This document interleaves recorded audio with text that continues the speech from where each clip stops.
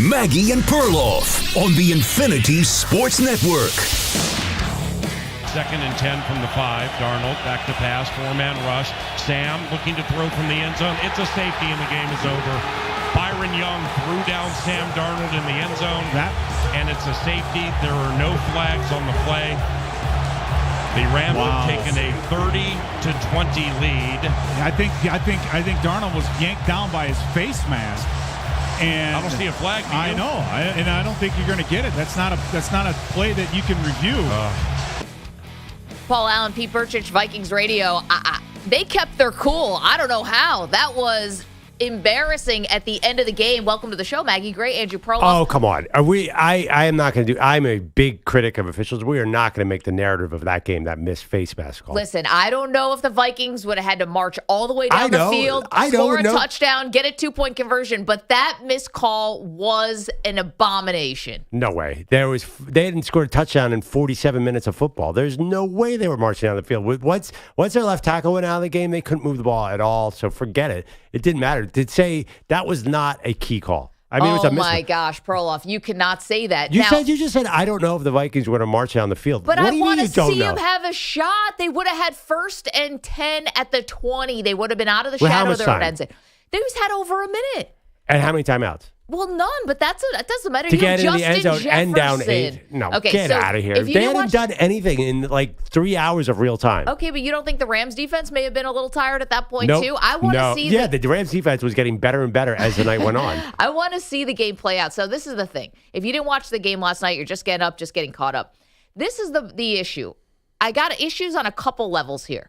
You and I have no idea how that game would have ended. Yes, would have been a long shot. No. You say that about you and I. No, that's you. That Rams had won that game. Then you're only playing the result and not getting upset about the process, which you should be upset about the process. Here's why. Because, first of all, the fact that a safety – so here's the situation. The Vikings were down 1 score. They were down 8 points with about a minute and, 30-something, 40-something left to go in the game. Mm-hmm. They're backed up because of a great punt by the Rams punter that put it out at like the 2. And so as Darnold is going back to pass to try to get out the ball away from the own end zone, Byron Murphy of the Rams comes in. If you're an official who has made it to this level of the NFL, you've got to see and be in the right position, Pearl, where you see Sam Darnold's head basically spin around like The Exorcist. What do we think it was? Why would Darnold's neck... Why would he just all of a sudden get yanked all the way to one side and all the officials got together and said they didn't see anything? Like, that to me is unfathomable. Now, the second part of this, we should all be upset with the league because all scoring plays are reviewable by video except for safeties. It puts points on the board. Well, it doesn't matter. Even if they reviewed it, they would have seen a face mask. Yeah, but they can't call a face mask on a review. Because what were they reviewing? Like that you can't review. That there was a penalty? So it's not like if you review a touchdown and you randomly in the review see a hold, you can't call a hold out of nowhere. So it doesn't matter. Even if there was a review. I see. If I feel like sometimes they do reviews and I get offsetting penalties that maybe No. You can't just make up a new penalty out of a review. I understand it, but you would have seen the face mask there. Right, you would have seen it, but you can't, by rule, call it. Well, then that should be revisited. So if you want to go with the Bill Belichick review everything, I'm down to talk about that. But that's not the way it is now. So there was no review coming on that. Then this what I'm saying is, if all scoring plays could be reviewed, and why would you be reviewing it? To make sure that everything was proper, right? No. That's not how the review is, to make sure like he was in the end zone. Like That's not scoring reviews are not to pull new penalties out of somewhere. I get that, but that's on the offensive side. Right. If you are going to review and make safeties reviewable, don't you have to see whether everything was, like, for lack of a better term, kosher on that play? I'm talking about moving forward. Okay, so. All right, so this is something that has to change. Can you call it defensive holding on? Can you just invent like all of a sudden hands to the face? Like you call anything on that play? That's a totally different set of replay principles than what we have now. Well then, okay, but here's the thing: when you're talking about the offensive replay reviews, yes, were both of his feet in the end zone, were all of that stuff. That's one set of values. If we're talking about safeties, do you believe they should be reviewable safeties? It'd be a totally different set of values that you're looking for, because you you're not should see looking if the guy's in the end zone or not. That's the key. You can't just say, oh, okay, all of a sudden there's a hold there. Let's add that in. Like, no, that's a new way to do replay. That's a replay everything. You can't just, what if there was a hold? Then I think that it should count. Like that the hold should so you factor should add in in. the hold call. So Absolutely. So they should look at review and so basically you're saying. not going to every single part of the field to be like, oh, was there a holding call on the total opposite side? I'm not saying fishing for penalties, but anything that has to do with that specific moment of the points being scored or being put on the board, yeah, I feel like that should all factor in. What if but if you open that Pandora's box, then you're basically reviewing everything. Because if you're inserting new penalties into a review that you're not reviewing for, then what do we got here? Basically, they're looking at the play as if it never happened and starting over again. Honestly, the officials should want this more than anything because they're the ones who wear it today when they clearly missed this terrible call. So they tried this in the NFL, by the way. They tried to review pass interference, the most impactful play, and it didn't work. Okay, but I'm talking about any time it leads to points on the board. Yeah. That pass interference play, that terrible one, Saints-Rams, that sent the Rams to the Super Bowl, that was in the middle of the field for the most part. Well, that was not at the end zone. But it could be pass interference in the end zone, and they're not going to review it anyway. I mean, the same difference. The next year, there was a lot of pass interference because on these judgment calls, you can't just sit there. Pass interference is a 50-50 call anyway. Is face mask a 50-50 call? Yeah, totally. No, it's not. Face mask is not like stepping out of bounds. Like, yes, it's any kind of personal foul, hands to the face mask. You can't just review, hey, they missed a face mask. New York calls in and say, let's review the play and do it over again. That's just not how it works. But I feel like face mask is more on the level of stepping in or out of bounds. It's a lot more procedural to me than pass interference, which I get is... But there's degrees of face mask, too. You might there's degrees of catch, no catch, and we review that, and we slow it down to the nth degree to basically pixelated video, and so that catch, no catch is totally reviewable. So why wouldn't face mask be reviewable? So you're saying, okay, from now on, review face mask. I would love it. And I'd call it the Sam Darnold rule because Darnold got hosed last night. I just think that... He's probably in a neck brace. Good grief. Oh, my God. All right. They missed a face mask. You know how many face masks they missed during a game? You know how many little things they missed during a game? You're basically saying review everything, which is that what you want? No, because I'm not saying review everything because I'm not saying review things that are away from the play. I'm not saying go hunting for penalties. I'm saying we all know what it is, right? We all know the moment that leads to points being put on the board, right? I'm not talking about away from the play. I'm just talking about we all know the moment, the people who are involved. When Byron Murphy grabs Sam Darnold's face mask to the point where he's ripped to the side, then I feel like, that mattered in the moment. So explain how this, just spell it out. You're in the competition committee with Rich McKay. How does it work? I'd be like, Rich, you should have hired Belichick. No, I'm just kidding. I would say that anything that puts points on the board should be reviewed. Any play, safety, kickoff return for a touchdown, blocked field goal return for points, whatever you want to do, anything that puts points on the board. And if there is anything that rises to the level of egregious, I guess, or whatever you want to put at that level, a penalty that clearly impacts that play, yes, I think that should be factored in. So anyway, that's what I think yesterday. So, for example, you would throw a red challenge flag. Say there was a missed face mask. You could throw a red challenge flag at any time. By the way, this was inside of 2 minutes. It should have went upstairs anyway. Because everything that puts points on the board, all scoring plays are reviewed, and inside of 2 minutes, you don't have to throw the red challenge flag. Yeah. So this would apply in both cases, in my opinion. Okay, so, all right. Let's get it right. Like, this is, and again, if I'm an official, I want this to save my butt. Because these guys are going to get marked down for this. This officiating crew, was it Trey Blake, whoever his name was? He's going to get marked down for this, and they're all going to get marked down for this. So their ability to do postseason games, all of that stuff, they're going to get, this is a negative that goes against them. Because if you miss this call, it's because you weren't in the right position to make the call. Do you know how many calls they miss a game? But 25. Okay, but between 25 and 40. And I'm a big critic of officials. Oh, I know you are. But also, too, I thought the DPI on the last DPI where the guy sort of touched his hand, I thought that was insane, too. That totally a huge play for the Rams. There were a bunch of calls that went against the Vikings last night. There were actually a lot of flags last night. See, I don't think, but okay, back to say, like, there's no way that Vikings team was driving the length of the field with no timeouts against a Rams team that was protecting the end zone. Like, I just saw that game as a 99.5% win probability. Yeah, but you know what? That's why you got to play the games. But and there's a million reasons to play the game. You could say, like, okay, it's 37-14. Let's play it out. Like, yes, something crazy could happen, but it was a one-score game, and the Vikings are a first-place team. They've got the best receiver in all of football, Justin Jefferson, who, by the way, made one of the most spectacular catches yet again that we're going to see all season long, with a bobbled, juggled sort of catch on the sideline in the third quarter, which honestly, if the Vikings offense was just a little bit better, they have to score there. They end up settling for a field goal, and that's when you knew their offense was feeling it from the loss of their left tackle and also the Rams defense. But here's the thing. You always have a chance. And I watched the Vikings come back on my Buffalo Bills in a game that everyone thought was over and everyone thought was improbable. And what happened? They end up winning a game on the road in an improbable fashion. So, and that was Kirk Cousins. It wasn't Sam Darnold, but who cares? You got to let them play it out. It's not the Vikings are not the Saints right now or the Panthers. And by the way, that shouldn't matter anyway. Everyone should get their shot, whether you're, the worst team in the NFL or one of the best teams. You should get your shot to actually try to play that out. I really think you're misreading this. I really think you're misreading this game. Like, I think the Rams just kind of kicked their butt in the second half. And to me, there was no. First of all, the Vikings in that particular drive showed no signs of having any success. They didn't have a drive. They didn't have anything. They barely gotten the drive going. Wasn't that?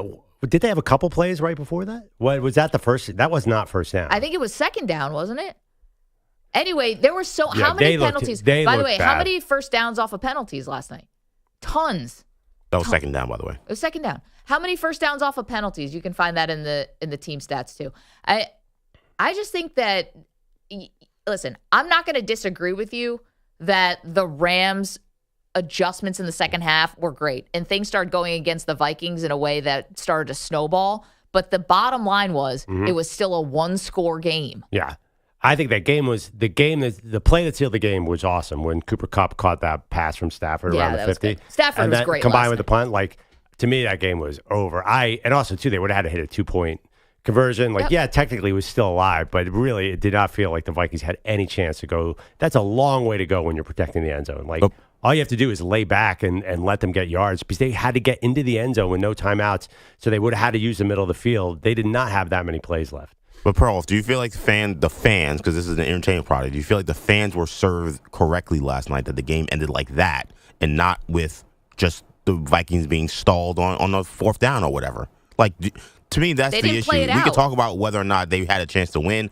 I don't think they would have won, but as a fan, I felt like this is not how this game was supposed to end. It's like watching the end of a movie and the ending is terrible, or a terrible wrestling match and the finish doesn't work. Like, that's the problem with this. I think there's so many games that have much more impactful calls. Like, because I think the win probability was well above 99% at this time. Yeah, but we always see, first of all, I hate win probability because, how many times do we see people tweeting out or putting on social media the graphs of the win probability is and then all of a sudden it changes. And you do have one of these great weapons in Justin Jefferson. It's not like they were throwing out a bunch of nobodies. It's not the Vikings didn't deserve to be on the field with them last night. Did you? Okay. It was a one-score game. So you saw a lot of movement in that Vikings offense in the second half that made you think they could get 80 yards with no timeouts in a minute? I saw Justin Jefferson maybe make the catch of the year in the second half. Yeah, I think there have been dozens and dozens of more impactful missed calls this year because I thought that game was over. But here's the thing. Why do any of those other calls matter if we're talking about this game and what happened in this game? Because the game was basically over. That's what I'm saying. Like, I just don't think the Vikings showed any signs of being able to pull off a miracle last night. Well, but the game's over when it's 41-10. The game's over when it's 37-6. This happens to be a standalone primetime game. You know how many real impactful calls there are where the game is in the balance and it comes down to a one call? Like, real close. No, I know, but isn't that doing the whataboutism? Like, that's like, we can always say there was a worse call. There's always going to be a more egregious call. We're talking about this call, this game. Yeah. I just felt like the officials, this is their training, is to, like, how many times, yes, they get blocked by guys who are generally much bigger, than they are, and it's hard to see. Yeah. But when you're backed up like that, there's actually a little bit less of the field to even be accountable for when you have that many referees are in a small, condensed area. I think there have probably been 35 to 50 bigger missed calls this year. in my opinion. But Like that was. what does that matter? But even I'm that's not the saying case- it doesn't matter. Yeah. I'm just saying, like, because it wasn't big. Because the Rams soundly beat them last night. I just think like the Vikings were not going anywhere on that drive. I just did feel they hadn't done anything in the second half. They looked just They kicked totally 2 field goals. Yeah, I mean, they really, but they were going to get in the end zone. They did not have a lot of times. They had no timeouts. So that means that they would have had to either try the sidelines or go the middle. There's just no way they were getting the length of the field in that situation. It's so easy to protect the end zone in that situation. All you have to do is tackle like 2 guys in bounds, and the game is basically over. Like maybe you get a Hail Mary. Maybe. I mean, we saw that your Eagles just gave up a big one to, was it Atlanta week 2? Like, what was one probability of that game? What if Kirk Cousins gets sacked on a face mask with 1 minute left? Are you saying, well, the game was over? We knew they That weren't going game, to score a what touchdown. was the score of that game? It was a 1-score game. Yeah, but not 8 points. And also, too, that was a field goal game. It was a lot different, right? Wasn't that? I think that was 3. They scored a touchdown to win, though. I just think that. And Again. then we had a conversation earlier this week about the Godwin play, and that's a 10-point game. And you're like, well, that you got to play the game out, right? Like, it's a 10-point game. They're moving the ball. Like, you can't take them out the game. So for our coach, you're playing to the end of the game. For the refs, the end of the game doesn't matter. I don't understand that juxtaposition. You're talking about Chris Godwin, who ended up getting hurt, and season is over because the Bucs were trying to make this last-minute furious comeback with onside kicks and things that were They had way less a chance to win the game than the Vikings last night. Yeah, because they were trailing by 2 scores. Right. Anyway. Well, to me, like a game that came down to a call was like Ohio State, Oregon. That came down to 1 call. The entire game. That was the story of the game to me. The Jeremiah Smith offensive pass interference. This is not in the top 5 storylines of that game to me. But what if this play happens at the 50-yard line, though? Then it's different. But how are they possibly going to get to the 50-yard line with no left tackle and Jared Verse basically sitting in Sam Darnold's lap the entire game? How is that going to happen? Well, I mean, it was honestly like the Vikings felt like they were just getting destroyed offensively. Like the second half was a jailbreak on the pass rush. It was a different game in the second half. I'll give you that. But the Vikings still did get in the red zone. They should have scored on that Justin Jefferson catch that was awesome on the sideline. They end up getting stopped and had to settle for a field goal. Both times had to settle for a field goal. Listen, Matthew Stafford threw an interception in the second half. He thought the Vikings were going to be able to get some momentum off of that. It's not like it was a blowout. If people didn't see the game, I don't want to misrepresent what it was. Yes, the Rams were good in the second half. The Vikings, though, were still in this game. It was tied at halftime, and the Vikings were still in this game. Now, the Rams got a major boost last night because Puka Nacua came back, Perloff, and boy, did he, along with Cooper Kupp. And this was why you and I yesterday were wondering and kind of baffled by the idea that Cooper Kupp was on the trade block. Now, I assumed it was to try to get some kind of picks to stockpile to maybe go after a quarterback for next year in the draft if you need some ammunition, maybe trade up, what have you. And then they look like a contender yesterday. Nacua, 7 catches, 106 yards. On 9 targets, and Cooper Kupp 5 catches for 51 yards and scored a touchdown. Demarcus Robinson had 2 touchdowns for the Rams. They were cooking. Yeah, I mean, and also I think the start of the game is Kyron Williams is awesome. Awesome too. I couldn't believe McVay. Give him credit, man. He sticks with a run like nobody. That was really cool. Yeah, to me, like I was excited. I came out of that game saying, "Whoa, the Rams are back!" Not they missed a face mask. That's just to me like, "Whoa, this is so exciting." Both can be true. Yeah, both can be true. I think you guys are overestimating. This reminds me a lot of the Dak Prescott play against San Francisco. I'm going back. Oh, wow, the playoff game? Yeah, so that Dak Prescott failed to what did he do? Failed to spike the ball at the end. They were at the 40-yard line. They had 1 play left. Yeah, you're talking about a couple years ago now. But your point, you were irate. You're like, Prescott screwed that up because they had a good shot at the end zone for the 40-yard line. To me, like that's a less than 1% chance to score. Like when the defense knows you have to get in the end zone, you just basically camp out at the end zone. Like it would have been incredibly hard. This is where it would have been incredibly hard for the Vikings to get down the field with no timeouts in a minute. But hard isn't impossible. Yeah, hard's not impossible, but there's a million things in the course of a game that could have been different that affected this. I think you're way focusing on this one play. There were probably 25 other missed calls in this game. Well, they were just as impactful in a way as this play. Listen, I'm trying to get over to the wide receivers and them coming back, but yeah, I think both things are true. I don't. I think the Rams won that game, and like that should be the narrative. There was one big missed call at the end of the game, but I just don't understand why everyone's making that big a deal of it. That's just my take. I mean, I know but you're not like omnipotent. You don't know exactly how this would have gone. And again, you can say you think you know how it would have gone, Right. but to be honest, you don't definitively know. And I think that's where people like me get frustrated because I just wanted to see if the Vikings could have actually marched down the field. And the thing is there was a face mask on that play. Yeah. And once they got the safety, well, now it's a 2-score game, and now the game is definitely over. So essentially, a missed call rather, ended the game.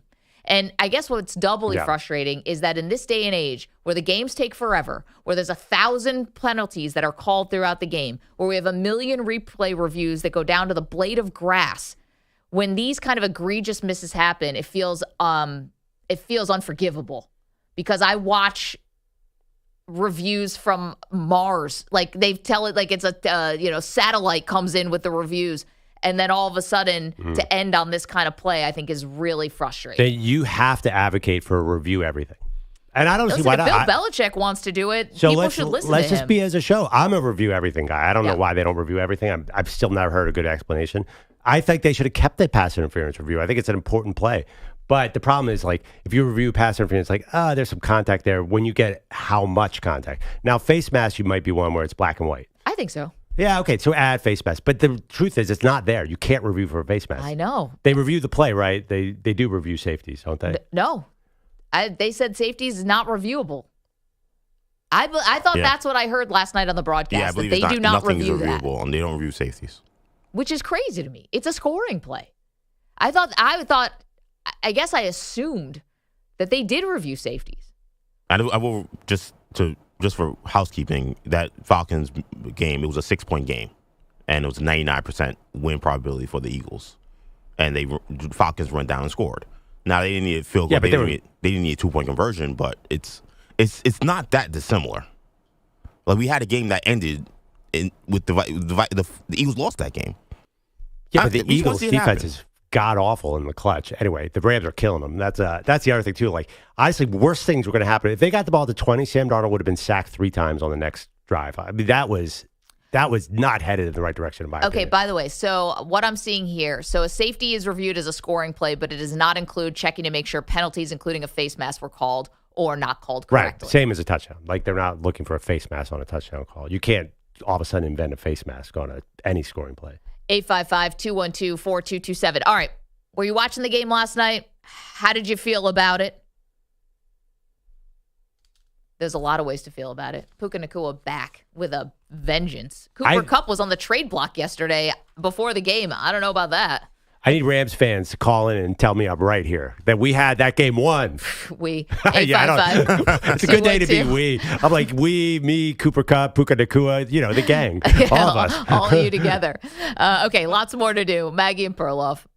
All right, well, I actually did not have a side on this game. I wasn't sure. I wanted to feel it out. But boy, was I loving the NBA last night. Loving the NBA with Prize Picks, the best place to get real money sports action while you watch football, while you watch basketball. 10 million members, Perloff. You and I are 2 proud ones. Billions of dollars in awarded winnings. And that's just some of the amazing parts of Prize Picks. Yep, the app's so simple to use. You pick 2 or more players, any sport, more or less on their projection. You can win up to 100 times your money. They even invented Flex Play, so you can cash out if one of your picks doesn't hit. It's awesome. I'm going to ride Wemby this year because I called him a bust last year. Can I tell you what I hit? So it was the Jaylen Brown over points, and it was the Nikola Jokic over assists. Oh, nice. Yeah. All right. You can More than. Download the Prize Picks app today and use code MNP and get a $50 credit instantly when you play $5. That's code MNP on Prize Picks to get a $50 credit instantly when you play just $5. You don't even need to win to receive the $50 bonus. It's guaranteed. Prize Picks, run your game. Must be present in certain states where it's lawful to wager. Visit prizepicks.com for restrictions and details.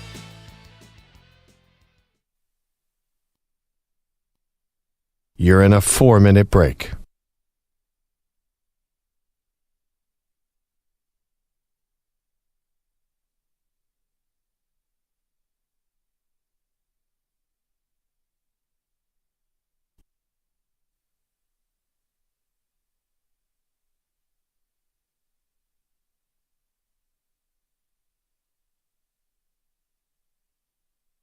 3 minutes, 30 seconds remaining.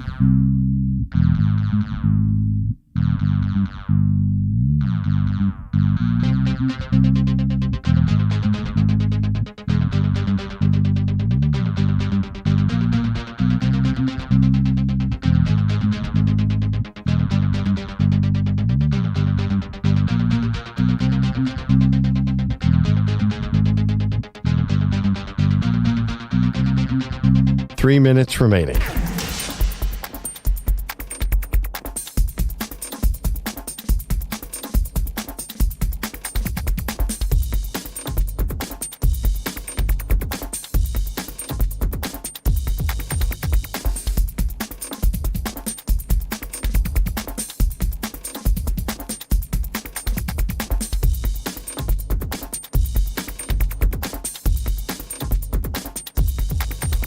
Two minutes, 30 seconds remaining.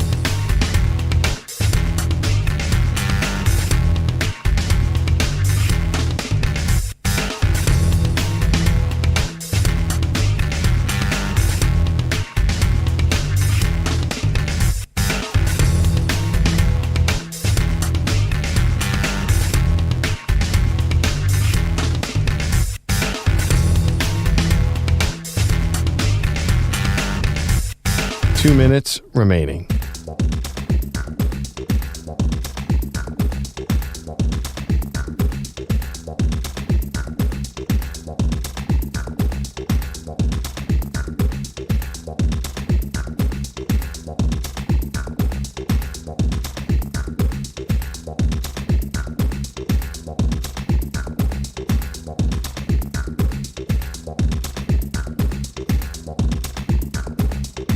One minute, 30 seconds remaining.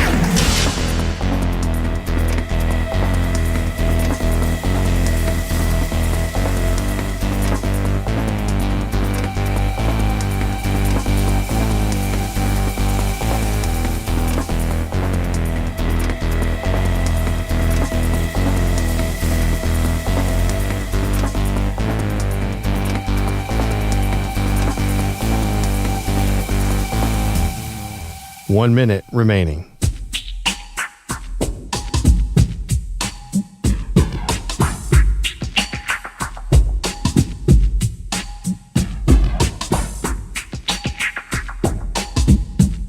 "45 seconds remaining.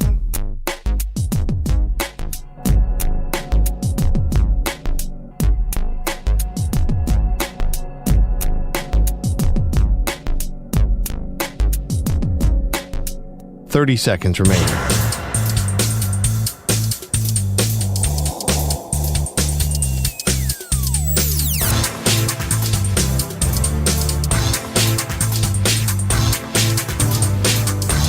"15 seconds.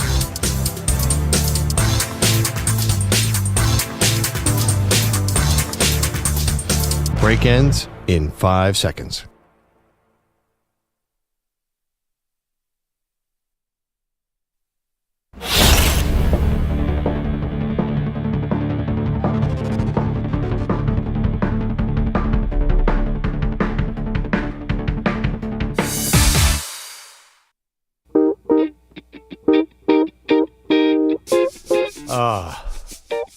Welcome back to Maggie and Perloff. We are headed down a dangerous road on this show. A dangerous road, people. I think we're coming up with solutions here. We should send these ideas to the league. But this is the NFL, where every solution has 4 unintended consequences that you couldn't possibly manage.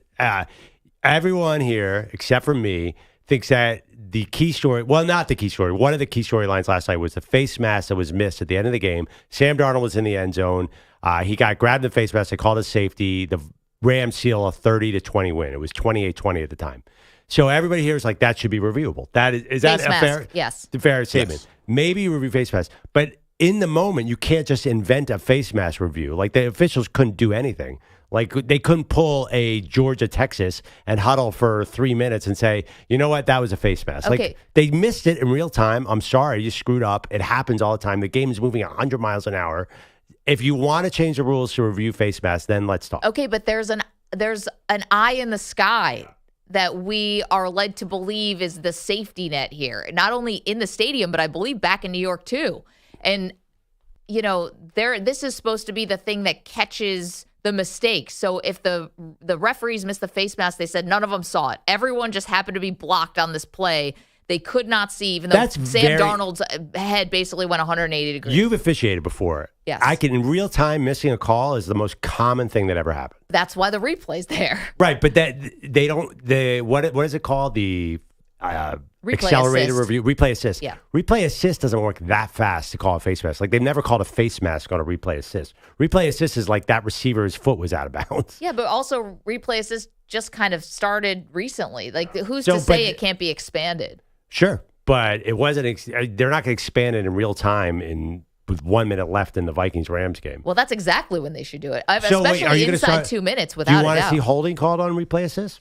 I want to see whatever gets it right on things that actually have to do with the play. You and I talk about how frustrating it is to see holding calls on, plays at the goal line and stuff like that, where it's like these run play, like certain plays. Run holding is very frustrating. It's very frustrating, especially sometimes they'll call it when the guy's already 5 yards down the field. It's just, I don't love that. So I get what you're talking about. But anything that has to do, like this was, whether you think it would have, change the outcome or not, you also have to agree this was a pivotal play in the game. Okay, so wait, is this only for pivotal plays? I think inside 2 minutes. I think that's why there's different rules for inside 2 minutes. Okay, it's also a scoring play. Hello, Bogish. Good morning. Okay, so what if there's a game-winning touchdown, the other team calls for a review, and they find there was an offensive pick, offensive pass interference. You want to review that? Yes. Yeah, I think so. Oh, if it God, impacted the play. But if you don't catch that in real time and you're going to go back and like the whole, say it's in Tampa Bay and the Bucs score the game-winning touchdown, then like a minute later they're like, there was an offensive pick, let's take it out. Like people will not be happy about that.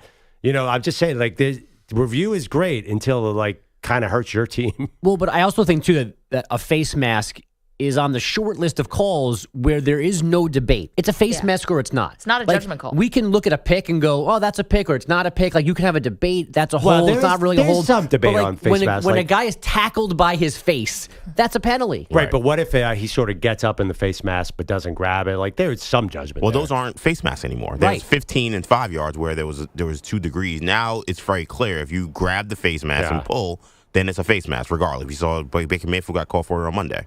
I just think you guys are opening up a can of worms, and I'm down with it. The worms are open. We're just, watch on Sunday. There are going to be so many impactful calls that are missed. And we talk about them.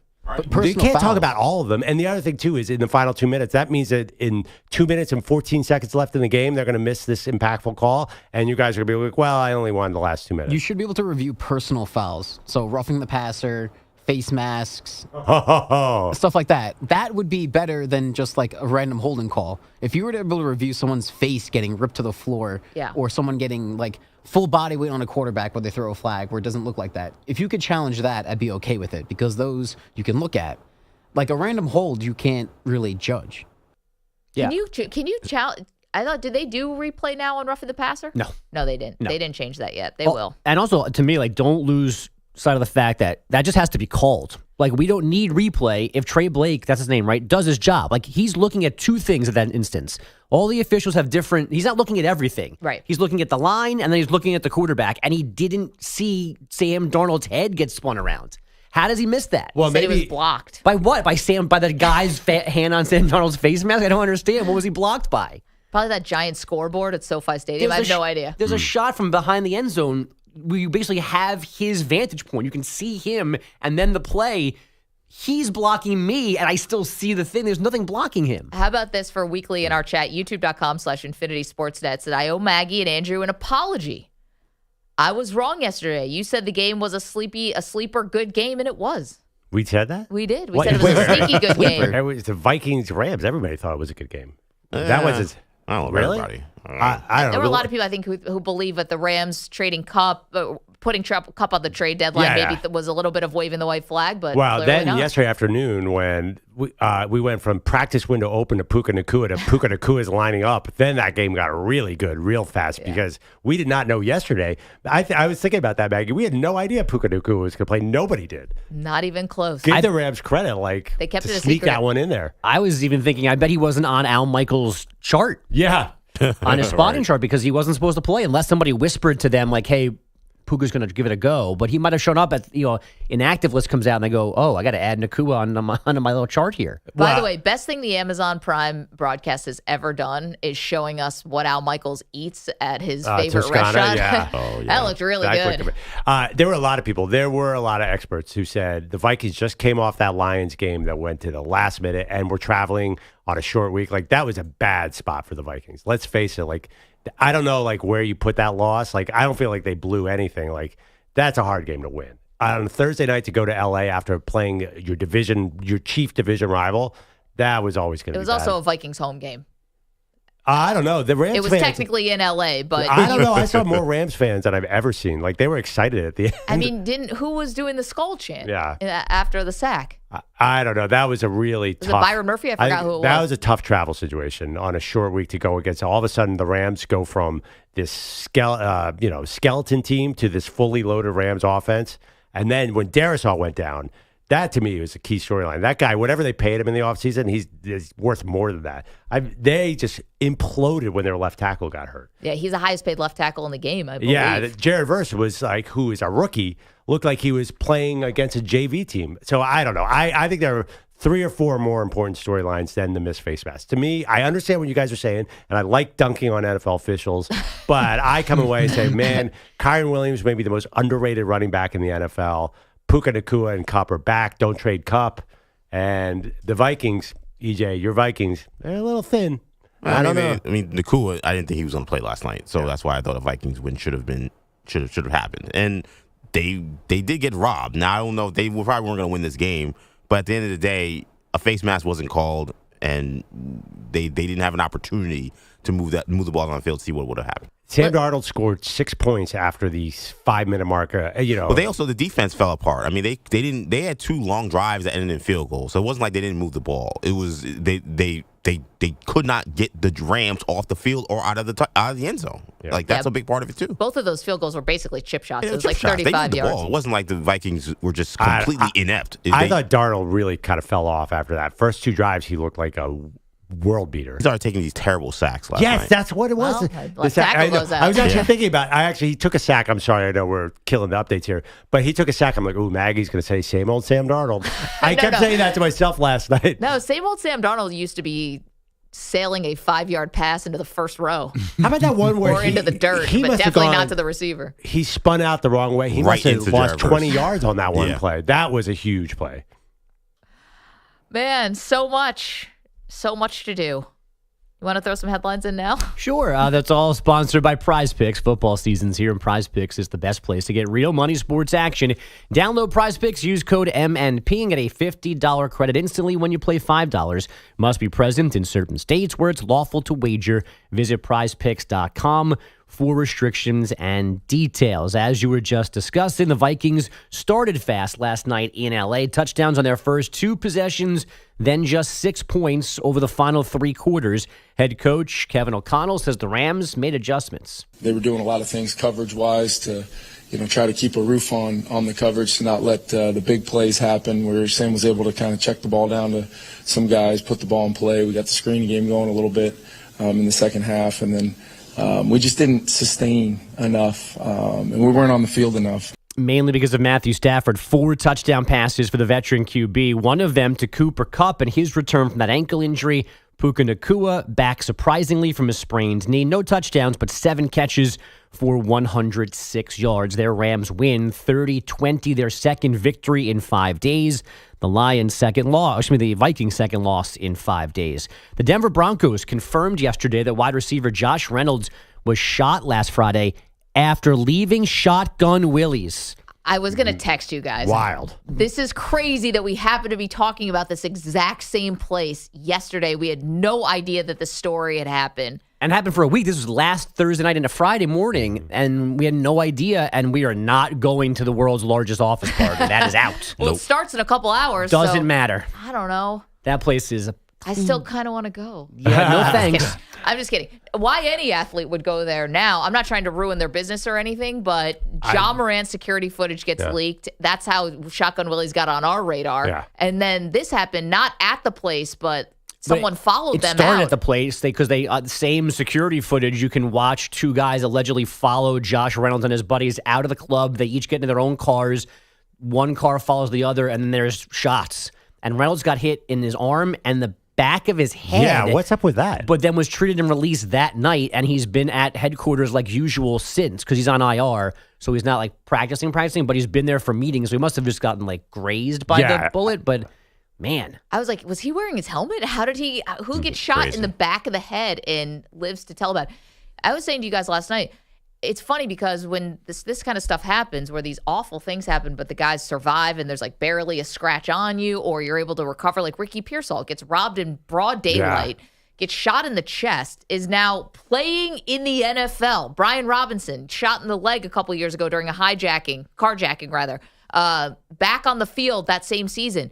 Are you the most unlucky person or the luckiest person? Because you're unlucky to be in the situation, but now you're lucky to be able to survive it. That is unreal. Or were we oversold on being shot? It's not that big of a deal. I think it's still a really big deal. I don't want to test that. I got to say, Ricky Pearsall is the all-timer. I mean, he got shot through the his chest. Yeah. I mean, he must have missed important things. Well, I think Brian Robinson almost bled out. I think that was the problem with him, right? Like, was where he got shot. There's a big artery in your leg. But he was back very soon as well. I know. That's what I'm saying. These guys are. This had been 3 horrible tragedies in the last 2 years. Meanwhile, Joel Embiid can't even find the court, and he's got a sore knee. Sorry, what's his excuse? Yeah. If these guys were in the NBA, they would take the next 3.5 years off and get paid $97 million a year to do so. Embiid shot by the wind, and he's missing 3 weeks. I don't know. Top 25 football last night. Number 19 Pitt picked off Syracuse QB Kyle McCord 5 times, returning 3 of them for touchdowns. The Panthers cruising to a 41-13 win. They are 7-0 for the first time since 1982. By the way, can we just call them the Maggie and Perloff shows Pitt Panthers? Because we're all on board this team, right? No. I'm from upstate New York, man. My team is in their conference. Syracuse. Definitely not. Get out of here. The pro team around where I grew up. Yeah, but this is football, not basketball. Same. Donovan McNabb was there when I was a kid. Oh, I knew you were going to throw out the McNabb team. Get out of here. McNabb versus Syracuse Michael football Vick is was not one a of the thing. great games that happened in the Carrier Dome. When's the last time you were in the Carrier Dome watching the Syracuse Orange play football? 2002. Yeah, come on. That doesn't mean you can't embrace the Pitt Panthers. This is a wonderful story. Yeah, it is a good story. Nice story, but I'm a Canes fan, so no. We could play them in the conference championship game. I'm not going to be rooting for Pitt. There's 412 teams in the ACC right now. You can expand your. Come on, that traditional Pitt Miami rivalry. Well, we have they do play every year. The SMU Duke throw out the record book. That ACC matchup, classic, is happening this weekend. When Miami and Cal get together, it is. Well, now that might actually be the start of something cool. Coke that was a great Wolf, game, baby. Yeah, I know. Except Cal has not won a game in the ACC, have they? Anyway. The Boston Celtics are 2-0 after a 122-102 win in Washington. 27 points for Jason Tatum, 25 for Jaylen Brown. And the Thunder smothered the Nuggets in their opener, 102-87 in Denver. Shai Gilgeous-Alexander, 28 points and 8 assists. Guys, back to you. So much to do, Bogusch. Thank you. Coming up, we got a question for you about this epic matchup between the Yankees and the Dodgers. We'll do that next. You're in a 5-minute break.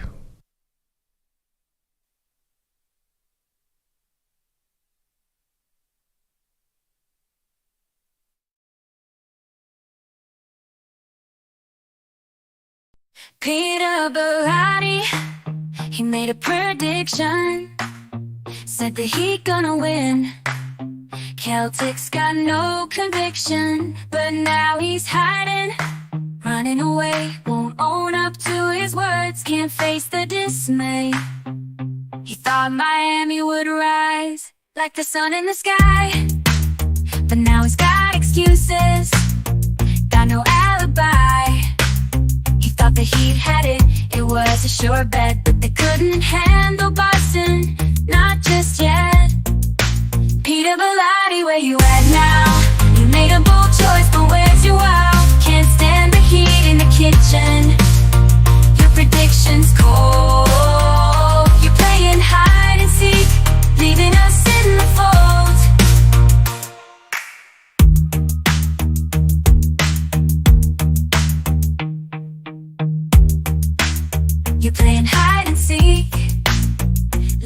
cracks in the fold.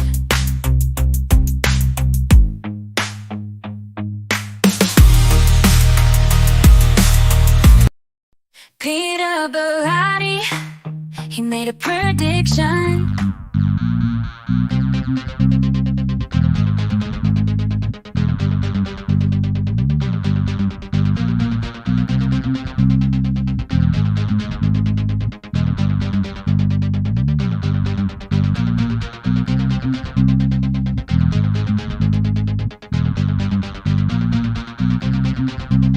Three minutes remaining.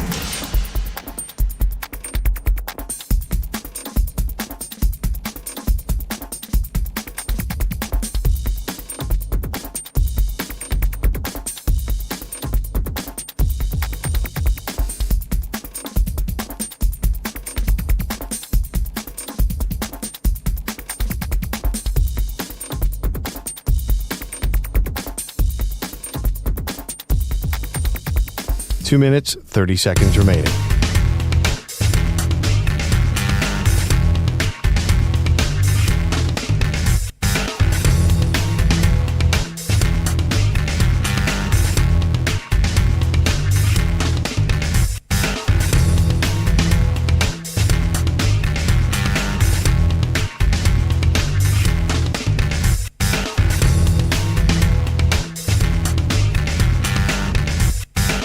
Two minutes remaining.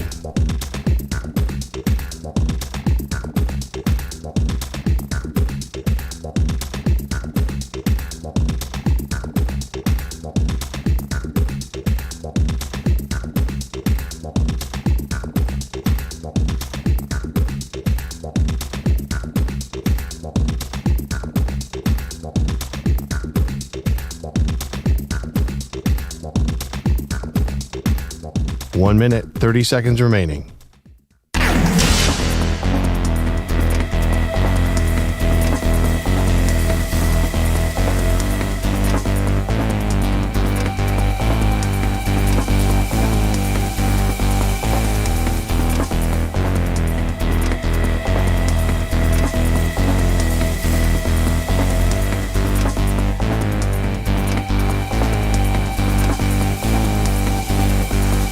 One minute remaining.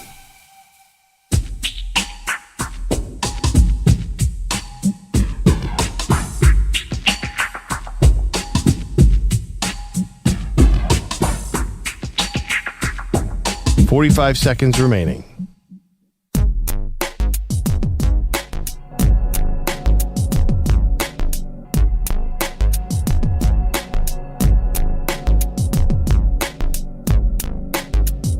Thirty seconds remaining.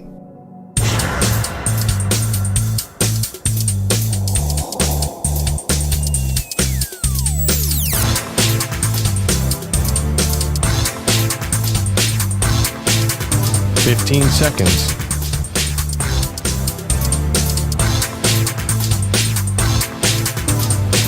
Break ends in 5 seconds.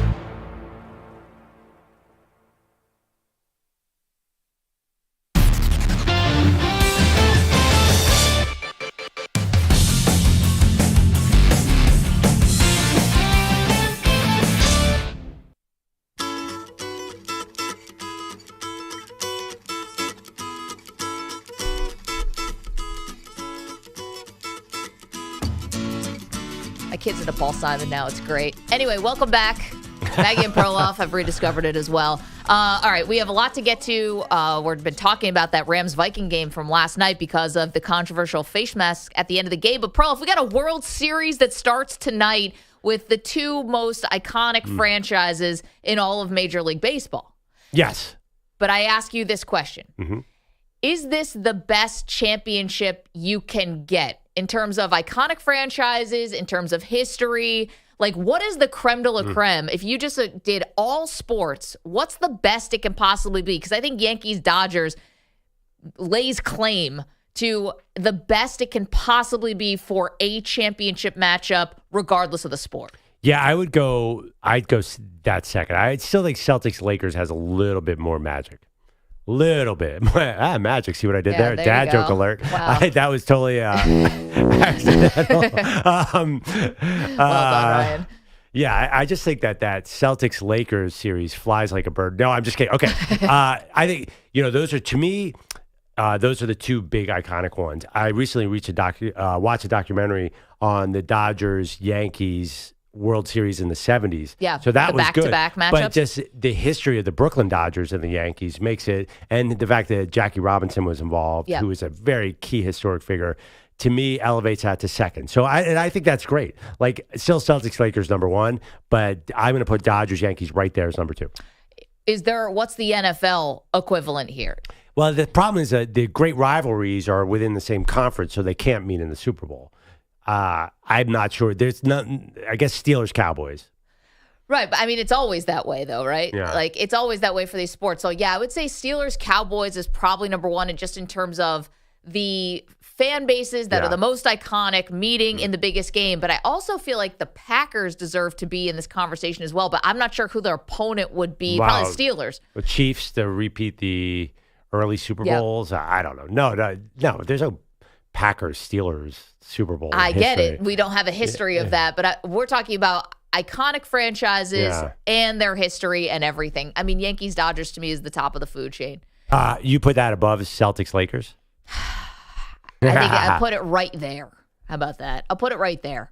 By the way, I would say this: the fact that Major League Baseball goes back way further than the NBA could give the nod. Just the fact that it's so, like, yesterday, Reggie Jackson had a quote that said Yankees-Dodgers is part of the American fabric. Absolutely. And I agree with that. And I think people look at Lakers-Celtics and say it's a great rivalry that has a ton of history. Do they say it's part of the American fabric? Maybe, but not like Yankees-Dodgers. Yeah, I slightly disagree with that. But the funny thing is about the Cowboys-Steelers, remember they played in that Barry Switzer Super Bowl was against the Steelers. Like, that didn't feel iconic at all. The one where Neil O'Donnell. Yeah, Neil O'Donnell threw 4 picks. That didn't feel like a historic matchup at all. That felt like that Steelers team was lucky to be there. I was going to say, or the fact is that the Cowboys were just such a wagon at that point. Yeah, I mean, that was their last Super Bowl, ironically. Yeah. But, you could say I'm trying to think if we get Bills Cowboys feels a little iconic. They've met twice. I don't know. It's hard.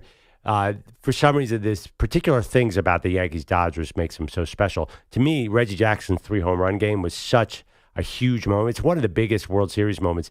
We were talking about this last night. It's been featured in many, many movies. Like, it was a seminal moment for a generation. The movie Summer Sam and what was going on in the 70s in New York. It's just like the Yankees-Dodgers has history, not just baseball history, but American history woven into it. I think that's what Reggie's getting to. Yeah, I think they're probably right about that. I mean, not to make a case for your point, but I think, Celtics-Lakers also has some American history in it, but probably just more about, like, the history of racism in Boston and Bill Russell and all that. I think there's a lot of that there as well. Yeah. But also, too, the Celtics-Lakers took the NBA to a whole new level in the 80s. So you got to remember that. Just Magic sport, and Larry. Magic Bird. And you had the mano-a-mano. But I got to tell you, this matchup with Shohei and Aaron Judge, like, you don't get any better than that. I think this particular matchup adds to the lore, especially if we get a 7-game series. Can you imagine it comes down to either Ohtani or Judge? Then this is going to be very special. It is very special. Can I tell you one thing I'm a little just like slightly bummed out about? The fact they came out yesterday, Dave Roberts said definitively, absolutely, there is no way that Shohei Ohtani is going to be pitching in this series. And I was not expecting him to be. But you're always wondering. I wasn't expecting Puka Nacua to play last night. And look, he had, over 100 yards receiving. So you're always like holding out hope. But imagine if it came down to Shohei on the mound against Aaron Judge. Like it did in the World Baseball Classic, Shohei against his then teammate Mike Trout for the final out of the World Baseball Classic. All right. We're not going to get that scenario, so this is not a full Hollywood script, but it's pretty close. I got to admit, that it's pretty cool. I didn't even think about that. You don't want Shohei to pitch. I'm like, why? Shohei, first of all, that's stupid. Shohei in closing the game in Game 7. I just watched it at the World Baseball Classic. If you tried to sell that as a movie script, no one would buy it. They'd be like, that's too ridiculous. So the best hitter in baseball is going to be on the mound against the other best hitter? Throw it in the trash. Could have happened. Yeah. I was holding out hope. Coming up, bigger game for the Cowboys or 49ers?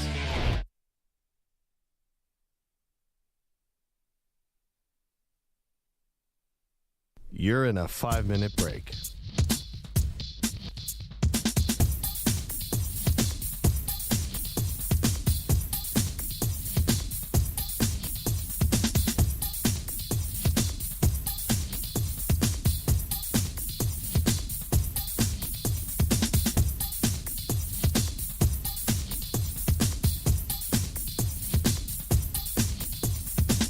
Four minutes, 30 seconds remaining.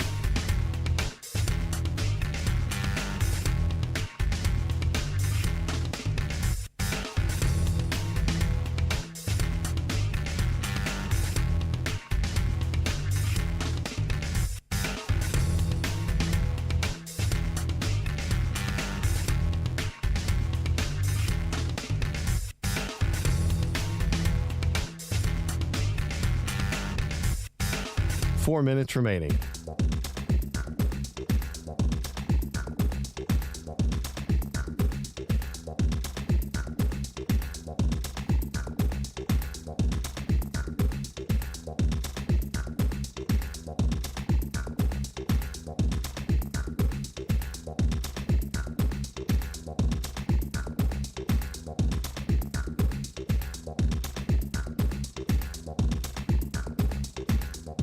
Three minutes, 30 seconds remaining.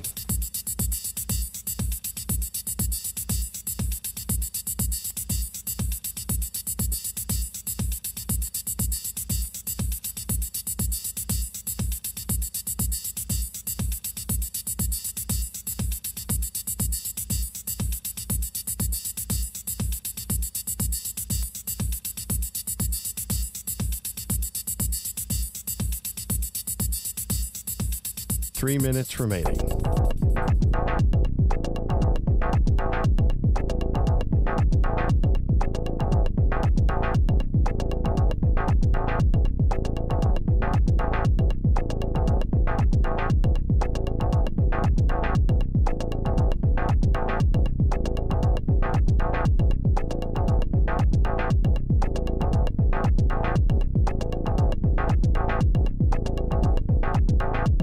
Two minutes, 30 seconds remaining.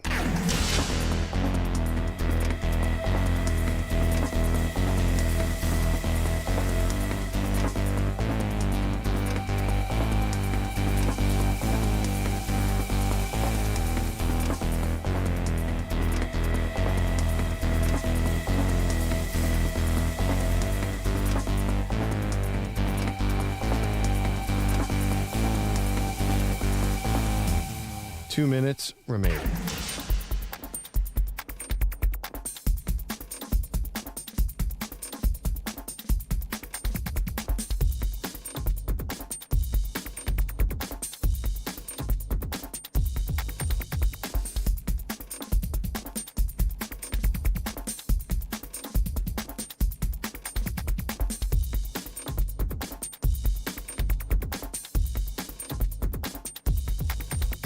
One minute, 30 seconds remaining.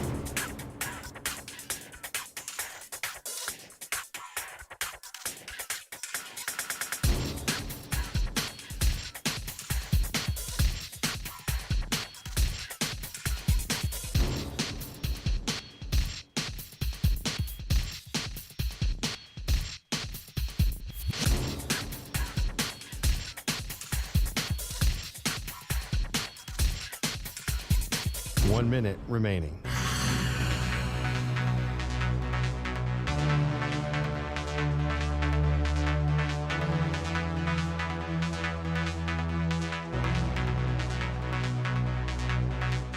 Forty-five seconds remaining.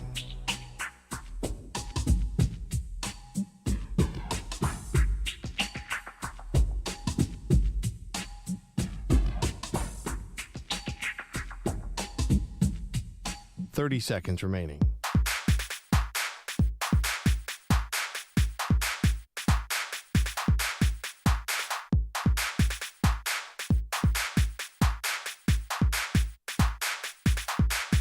Fifteen seconds.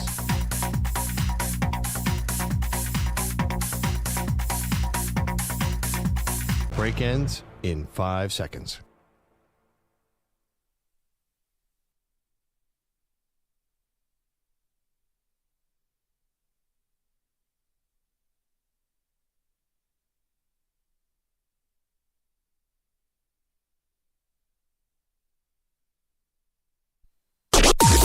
Maggie and Perloff on the Infinity Sports Network.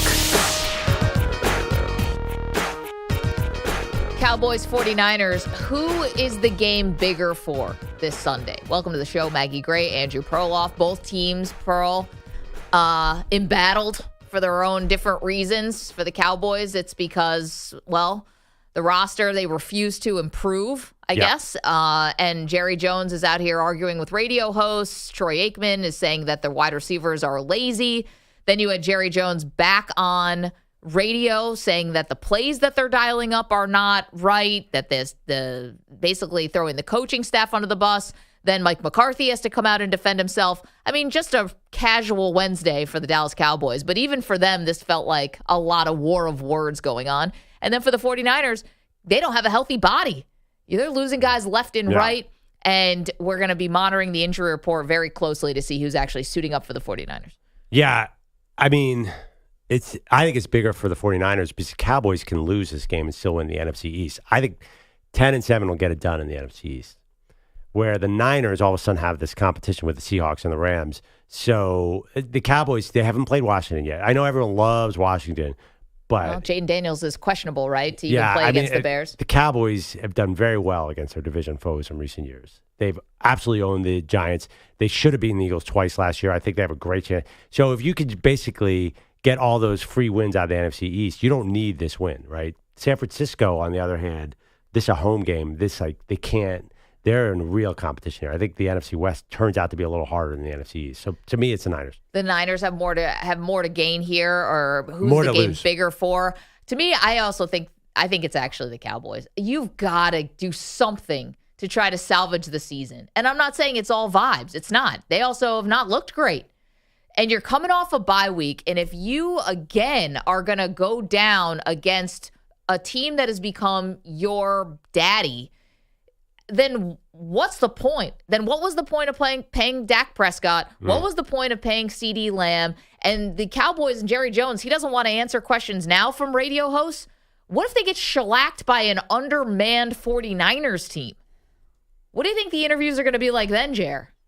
There's not enough Johnny Walker in the world to soften the blow on those questions. I feel it's unrealistic. What do you mean? That they're going to be shellacked by this Niners team. That Niners offense, how is that? Play that out. Like Jacob Cowling is going to go for 3 touchdowns? I just don't know. No Deron Bland, it looks like, in this game. Micah Parsons not going to be in this game. Listen, to be fair, though, Micah Parsons was on the field for some of these games. I mean, they were still getting blown out. You're right. The Cowboys have gotten blown out in a bunch of games this year. And the Cowboys can't stop the run. And the thing is about the 49ers. Who's running for the 49ers? Well, anybody. I mean, Kyle Shanahan can dial up some runs for guys we'd never barely heard of before. Yeah, okay. If Jordan Mason can get rid of the fumbling issue, which, cost them last week, I just think that for the Cowboys, you cannot get embarrassed in this game. To be fair, there should be no real moral victories in the NFL anyway. But if they look bad against the 49ers, you think people are jumping off the bandwagon now, like our pal Big Dave in Kentucky, who's now a Bengals fan and has left the Cowboys for dead. This is going to be even worse. Well, the Cowboys got shellacked early in the season by the Niners last year and immediately turned it around and just went on a really dominant run. So I would say, listen, Kyle Shanahan's got your number. Just like there are certain coaches who have Kyle Shanahan's number. That's true. I would not panic if I was a Cowboys fan. Yeah, but you know what? The thing about the Cowboys last year, we had also seen some really dominant performances from the Cowboys. Now, granted, it was against some lesser competition, but you had these big wins against the Giants, and I know it was a big win against the Jets, but so be it. You had this sort of, all right, well, we've seen them kind of blow teams out, even though they got blown out. What have we seen so far from the Cowboys? Well, listen, they're 3-3. Even if they lose this game, they have this, the Niners, what's the Niners record? They're 3-4. Yeah, if they go to 3-5, that's a crisis. 3-4 in the NFC East. Are the Cowboys panicking then for real? I know there's a lot of hype around that team, but yeah, I think until they play their NFC East foes, there is no reason to panic. Oh my gosh, it's got to be panic city for the Cowboys. They're still going to be. I don't think the Vegas odds move on that division at all if they lose this game.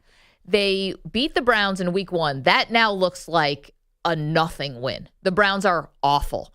They get blown out by the Saints. They lose to the Ravens in a game where the score looked way closer than the actual game because for some reason the Ravens kept blowing second half leads earlier in the season. That's over.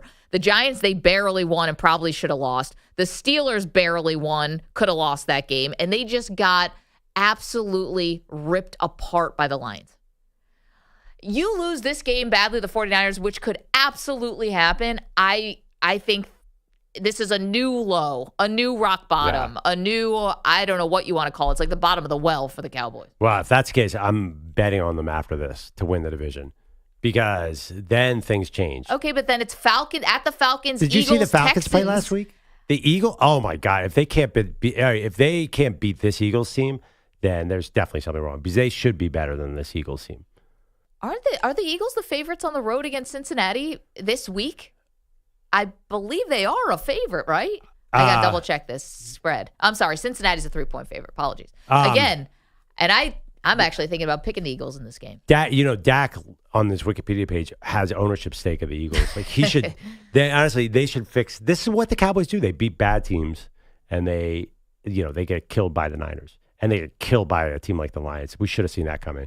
I just think that do not judge the Cowboys on this game. Now, I do agree. Like if they can't beat the Niners this Sunday, then they're never beating the Niners ever in the history of the world. Because this is the weakest version we've seen since 2020 when they had all kinds of injuries. Yeah, and it's still a 4.5-point favorite for the 49ers at home against the Cowboys. I mean. Yeah, it's at home. They're going to San Francisco. Okay, you're right. The sky will be falling if they lose this game. It shouldn't be because I'm not scared of Atlanta. I'm not scared of Philly. I definitely think that till the Cowboys play the Commanders, I would not judge either of those teams. Well, that's coming up soon. We'll see if Jaden Daniels may be fully healthy for that game. EJ, can you throw this up on a poll question, please? Who's this game bigger for, Cowboys or the 49ers? You can go and vote on that poll at Maggie and Pearl on X. We say his name and he calls. Big Dave is our pal in Kentucky, former Cowboy fan. Good morning, Dave. Good morning. McLovin, are you on drugs? Yes. No, I'm not. What's up? Look at that schedule and tell me how in the hell you see 10 wins for the Cowboys. You have lost your ever-loving mind. So if they lose this game to San Francisco, they go to 3-4, right? Right. Yes. So do the math. They have, because I think that the NFC East is way overrated right now. I think they're going to win their next game against the Giants. I do not think the Commanders are going to control that 2-game series there. I think Cowboys could beat the Commanders. I think that they'll beat the Giants because they just suck. They'll they'll either split or sweep the Eagles. No. Nope, Is it Saquon? I disagree. I think they lose both of the Eagles. I think they lose both of the Commanders. I think they lose to Atlanta. I think they're staring at a 7-10 record, and just like I predicted last year, third place in the division. There's no way. It's not that they're just losing, McLovin. Did you not watch the Lions game? Yeah, I mean, I give the Cowboys credit. If they're going to lose, they really lose. Save those points for later on. Can't take them with you, bro. Now, Micah Parsons, I'm not questioning his injury, but it looks like he's kind of pouting. That is a concern. That is a concern. It is a concern. I can't believe he's out back. But Dave, let me ask you this. Yeah. After they got blown out by the Niners last year, I remember it. Everyone's like, Dak is terrible. He's not going to be a Cowboy next year. Did you see that turnaround coming last year?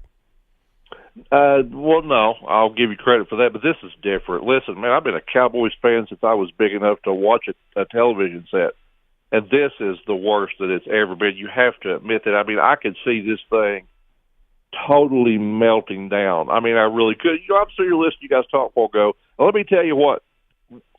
Here's what Jerry Jones creates. Do you know where my mind went? It wasn't like this game against the Niners. It wasn't, are they going to go 7-10 or, 8-9? It wasn't that. It was who's going to be the next coaching, the ridiculous coaching hire that Jerry Pajama party. I mean, I can't imagine Belichick in the pajamas sleeping over at Jerry's house. But it's funny, Dave. It's hard to predict sometimes with Jerry Jones because his loyalty to coaches sometimes is just a little mind-boggling. But do you think Bill Belichick's in play if they move on from McCarthy? Bill, I don't think. Listen, last year I thought it would happen. I don't think Bill Belichick touches this. He looks to me like he's having a great time on TV. The guy's doing a tremendous job with Monday Night Football and all. He's got all kinds of stuff going on. I don't think Bill Belichick touches this. I don't. I don't know what reputable coach that would be available. Oh, Dave, I got it. I got you. Lincoln Riley, your favorite. Oh, gosh. That would be perfect.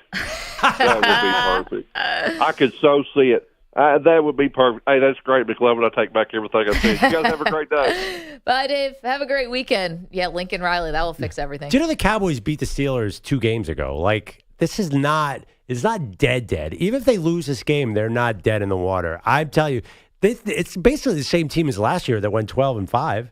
I ask you, though, if there hadn't been that weird weather delay and if Russell Wilson had actually been playing and not Justin Fields. I mean, that was a 3-point game, Perloff. It wasn't like they stomped into Pittsburgh and had their way with the Steelers. If Russell Wilson had been playing, we're already going there. You're right. Yes, I am. Russell Wilson, who I said they should bench, who threw a bunch of underthrown moon balls that George Pickens wrestled away. Like, we have no idea. First of all, Russell Wilson was hurt. Anyway, I just think like burying the Cowboys too early, because this is the NFC. It's the NFC East. They could make some noise here. Even if they lose this game, and they might win this game. I mean, the Niners, normally, if it was a full-strength Niners, I would predict 42-10. But you've seen the Niners. I cannot see how they're going to generate enough offense with this receiving core, even if Debo plays, to blow anyone out right now. 855-212-4227. That's the number to get involved in the show. Is this a bigger game for the Cowboys or is it a bigger game for the 49ers? Can I give you a little injury report here? So Kittle was limited yesterday. Jake Moody's still a no. He's not on IR, oh is he? Oh, my God. Yeah, they have another. The kicker. They're down in to a their third string. kicker. Yeah. Yeah, which, by the way, their special teams alone is terrible. Like, the Cowboys should really get an advantage there. Debo Samuel limited. Trent Williams full participant. So there you go. Nick Bosa limited. Conley limited. Jordan Mason limited. And of course, for the Cowboys, Deron Bland is a DNP. He's not going to play. Parsons was a did not practice. Sorry, did not play. That's not looking great. Same thing for... I'm sorry, Jordan Phillips was a full practice. Brandon Aubrey did not practice, but we all know why. Yeah, that's awesome. Civic duty, jury duty. If this game is close, by the way, like, that kicker advantage is a real deal. The Niners have some serious problems in special teams. No doubt. I mean, that's where the Cowboys clearly have the advantage. Yeah, that's the kicker the one might thing. Be the best in the league. Yeah, and also the Niners' return coverage is so awful. It's kind of cost them 2 games. So we'll see. Maybe this is a much closer game than normal. Full-strength Niners have huge advantage, but this is not them. Hey, can I throw something at Hit you? me. So a lot of times just take you behind the scenes, a little pull back the curtain of what happens here at the Maggie and Perloff show. Essentially, we go to break, and Perloff starts telling me about the latest crime drama that he's currently watching on whatever streaming service exists. Right, Okay. like everybody else in America. Exactly. So he's catching me up on Menendez brothers. Bogusch is big into this as well, and everyone's watching all these true crime documentaries. Aaron Hernandez and all that. Yeah. Exactly. So I kind of live these through you. I've got a great one for you. Hit me. We should sell this to Hollywood. We should write this. You're a great writer. You could write this screenplay. Are you ready for the elevator pitch?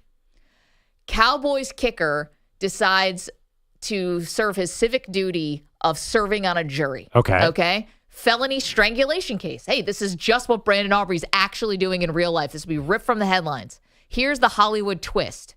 Somehow it ends up being like a mob boss or something who's on trial. And Brandon Aubrey, the kicker, is on the jury. Somehow the mob gets to Aubrey, blackmails him, and forces him to start throwing games. Wow.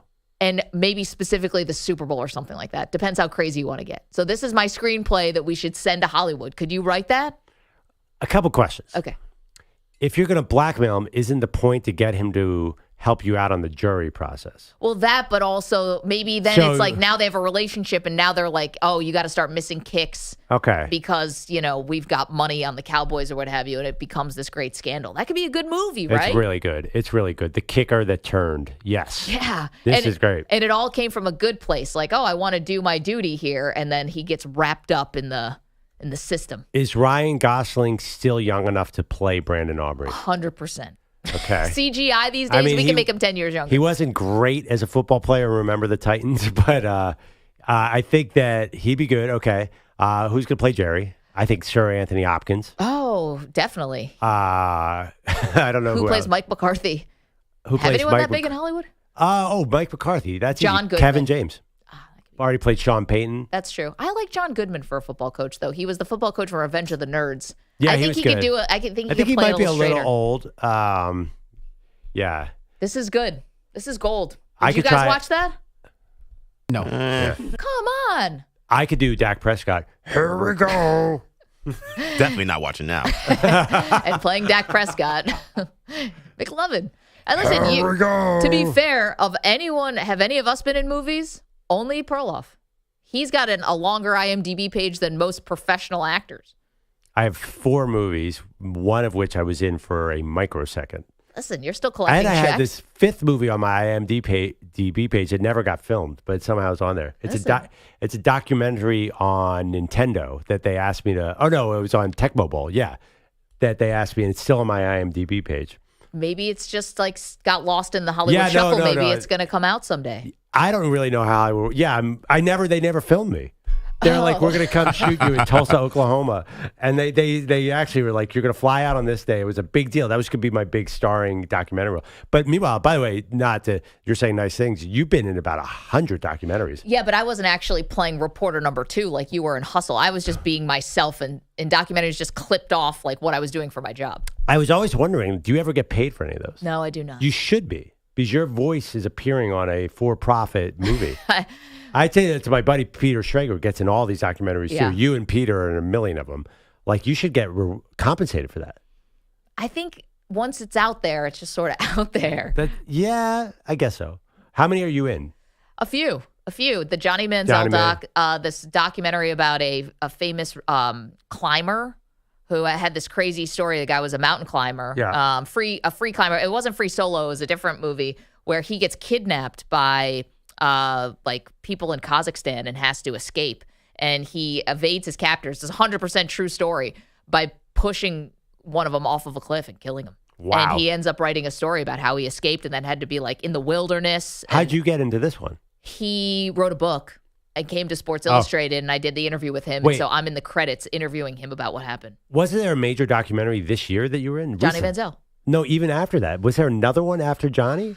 I feel like you're short sighted. You don't even remember. You're in so many of these. I know. I'm sorry. All right, we have to look this up. I mean, I find out stuff about myself all the time, mostly on WikiFeed. That was yesterday. Yeah. I didn't even know I was in that photo with Beyonce and Colin Kaepernick, and I'm in the back. No clue. Learn something new every day. I remember being at that event. I just don't remember ever being in that photo.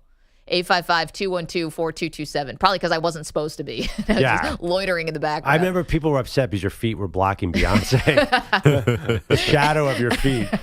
Couldn't see. Yeah, it's hard when you're also blocking out Colin Kaepernick and J.J. Watt. That's when you know your feet are gigantic. Anyway, 855-212-4227. Okay, lots more to do, including our poll question, who is this game bigger for, the Cowboys or the 49ers? We also have plenty of college football for you this weekend, and the World Series gets started tonight. It's Maggie Perloff. You're in a 5-minute break.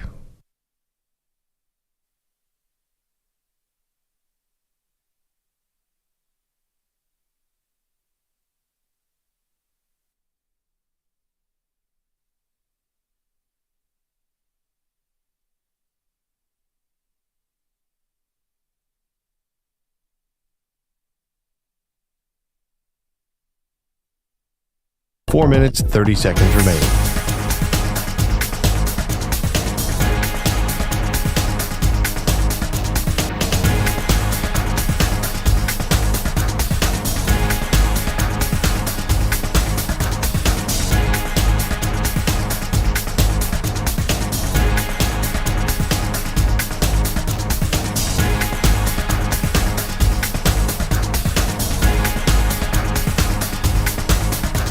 4 minutes remaining.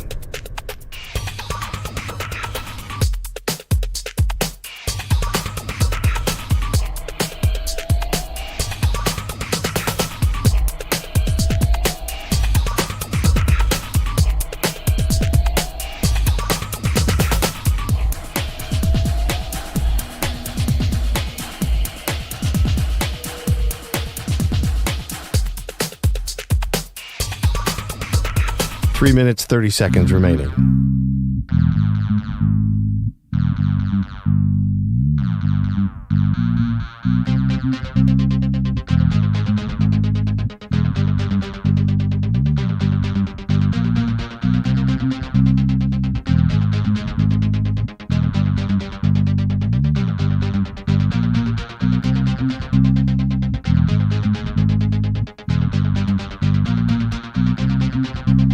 Three minutes remaining.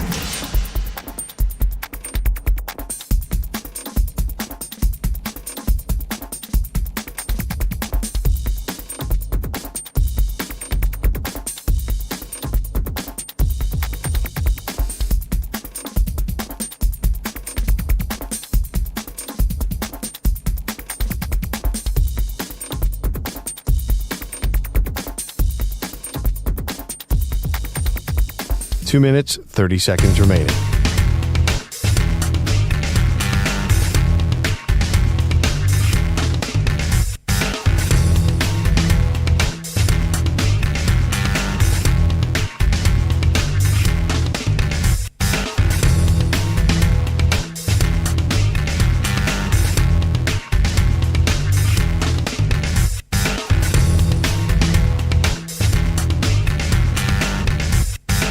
Two minutes remaining.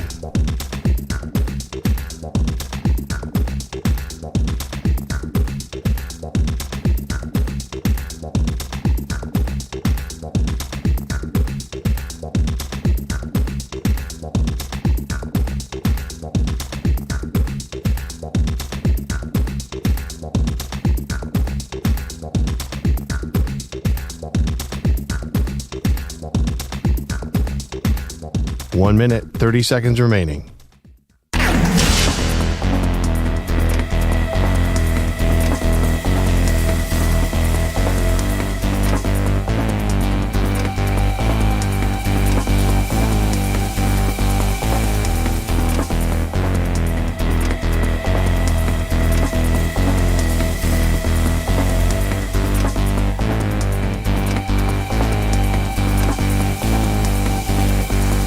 One minute remaining.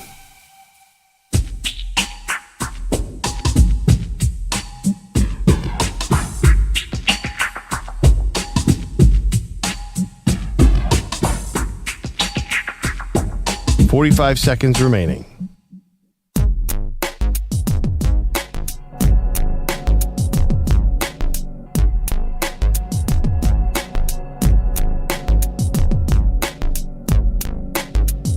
30 seconds remaining.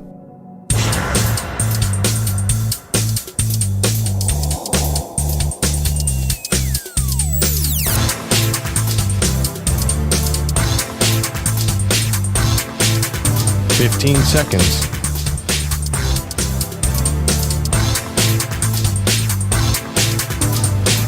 Break ends in 5 seconds.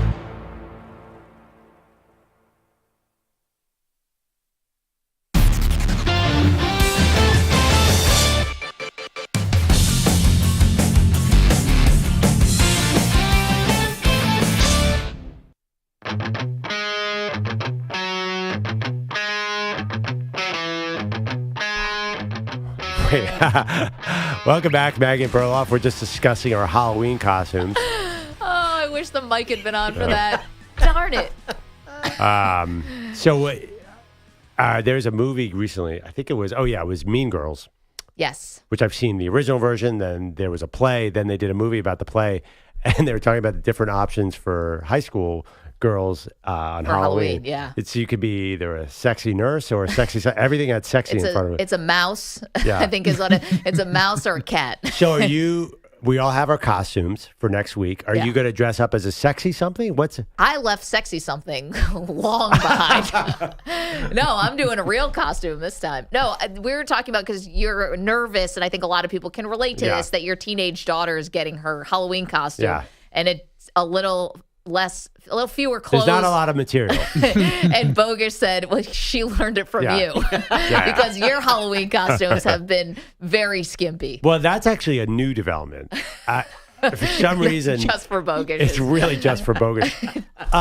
You actually dropped a hint on social media. I did. Yeah. Yes, the fake cigarettes arrived. So I have a thought on who it could be. Okay, but go I ahead. don't know that you would do this. I don't think anyone. Marge Schott? Definitely not me, Marsha. Not She's sexy. a Nazi. I would never do that. I can't think of any. Dave Parker? Who smokes?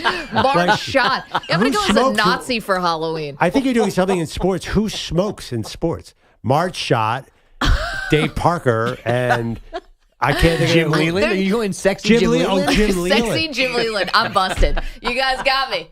Yeah, but Jim Leland's It's a a good real one. mind bender. Sexy Jim Leland behind the dugout. There was a ripping Sports a Marlboro. Illustrated cover with Dick Allen way back in the day. I can't think of who smokes in the sports world. Len Dawson, Chiefs quarterback? I could have been the recreation of that famous photo Yeah. of Len Dawson That smoking. would be It would be awesome. cool. I don't but have how do you that. do that as a costume? Do you just like carry a stool around and sit on it? And smoke? With my pads and everything. Right, like, Len Dawson's uniform. Who else Slick smokes? back hair. You What's should his be able hair? to figure this Sexy out. Len Dawson. Sexy Jim Leland. I can't even. In what wormhole do you have to go down to get to that? And how could Maggie pull off a sexy He's the Jim least Leland? sexy person alive. Great manager. Oh my goodness. I'm at a total loss. Unless you're a non-sports It's person. a non-sports person. And I already guessed the first thing that came to my mind, and I was wrong. What do you do with a non-sports person? Well, I'm doing Halloween. I Okay. did Deion Sanders last year. I'm Yeah, taking that a was break great. this year. All right. Okay. Is everyone else doing sports? Last year, EJ was the guy from all that. Pierre Escargot. Yeah, exactly. That guy. Keenan Thompson. Keenan. Bogus, you have a costume this year. I have a costume. It has a sports twist, but it is not by nature sports. Okay. Is yours sports? Yeah, I always go some sports. Yeah. I mean, it's got to be sports adjacent at least. Like, I'm not going to be like a werewolf or something. I don't know. Like, because they wear clothes. Sexy werewolf. Oh, actually, I could be Naked werewolf. I could be That's- Teen Wolf because he was a basketball player. He Short was- shorts. There you go. I know, but how do you get all the fur on? Yeah, no, I trust me. You need a big Hollywood department to be Teen Wolf. Also, how am I going to jump like that? It's impossible. You're not a tell me wolf. about PEDs, by the way. Yeah. Where's the wolf? Are you doing a sports thing, EJ? I haven't on the costume yet. I gotta figure this out. I'm a little nervous. You Better should get be. on it, bud. Yeah, I know. Less than Less a week. than a week away. Ryan, We'll be you all right. dressing up this year? I am. Or are you I'm making not something? going in depth. No sports. No sports. Got it. I feel like Ryan would be the, I don't know, lead singer of Freda Van Vliet. Greta No. Van Vliet. I Sorry. don't have the glorious locks like that. Okay, 855-212-4227. That would have been amazing if I was sexy Jim Leland, but not. Next year. Now Perloff is nervous because your daughter's hanging out with girls who are older than her. Oh, She's my a gosh. freshman She and asked hang out us- with juniors. That means she's very cool. Yes. But we knew that about Lucy. Yeah, she asked if she could go to a Halloween party about a month ago. It turns out she's not going to that. I'm like, I used to go to Halloween parties when I was in high school, and we would drink. By the way, I hope nobody in my family is listening to this. This is not for public consumption. No. But my daughter's very well behaved. Bogus, No, you're she's going to awesome. hit. You're going to hit that stage soon. Too. Yeah, my daughter's in 8th grade. I don't need her hanging out with juniors a year from now. See, this No, is thank different you. because Perloff's daughter's growing up in New York City, but you had to hang out with the juniors as freshmen because they had cars. You had to make friends with an upperclassman when you're a lowerclassman or an underclassman because you need to get around. For No, you most stay people home. in America, I'll drive you to the library and pick you up when Yeah, you're right. done. Of course, in your dreams, guys. It's so funny because at the stage that you are as a parent, there's so much work and it's exhausting. You have a 5-year-old. Yep. To To entertain them all the time. And then I'm like, you get through that. You're like, this is so easy to be a parent. And then boom, High school. puberty. It's just like the movie Inside Out is basically a documentary. If you've seen that movie on Disney, Inside Out 2, I'm like, oh, exactly. I guess this happens to everybody. I'm a huge fan of those movies. Bogish has headlines for us. I think it's very relatable. A lot of dads out there worried about their kids and moms. Unfortunately for we should worry about Bogish, too, because he is going to be very close to a man who's wearing very short shorts in a few days. I don't feel well. Suddenly you feel like something's coming on. I'm going to be off next week. Unfortunately for the Vikings, the Rams got healthy for Thursday Night Football in L.A. Here comes Kupp in motion to balance it out 2-by-2. Stafford has the snap. 4-man rush. Pressure in his face. Goes out the left side. Ducks the rush. Flips to the end zone. Caught! Cooper Kupp from Matthew Stafford! A primetime edition of 9 and Dime. That's JB Long on Rams Radio. We knew Cooper Kupp was coming back last night from his ankle injury. We didn't know Puka Nacua would be riding shotgun. 7 catches, 106 yards for him in his first game since spraining a knee in week 1. Their head coach, Sean McVay. I thought it was great, just a boost for our team to be able to get 2 experienced guys that were ready to go. They were chomping at the bit, but I thought Matthew had a look in his eye where he was going to be ready to go, and it's like, hey, you're coming with me. Stafford, 4 touchdown passes in this 30-20 victory, second win in 5 days after a 1-4 start for the Rams. The Vikings lose for the second time in 5 days, and left tackle Christian Darrisaw may have suffered a serious knee injury just before halftime. On night 3 of the NBA season, the T-Wolves got a 117-115 win in Sacramento on Anthony Edwards' free throws with 2.4 seconds left. The Nuggets took a 102-87 home loss from the Thunder, and the Mavericks outscored the Spurs 120-109. Wemby just 5 points, 5 of 18 shooting to start his sophomore season. When bust Jama? Math doesn't make sense. He definitely was 5 of 18, which means he scored more than 5 points. But either way, he didn't play well. Yeah. Forgive my bad sentence. He didn't play well. Yeah, because in the NBA, you get 2 points for a basket, correct? I just learned that. So we had at least 10. Man, when you were doing all those Nets games, that must have been a real surprise. Well, I only did 2, and I had 0 this year, so I think there's the don't worry, the they're dots coming. to connect. Injury news from the NBA. Pacers center James Wiseman did rupture an Achilles in their opener with Detroit.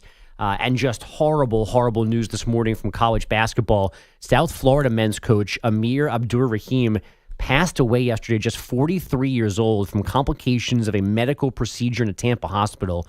Abdur-Rahim led the Bulls to one of the biggest turnarounds last season, 25 wins, the AAC regular season title, and the first top 25 ranking in program history. He's the younger brother of former NBA player and current G League president Sharif Abdur-Rahim.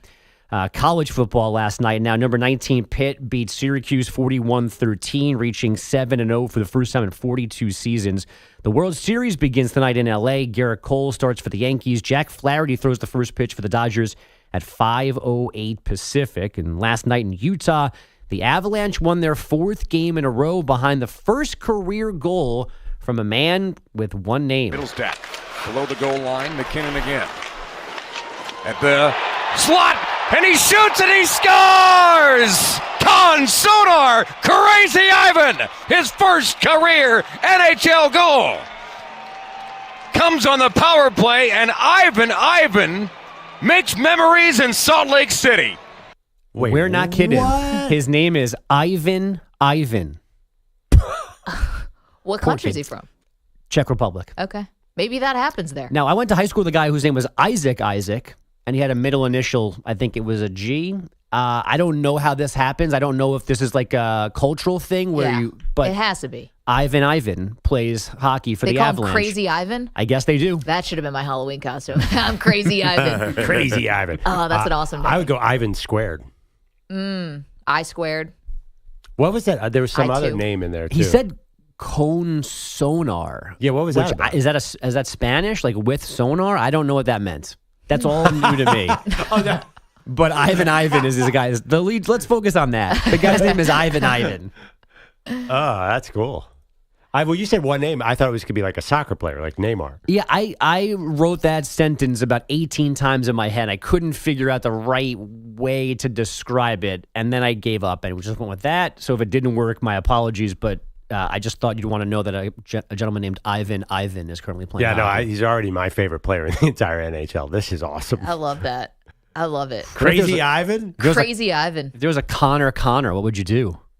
Connor. He'd lose it. He'd be the number one pick. It'd be awesome. All the Connor-ness. You could be like Succession, the con heads. Yeah. Connor Bedard, Connor McDavid. Is there any other Connors? I'm sure there are. I mean, my favorite is that there's 2 linemen named Connor McGovern in the NFL. That's they another both thing. Stink. Well, yeah. Sorry. Yeah, they both hang on for a long time. Yeah. I know. Ivan. There's only one Ivan. Crazy Ivan. I wonder if you probably can't go with Ivan. He's the trying to check terrible. him out. I He think probably he smokes did you. some really bad things. Yeah. Sorry. Yeah. Ivan sounds like a smoker. Is that what you're about to say? You're saying it's too soon to be Ivan the Terrible? Well, I don't even know when Ivan the Terrible was reigning. Like the 1500s He died or in something? 1584. Okay, good. Surprised I even got the first 2 numbers on that right. Was Ivan the Terrible, was he called Ivan the Terrible during his life, or that was afterward? I think you would have had a lot of guts to call him Ivan the Terrible to his face. I think it was that bad. Yeah. Imagine how terrible you had to be the terrible back in those days, the 1500s. Maybe it was like in the translation, Ivan the Terrible was cool. Oh, like he's so bad? Yeah. I don't think so. Thank you for Ivan. You're welcome. That's what I'm here for. Thanks, Bogus. Hey, you could actually do this. Stewart works first name, last name. Yes, it is. Couldn't go Still Bogus don't know Bogus. EJ's middle name. The I Russian do. word for terrible, by the way, is a compliment, means inspiring fear, terror, danger, or powerful. So he was psyched about being Ivan the Terrible. Oh, so it was a compliment. So Yeah. we could give him Ivan the Terrible. Right, like last night, it was Jared versus the Terrible. He was inspiring fear amongst the Vikings. Into the heart of Sam Darnold. I get it. 855-212-4227. Okay. Yeah, that would. After you do an Ivan headline, you're done, Bogus. There's nothing that can top that. That was amazing. No, I know. It's funny. I think we've all know people named John Johnson. Yeah. There's someone in my family, Ben Bennett. Well, what are you doing as a parent? Benjamin Bennett, I thought was kind of cool. No. Really? No. I see what you're saying. Ben Bennett. It's really memorable. You're not going to forget that. And it seems less lazy than John Johnson or like Will Williams. Yeah. 2 first names sucks. Like having 2 first names. Yeah, but if your last name, wrong on if your this. last name is already William, What's wrong with Matt Ryan? it's you're end up gonna have 2 first. Nah. It's Like you can't go like same first letter like John Johnson. It has to be 2 different first letters. What Matt about Ryan What works. about Jim Johnson? Same That's J. fine. J. Can't go J. Can't go J. Can't match the first letter. No alliteration at all in names. No, because that's boring and it's dumb. Wow. What about married couples who have the same first name? What do you think of that, Ryan? Oh, like Botcher? Taylor. Was it Taylor? Taylor Lautner. And, Yeah. Taylor Lautner. Can I blow your mind for a second? Yeah. Peter Schwartz, our beloved Peter Schwartz. His wife's name is Peter? No, but her last name was already Schwartz. I've seen that before. Yeah. That's bad. I've seen that. I think it's great. You don't have to change your, like for a woman, this Yeah. saves a lot of time. Until you find out your second cousin's once removed. Wait a minute. I don't think so. Schwartz is enough of it's a ubiquitous enough name. Oh boy. Kia. I don't think you have to. What is it? What's the service where you do the 22 family and me. tree? Yeah, they're 23andMe. Yeah. Oh, Terry's in Houston has a thought on Ivan.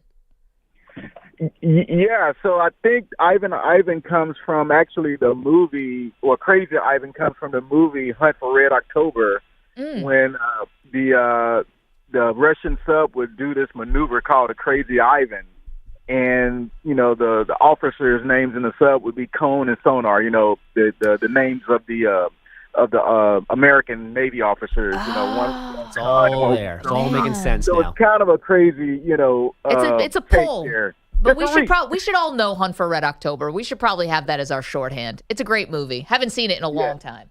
It's a good movie. Terry, thank you for that. Yeah. Sean Connery, With Alec his- Baldwin. Sean Connery with his Scottish accent playing a Russian. Yeah. Don't ask questions.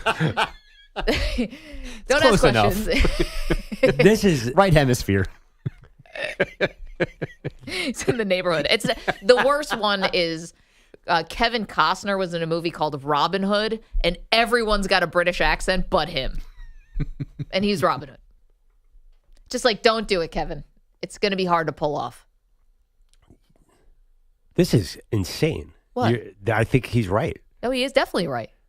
That is such a deep pull for an announcer of a hockey game to come up with. That's in 2024. The Avalanche guy is very good at what he does. Hunt for Red October came out in 1990. It's not the most quoted movie, I don't think. Everybody's kind of seen it, though. It's like it was on cable for years. Definitely. You've seen it, but I don't remember it being very quotable. It's not like Caddyshack or something from 1980, but everyone knows, so I got that going for me, which is nice, or something like that. Yeah. All right. Ivan. Maggie, going to break. How about that? Who are you rooting for in the World Series? We get to that next. You're in a 5-minute break.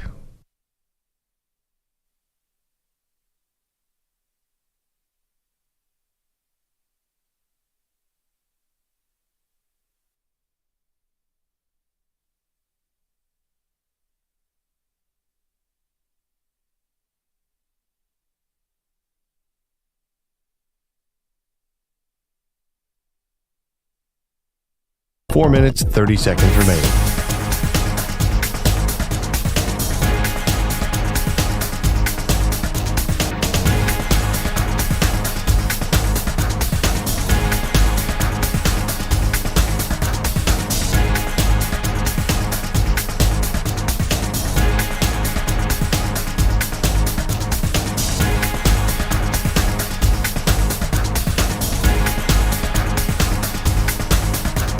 Four minutes remaining.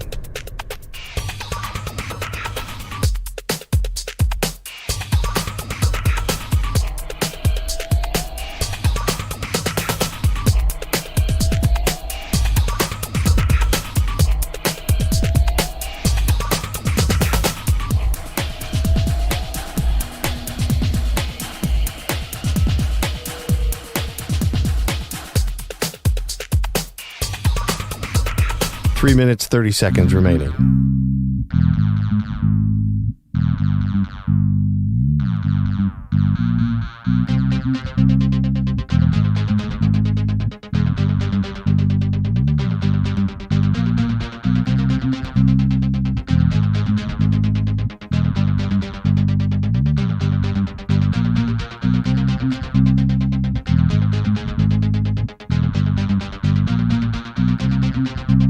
Three minutes remaining.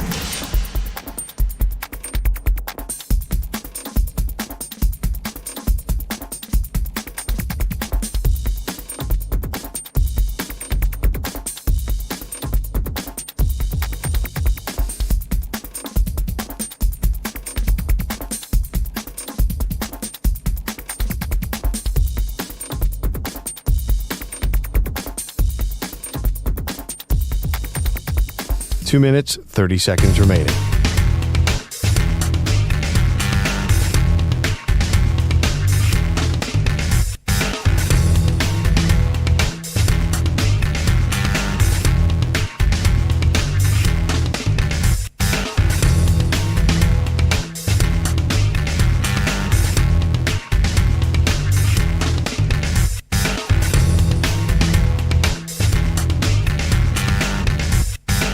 Two minutes remaining.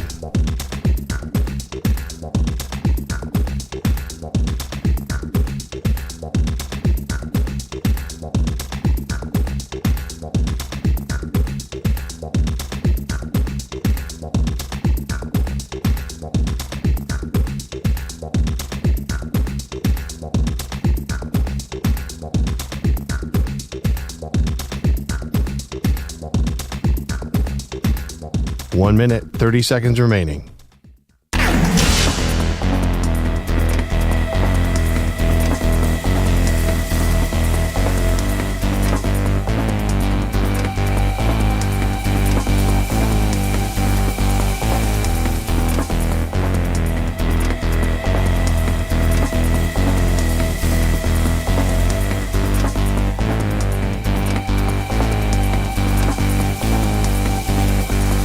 One minute remaining.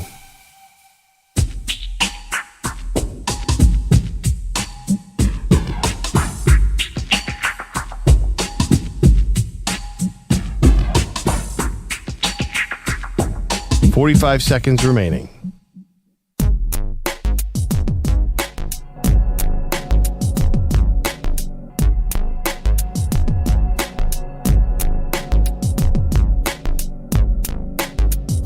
Thirty seconds remaining.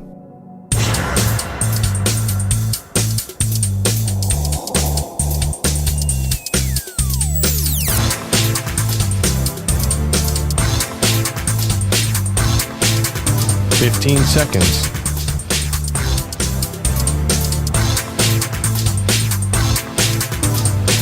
Break ends in 5 seconds.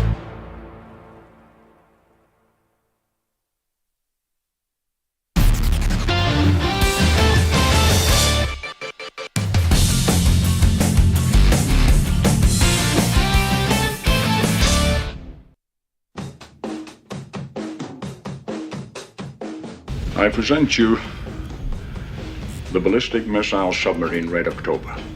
My officers and I request asylum in the United States of America. As Russian as Drago. No. That's a clip from the movie The Hunt for Red October, which the hockey announcers were using yesterday, dropping some Red October clips. But Sean Connery may have one of the worst Russian accents we've ever heard. I would love to hear the discussion. Should we do a Russian accent? And Sean's like, nope, I'm just going to do my thing. Who's the worst accent in the history of a movie? Because you're right. Sometimes it's better just not to go for it. Like, Jack Nicholson is one of the all-time great actors we have, but his Boston accent in The Departed may be one of the worst to ever be put on screen. We used to make fun of Dan Patrick's show a lot of John Malkovich's Russian accent and Rounders. Yep. Give the man his money. Teddy KGB. Yeah, but I mean, he's John Malkovich. That guy's one of the great actors of all time. I'm not sure. By the way, Nicholson, like he was doing that on purpose, right? No, I think he was playing a Boston gangster. Okay. He's doing Scorsese. No, I know you what can't you be doing, some kind of comedy up there. Yeah, is there another one? Those are good. I got to think about Connery, like, he wasn't even trying to do a Russian accent, so you can't put him in the same thing. Right. There was just no attempt. Yeah. There we go. So for the hockey announcers out there, please keep the 1990s war movies coming. We'll take it. 855-212-4227. All right. Technically, that was a Cold War. Cold War movie, pardon me. Came out in 1990. Thank God, because it could have escalated easily if Sean Connery didn't defect. We really would have been in trouble. Oh, yeah. Simple question with a not simple answer. Who are you rooting for in this World Series? We've talked about how iconic it is to have the Yankees and the Dodgers facing each other yet again. This has been some of the great series in history with two of the franchises that are marquee crown jewel franchises in our country. But who are you rooting for, Perloff? Well, as a professional, I'm, of course, going to remain objective. But if I wasn't professional, I think I would go with the Dodgers because of Shohei. And I'll tell you why. Because Shohei feels like history, and I feel like we're watching Mickey Mantle in his prime. Now, Judge is close to that as well. But for me, Shohei is just a little more unique. I feel like he's going to end up winning 8 MVPs. Can you imagine? It feels like we're watching a 1950s Yogi Berra Yankees team, like real history unfolding in front of our eyes. And to me, this singular player is Ohtani a little bit more than Judge. So that's why it's really the Shohei factor. But I ask you, what is Ohtani doing now that's more impressive than Aaron Judge? Like, he's not 50, pitching. 50. Well, no, I know, but he's impressive as a hitter. But the real thing about Ohtani, there's a lot of great hitters in Major League Baseball. There's no one like Ohtani. But here's the thing. Without him pitching, I'm not saying he becomes like any other guy. Believe me, I'm not saying that. I know how special he is. But he just becomes another great hitter. What's better than him to Barry Bonds, who played in a World Series? But Barry Bonds would have been great. That would have been an all-timer if it didn't look like he was cheating. Okay, but there's been great sluggers. My point is there's been great sluggers and great hitters throughout the history of World Series. I think without Ohtani pitching, to me, takes a little of the mystique away. He's still a great hitter, but Aaron Judge is a great hitter. Giancarlo Stanton is a great postseason hitter. Juan Soto has already won a World Series. He's a great hitter. There's a lot. Freddie Freeman's been a great hitter in the postseason. Mookie Betts is a great postseason hitter. To me, it doesn't make it as special. I can't say I'm necessarily rooting for the Yankees. It's hard for me to root for the Dodgers because I already root for a National League team in the Mets, and the Dodgers obviously took care of my Mets. But I think the Yankees, there's something about them being the villains that I kind of like if they win again. You know, the Dodgers are never going to be the villain, I guess, unless you're a San Francisco Giant fan and you've got a big rivalry there, or a Padre fan. I think that what's cool about sports sometimes is you got teams that you love and teams you love to hate. And the Yankees are, at one point, were the evil empire, the hateable, the murderer's row. You go through different eras of Yankee baseball, and you loved them or you hated them. And I'd love to get back to that a little, where the Yankees are the hated Yankees, because I think it's good for sports when you have a villain. You're never going to get that without George Steinbrenner. I mean, I think they're pretty boring, to be honest. They haven't. You look at them as a franchise. Have they really been that wild? I mean, you're talking about a guy who fired a manager, brought him back 5 times or something, who couldn't get along with his star. Like that's what gave the Yankees their special sauce. I mean, now they're the East Coast Dodgers. They're a corporation for sure, but the fact that they did make the trade for Soto, the fact that this was. If they pay Soto, this is the Yankees, quote unquote, acting like the Yankees. Yeah, but we don't even know if they're going to get Soto. That's the funny thing. Back in the day, they probably would have. Now it just feels like they're just another team that may or may not get him. And the other, I judge Stanton Soto should be historic, but for some reason I don't feel like they capture the imagination of young fans the way Shohei does. Maybe that's just me. I think like Shohei, and I disagree with your characterization. Like I think Shohei, if he stays healthy, is going to really go on a run here. I just think he's so big, he's so fast, he's so unique. And the other thing, too, let's face it, Judge has been terrible in the postseason. I saw this year, but with runners in scoring position, he's been awful, whereas Shohei is having an all-time runners in scoring position postseason. Yeah, just can't hit, ironically, when no one's on base. Yeah, except in his last game, I think he let off with one. He's gotten out of that. So it just feels like, I don't know why, I feel like there's a difference between the two. And maybe it's because he's Japanese, he's a foreign player. Maybe it's because he had that scandal with his interpreter. Maybe it's because he's a lefty. He's certainly, the speed is a different thing. Like, he's just so unique. He's so much different than anyone we've ever seen. 855-212-4227. EJ, if we could throw that up on X at Maggie and Pearl, who are you rooting for in the series, the Yankees or the Dodgers? I can't say I just want the Yankees to get back to it. And there are some things that if you follow the Yankees very closely, they still have done things that would make them like, oh, those Yankees. Like they lost out on Ohtani, so they traded for Giancarlo Stanton. It was like they had a reactionary thing where Ohtani did not want to come to the West Coast, to the East Coast. The Yankees didn't know that until very late in the process. They were courting him. They were really trying to get him to come, and little did they know they never actually had a shot at him, and they felt so burned by it that they actually traded for Giancarlo Stanton, and Stanton ended up being kind of a bit of a disaster in the beginning, booed all the time by the Yankee fans. He was became a bit of a symbol of Yankee excess and a guy who couldn't stay healthy and live up to the hype. I got to tell you what I was. Bring Garrett Cole's the highest contract ever for a free agent pitcher. I mean, the Yankees still do things that make them classic Yankees. I would love to see the Dodgers get Juan Soto next year. I would laugh so hard if you go Shohei, Mookie, Freddie Freeman, and then get Juan Soto on top of that. But nobody cares when the Dodgers do it. It's like, it's different.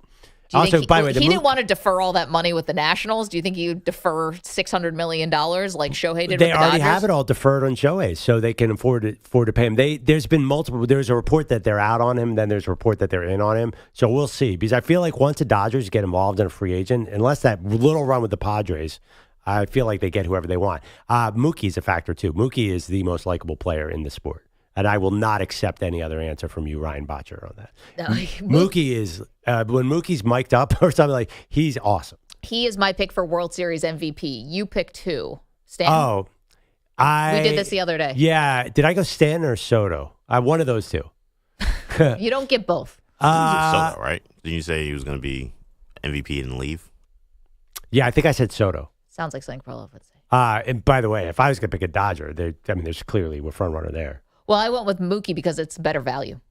Yeah, but you got to go Kiki Hernandez. I mean, if there's anybody who's going to... We have two of the greatest players of all time, Aaron Judge and Shohei Ohtani, and like the guy I'm watching is with those weird glasses and Kiki Hernandez, right? Like, isn't he every postseason is like, oh, wow, this guy. It's going to be... that's so funny about this. We have these big stars. It's going to be the role players that determine the winner. You know that, Maggie. Well, it is baseball, Susan. Last night... an all-time bad call. But did it impact the outcome at all? We'll get to that next. Maggie and Perloff.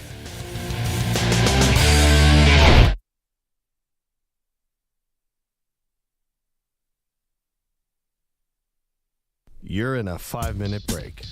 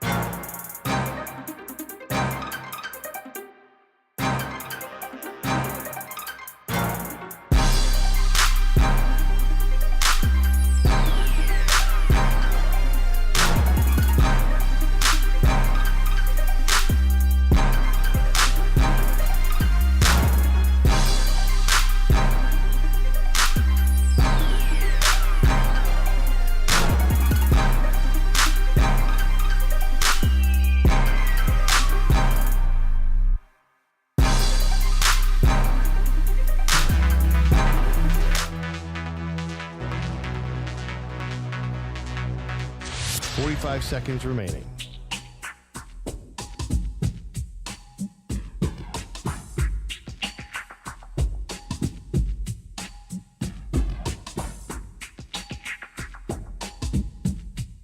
$30 remaining.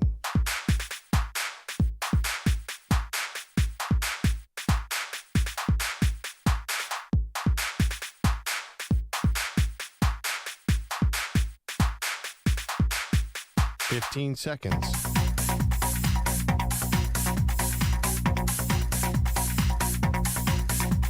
Break ends in 5 seconds.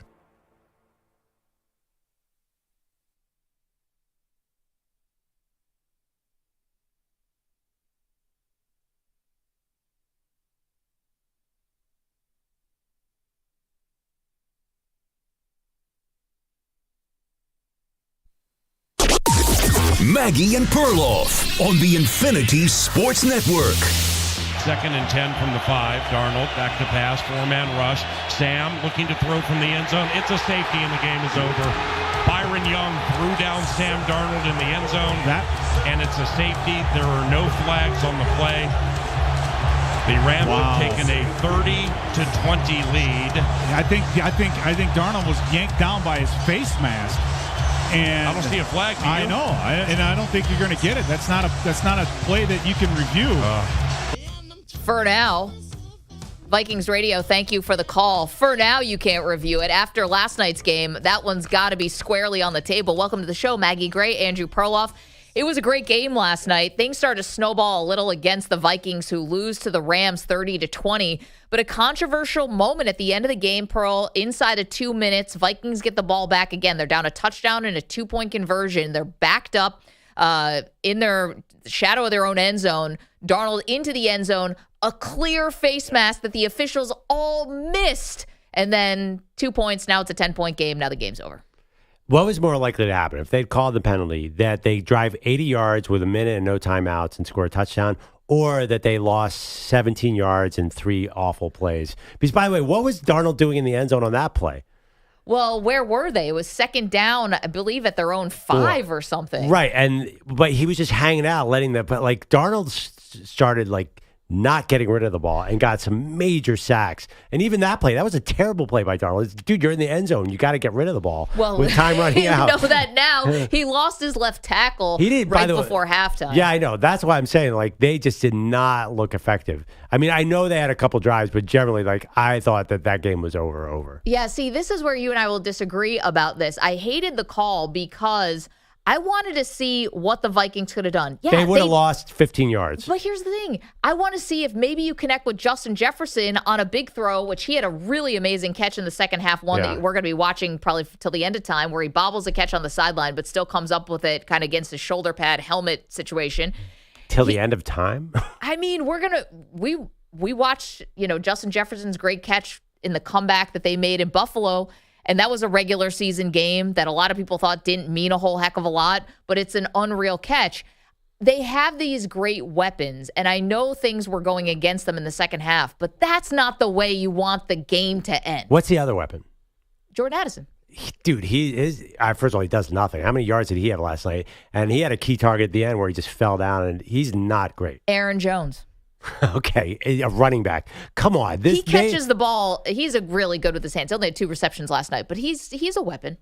They had to get 80 yards in a minute with no offensive line, and Sam Darnold grasping for answers. I did not think that the Vikings were going to come back and win that game. But now you're playing the result, not the process, right? No. Even if you don't think they were going to win, didn't you want to see them try? And the fact that the referees missed this face mask, and the reason was they said they were blocked on the play. But it's that's your job, is to be in the right position. And Darnold literally gets tackled by the face mask. His body is so twisted going down. Right. What did they think it was? But it was still the same thing was going to happen on the next play. The Rams, every time Darnold will drop back, the pass rush was on him immediately. And why would that have changed on the next drive? Well, I just wanted a chance to see, because I don't know if maybe there's encroachment by the defense. Maybe they get a cheap first down. Maybe they somehow keep this game alive. You got to call the game that's in front of you. And I want to have sympathy for the referees. And I was an official, a baseball umpire, so I do have some empathy for them.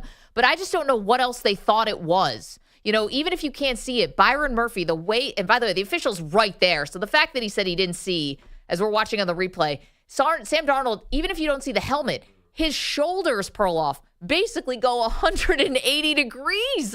He's spun down to the ground. But the way you're talking about it makes it like the game came down to that call. That's what I'm hearing from you, and that's definitely not the game I watched last night. To say that game came down to that call, it doesn't feel anywhere near true to me. Well, it wasn't a blowout. Even if the Rams were the better team in the second half, it was not a blowout. It was basically 2 chip shot field goals by the Vikings because they couldn't get in the end zone, but they did get into Rams territory. It was a tie game at halftime. It was a close game at the end, and you get the ball back. But credit to the Vikings, they actually came up with a big stop on the drive before. I think they forced a 3-and-out. No, excuse me, it was like a 5-and-out or something on the drive before. The key play was, so the Vikings had to stop the Rams, but they without using their timeouts, and they couldn't because the Rams made this great play where Cooper Kupp came back to a Stafford ball. That was the key play of the game to me. And then the Rams forced them to use their timeouts. Unfortunately, they made it a little bit of a game because Cooper Kupp stepped on the sideline and killed the clock. But it still wasn't much of a game, in part because the Vikings were having an incredibly hard time protecting Sam Darnold. Right. And even on that play with the face mask, like Darnold had to get rid of the ball. He was standing in the end zone. If that guy had just not reached for his face mask, he could have ended the game right there as well. So, yeah, you're talking about the 3rd and 12. Cooper Kupp steps out of bounds and stops the clock with 1:46 left to go. And so that's where. Then they punted. When they punted I'm like, okay, maybe we have a game. Then they punted it down to the 3-yard line. I'm like, there's no way. The way the Vikings offense is playing right now, there's no way they're getting the length of the field with no timeouts. It would have been hard. I'm not saying it would have been easy. It would have been hard. I just wanted to see it. And I think now you're going to have what they should probably call shorthand the Sam Darnold rule, which is face mask needs to be reviewed. Okay. I mean, I'm telling you, pass interference after 2018 was reviewed, and people did not like it. I liked it, but other people hated it. I get it, but isn't face mask, to me, a little more black and white, cut and dry than even pass interference, even more than catch, not a catch? Okay. Let me paint a different scenario. What if it's not? So you're just saying face mask on the ball carrier? Well, yeah. Yes, because aren't you allowed? What about blocks or what if there are other plays where the hand gets up in the face? It has to be face mask on the, like, how, what are we defining here? Just a personal foul face mask call. Okay. Because if you're the ball carrier, don't you get some grace to be able to put your hand out, right? Against the defensive player. No, but if you touch his face mask, then it's going to be called. I think all face mask. Again, to me, it's very cut and dry. Where the hands, it's more cut and dry to me on catch, no catch, which is definitely reviewable. It's more cut and dry to me on spotting the ball, which is more cut. This is more cut and dry on all that. It has to come from New York, right? Well, so inside of 2 minutes, listen, this is the rule that already exists. They believe inside 2 minutes that, challenges can be generated from New York. Right. You always have the replay assist. That's not just inside of 2 minutes. The NFL has given all these safety nets to the referees, and then all of a sudden, here on this very controversial play, you got nothing. And it's like, well, referees are human. It's like, well, we don't treat them like that for all these other plays. We have the safety net available for replay. So let me ask you, what if it happened with 2 minutes and 20 seconds left? I always thought 2 minutes was kind of weirdly arbitrary. I'll give you that. In basketball, it's weird, too, about the challenges and inside of 2 minutes. I think it's kind of silly. But listen, if you want to make it 5 minutes, I'd be fine with that, too. Yeah, I'm down with what you're saying. I just don't think that's the story of last night's game. I did not think the Vikings had a great chance of coming down the field. Like, almost no chance. So the story of last night's game, if you want to rank them, is definitely the surprise return of Puka Nacua to this game. We did not know. We thought his practice window was open, but maybe he'd be back in a couple weeks. Instead, not only does he come back in the game, he has over 100 yards receiving in this game, and he was everywhere. I would say I disagree again. I think the story of the game was that Cooper Kupp looked good because of the Cooper Kupp trade rumor. That to me, that's wild. Like, what's the first thing we said to each other this morning? They can't trade Cooper Kupp now. Absolutely not. But I don't know. But if he was on the market 4 days ago, what's changed? I mean, well, I think what changed is a big win over a first place Vikings team. Yeah, I think they kind of knew they were going to get that win. I know that sounds weird. I think they knew the Vikings were in a tough spot. Like the Vikings coming cross country on a Thursday night game, that was a real good opportunity to get a win. Honestly, or at least they should have been looking at it. Like 3 days ago, like just that win alone takes a Cooper Kupp trade off. So he was available, but now that they improved to 3-4, he's not available. It just seems odd to me. Let's hear from Sean McVay clearing up the trade rumors about Cooper Kupp. Teams reached out. Some of the things that I've seen out there, they're just not true. We've addressed that with those individuals. Teams have called about him, and really we let him know what the dialogue was there. And then there's a lot of stuff out there where there's not a lot of accountability to the reports, and that's unfortunate. Okay, and I get that. I'm sure it's frustrating when things come out that aren't true, but what's materially not true here? People called. You're not saying that you didn't pick up the phone. You're not saying you didn't listen. And you said you kept Cooper Kupp in the loop, that maybe if someone does make a great offer, this could be on the table. So what materially did we all get wrong about this? Yeah, I don't. It sounds like coach is making up for something. Yeah, right? Trying to cover a little bit, or I don't know. Listen, I think we all thought it was a little bit odd that the Rams would be waving the white flag on the season. Yeah, and so now the way you say that, so now it's off the table. Great question. Did he actually say that, EJ? Yeah, let's hear cut 6. Here's more from Sean McVay. I don't think about those things. I think about coaching our team. I think a lot of the things that were out there, speculation was exactly what that was, speculation. We're an inside-out organization. I'm really glad to have Cooper Kupp back with us, and that's what I expect to stay that way. Okay, he expects to. I mean, he's still leaving the door open. What's an inside-out organization? What's that mean? Who's outside in? Cowboys. The Cowboys, yeah, Jerry. Jets, Cowboys. Those are two teams I think about. That they listen to the noise and then make decisions based on that? Or impacted by the noise outside, definitely. Yeah, very interesting. Well, yeah, but the Cowboys have clearly not been impacted enough by the noise. They wish they'd listen to the fans. Yeah, this one case where the noise would have helped out and they would have signed Derrick Henry. Yesterday, you, Perloff, were a little bit down on the Vikings before this game. Yeah, no, I think the Vikings were a thin 5-0. Were they 5-0? They were 5-1. Now they're 5-2. Right. Wait, were they?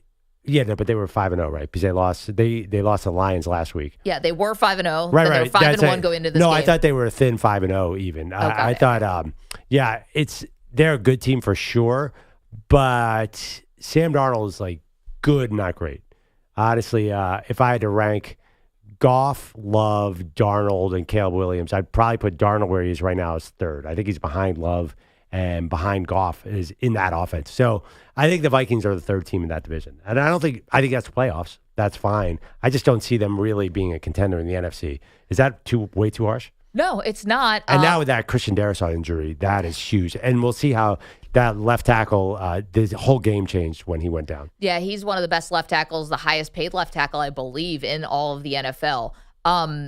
It was different when he left the game, no doubt about it. I think perhaps the bigger issue, not just the offense, but Brian Flores' defense has been kind of cooked over the last 2 weeks. The Lions definitely, that was a shootout of a game. And then last night was both teams on fire on offense, came out, touchdown. It was a track meet. Then it slowed down a little bit with some adjustments.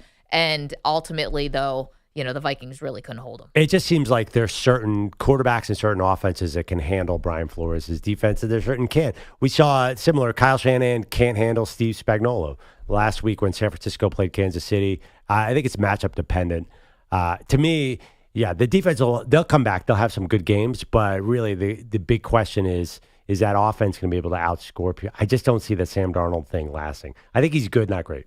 855-212-4227. Adrian is in Maryland, has a thought on the controversial no face mask call last night at the end of the Vikings-Rams game. Sam Darnold clearly got his face mask, ripped, I don't know, what do you say, pulled by Byron Murphy. It was a no call. It was a safety. Game over. Adrian, good morning, sir. Hey, Maggie, 100% with you. This probably should be reviewed in the last 2 minutes.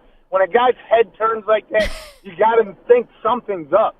Something's up. And the referee that calls roughing the passer, that's the only thing he looks at once the play starts is the quarterback. So some way he misses that is crazy. Yeah. So let me say my storylines. Here's the storyline. The Rams win. They take Cooper Kupp off the trading block now because the big bad 49ers are last in the NFC West. So anybody can win this division now. So it's up in the air.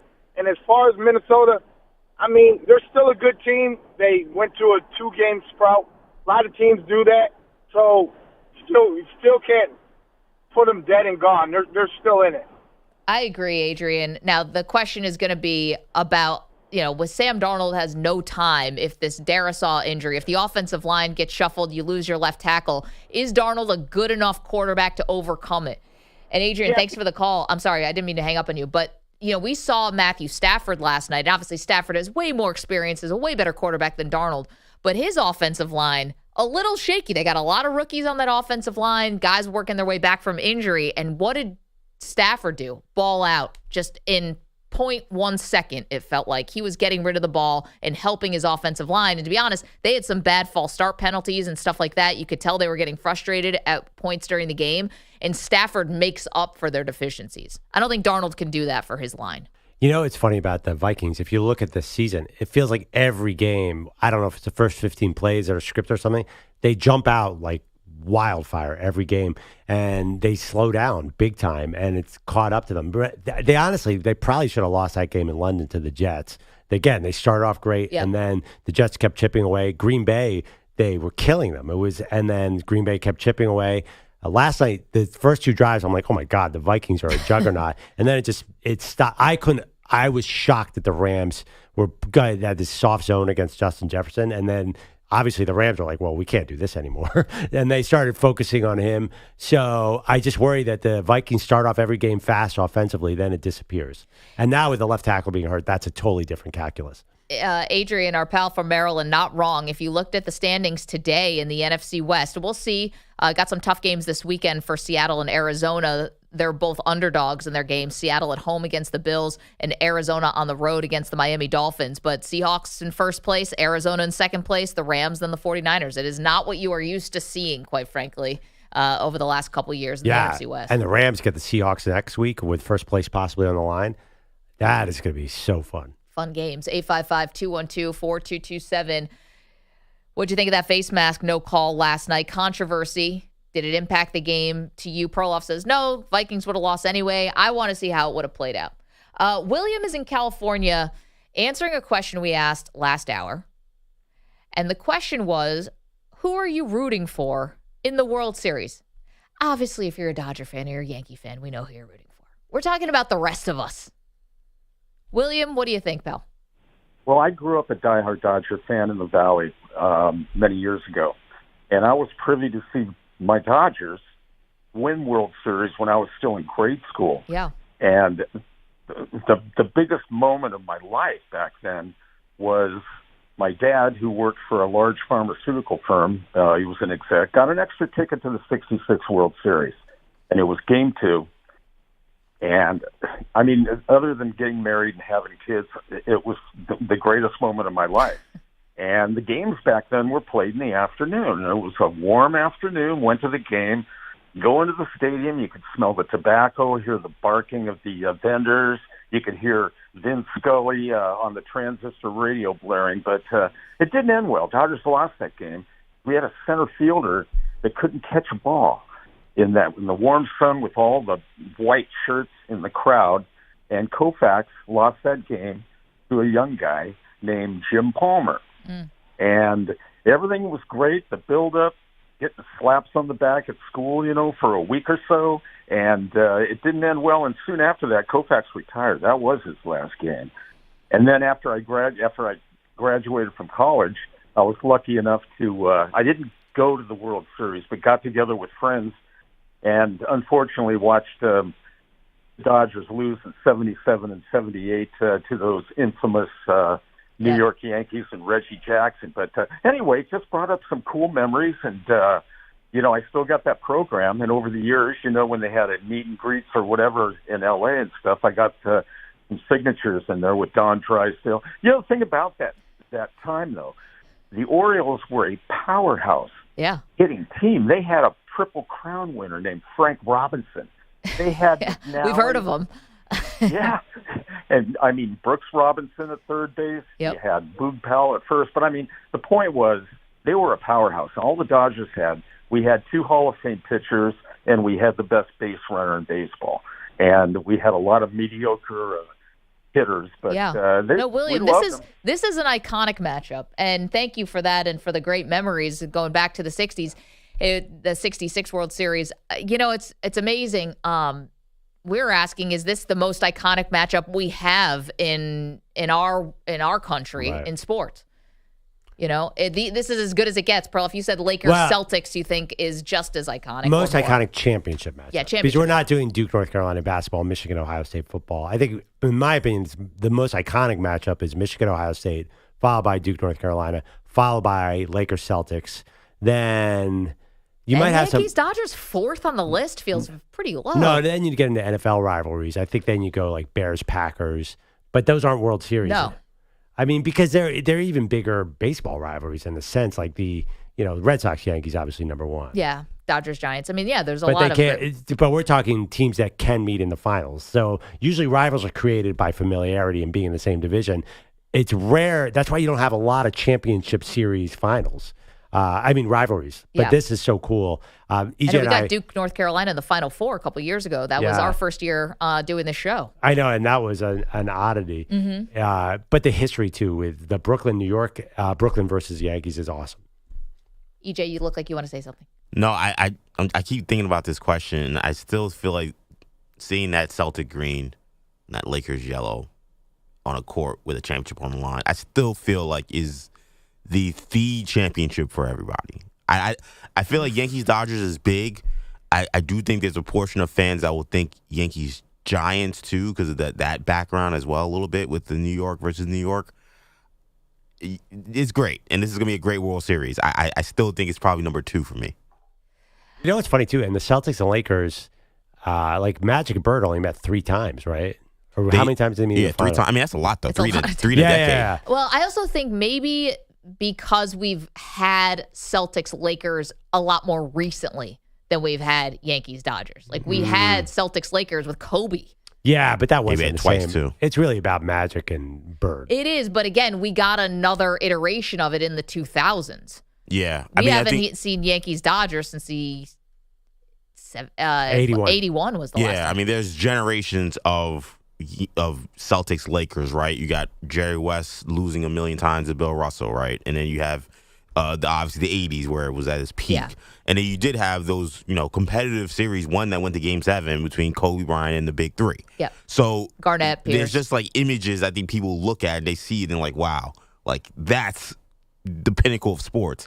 With the Yankees Dodgers, those images are, a little more grainy, some of them maybe some of them in black and white, So it's I just think for a lot of folks it's not maybe quite as clear for especially younger audiences. Yeah, I don't know. I kind of give it to baseball because it's been around a lot longer than the NBA, and I think the Yankees are probably the crown jewel franchise in this country, along with the Dallas Cowboys. But the Yankees and the Dodgers are 1A.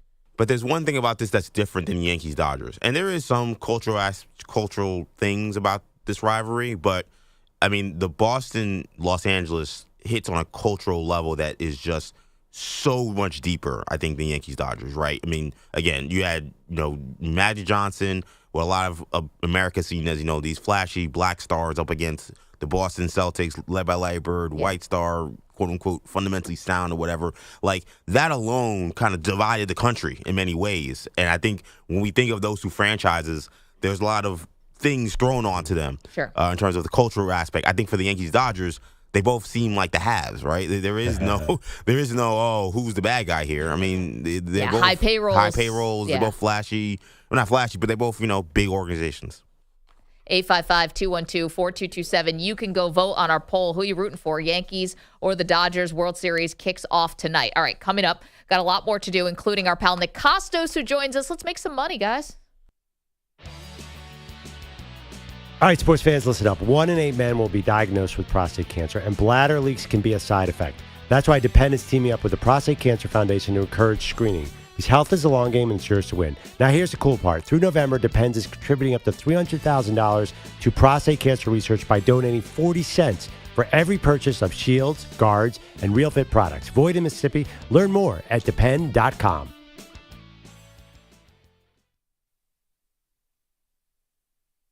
You're in a 4.5-minute break.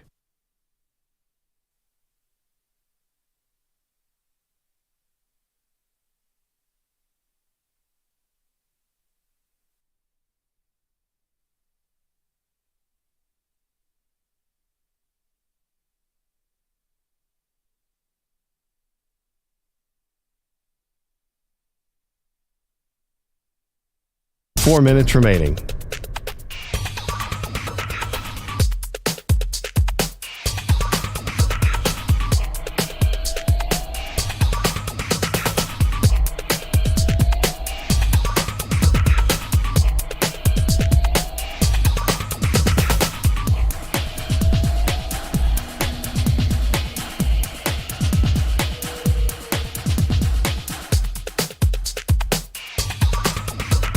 Three minutes, 30 seconds remaining.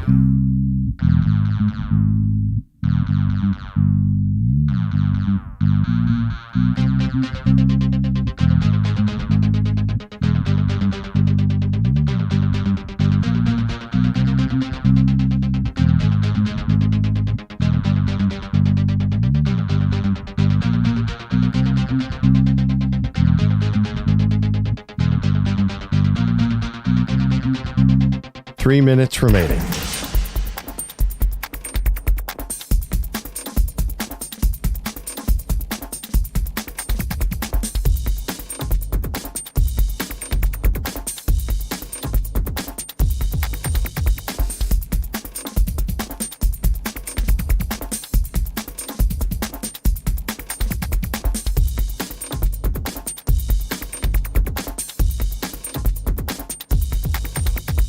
Two minutes, 30 seconds remaining.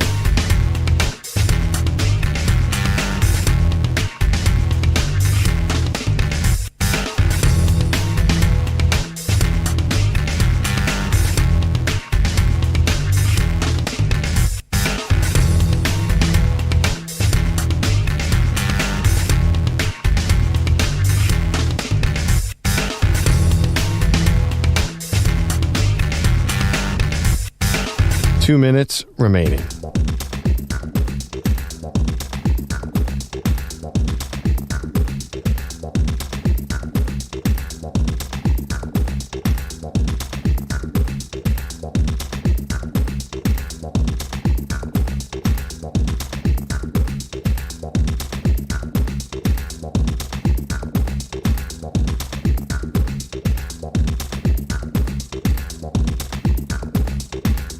One minute, 30 seconds remaining.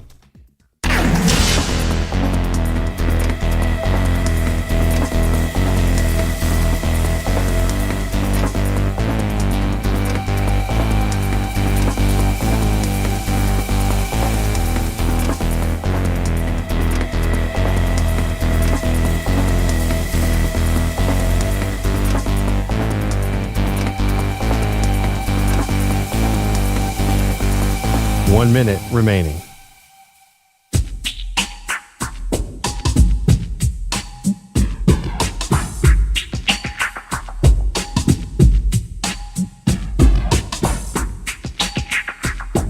.45 seconds remaining.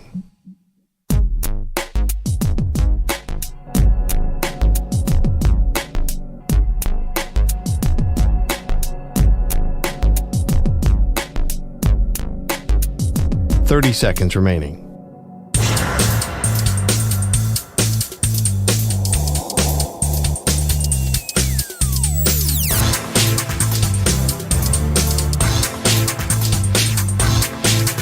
.15 seconds.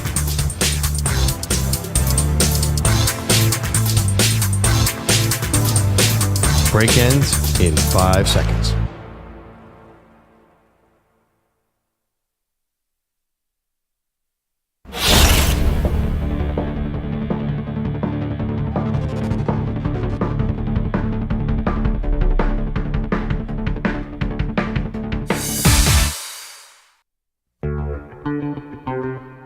Tough morning? We got you. It's Maggie and Perloff. Let's make some money, shall we? Let's welcome in our pal Nick Kostos. You better you bet, the host of BetQL. Nick, good morning. Congratulations to your Yankees. This has got to be a great time for you. No, it's awesome. Well, until they lose, if they lose in the World Series. But yeah, it's awesome. Right now, it's great. Everything's in front of us. Hope springs eternal, and great to be on with you guys. Love it. How are you betting the World Series? I'm going to bet on my team, obviously. Like I try not to, and I want to win money with my bets, but I have to be honest with the audience, honest with myself. Like, I'm a sports fan first and foremost. Like I grew up loving the teams that I root for. I'm never going to bet against the Yankees in the World Series. I'm not going to do that. I do think it's a really, really evenly matched World Series. Obviously, the betting market will tell you that. The Dodgers like the slightest of slight favorites in the series. The Dodgers have home field advantage. I do think the Yankees have the advantage with starting pitching. And the Dodgers have gotten away with it a couple times this postseason. That's not fair to say they've gotten away with it. I think they have 3 shutouts in bullpen games this year. Yep. And that's like an excellent job by Dave Roberts. Like, he's pushing the right buttons. The pitchers are pitching really well, obviously. I just don't think this is sustainable. It's one of the reasons why I lost money, candidly, betting the Padres in the NLDS and the Mets in the NLCS. I think the Yankees are primed like to slam this Dodgers bullpen in these bullpen games. Now, I will say, I do have a little bit of old man yelling and cloud at me right now at age 41, because I asked some people yesterday and I couldn't believe this. The Yankees gave Garrett Cole like $400 million, $360 million a couple of years ago, right? And I'm assuming, like the series goes 7, you've got Garrett Cole, game 1, game 4, game 7. Like, this is the game we grew up watching, right? A stud starting pitcher goes 3 games in a 7-game series.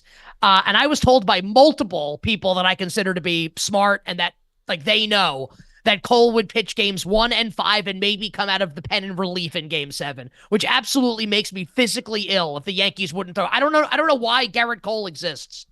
Like, why he gets up in the morning if he's not going to pitch 3 times in the World Series. With that being said, though, I do give the Yankees a slight edge.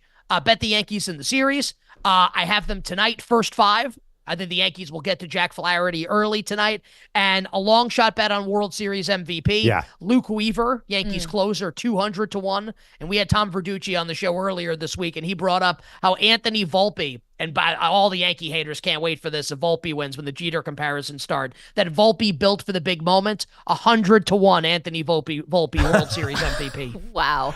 If either of those guys wins MVP, I want my money back in this series. Weaver, you can see the lane, right? Because if he closes 4 games or if he closes game 7, it's possible that he's going to win MVP.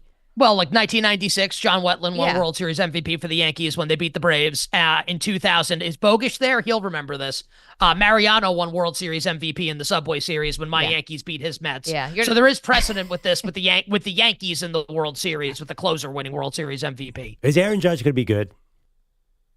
Well, he started to heat up at the end of the ALCS against the Guardians. So yeah, I do think that he'll be good. I don't know if he's going to match Ohtani. Like, I think Ohtani's better than Judge is. Like, I don't even know if that's a hot take. I'm a Yankee fan saying that. So I think Judge will be good. I don't know if this is going to be like Barry Bonds. And I know the Giants lost that World Series, but Bonds in the 2002 World Series against the Angels, where he finally got there and they just nuked the baseball for 7 games, and the Giants did lose that series in 7 to the Angels. I don't know if you get that from Judge, but I think he'll be way better than what he was in like the ALDS against the Royals and in the past in other playoff series. I think the Guardians did let him get hot a little bit, and I think Stephen Vogt's intentional walk of Juan Soto to Judge late in that series maybe woke up the sleeping dragon a little bit. So I do think that Judge will hit well in this series.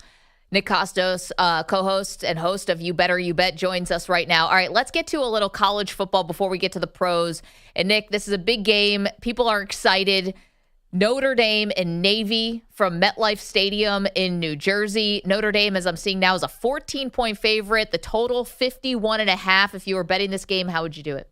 Yeah, I think I don't want to say the value's gone on Notre Dame, but this number has been going up pretty consistently over the last couple of days. Like, this was 11.5, 12, 12.5, 13, 13.5, now sitting at 14. And Maggie, what I can say is I agree directionally with where the line is headed here. I think Navy can have some success maybe early in this game against the Notre Dame defense, but Marcus Freeman has been saying it at his press conferences all week, and he's been saying it for a while, that Notre Dame has been preparing for like the Navy like option rushing attack here. I don't think anything is going to take Notre Dame by surprise in this game. And while a lot of people will focus on like the Navy offense versus the Notre Dame defense, I want someone to tell me how Navy's defense is stopping Notre Dame's run game and stopping the Notre Dame offense. Like 14 feels like we're probably at a right point right now. Like the point spread's probably okay. I would never bet Navy in the game. I would need like 17 to bet Navy. I would only bet Notre Dame, but I think there were better numbers to bet earlier in the week. All right, Nick, going to the NFL. There's so many interesting games. Patrick Mahomes and the Chiefs get DeAndre Hopkins, and the Raiders have these Jordan rules for Mahomes. I'm upset with you. I'm About upset what? with you, Perloff. Like your team add it to the list. your team stuffed my team in a locker. You put us upside down and put us in a toilet bowl and flushed it. You gave us a swirly. I get no crap from you as a Giants fan after last week. I don't take the Giants seriously. I'll tell you what. That's good. I actually had a question. Good. Well, Can I tell you the real reason why? Is because Perloff, he will love talking smack to anybody, but you don't believe in these Eagles. I don't think the Eagles are very good. I was actually going to ask. I saw our friend Greg Cosell go in depth on a couple shows about how Jalen Hurts is playing bad football. That made me really nervous. And that's like, I'm on about 1 million text threads like you are, Nick. My friends are really down on Jalen Hurts right now. Are the Eagles, is he bad? Is that a thing now? What do you do with the Eagles going to Cincinnati? Yeah. Because right now, Cincinnati, a 3-point favorite in that game, but I wouldn't know how to bet that game. I like how Perloff assumes I'm on 1 million text threads. All the text threads I'm on are muted, and I don't participate in any of them. To the point that I think I need to have I think like I'm like a bad friend and like a bad family member, honestly. I shut off during football season. I don't know if Hurts is playing poorly. I think this offense is stupid for him. Like Kellen Moore is running like the Cowboys offense and the Chargers offense, and Jalen Hurts is not Dak Prescott or Justin Herbert, which is not an insult. He's a different player than those guys. Like if Steichen were still in charge, I think Hurts would be playing awesome.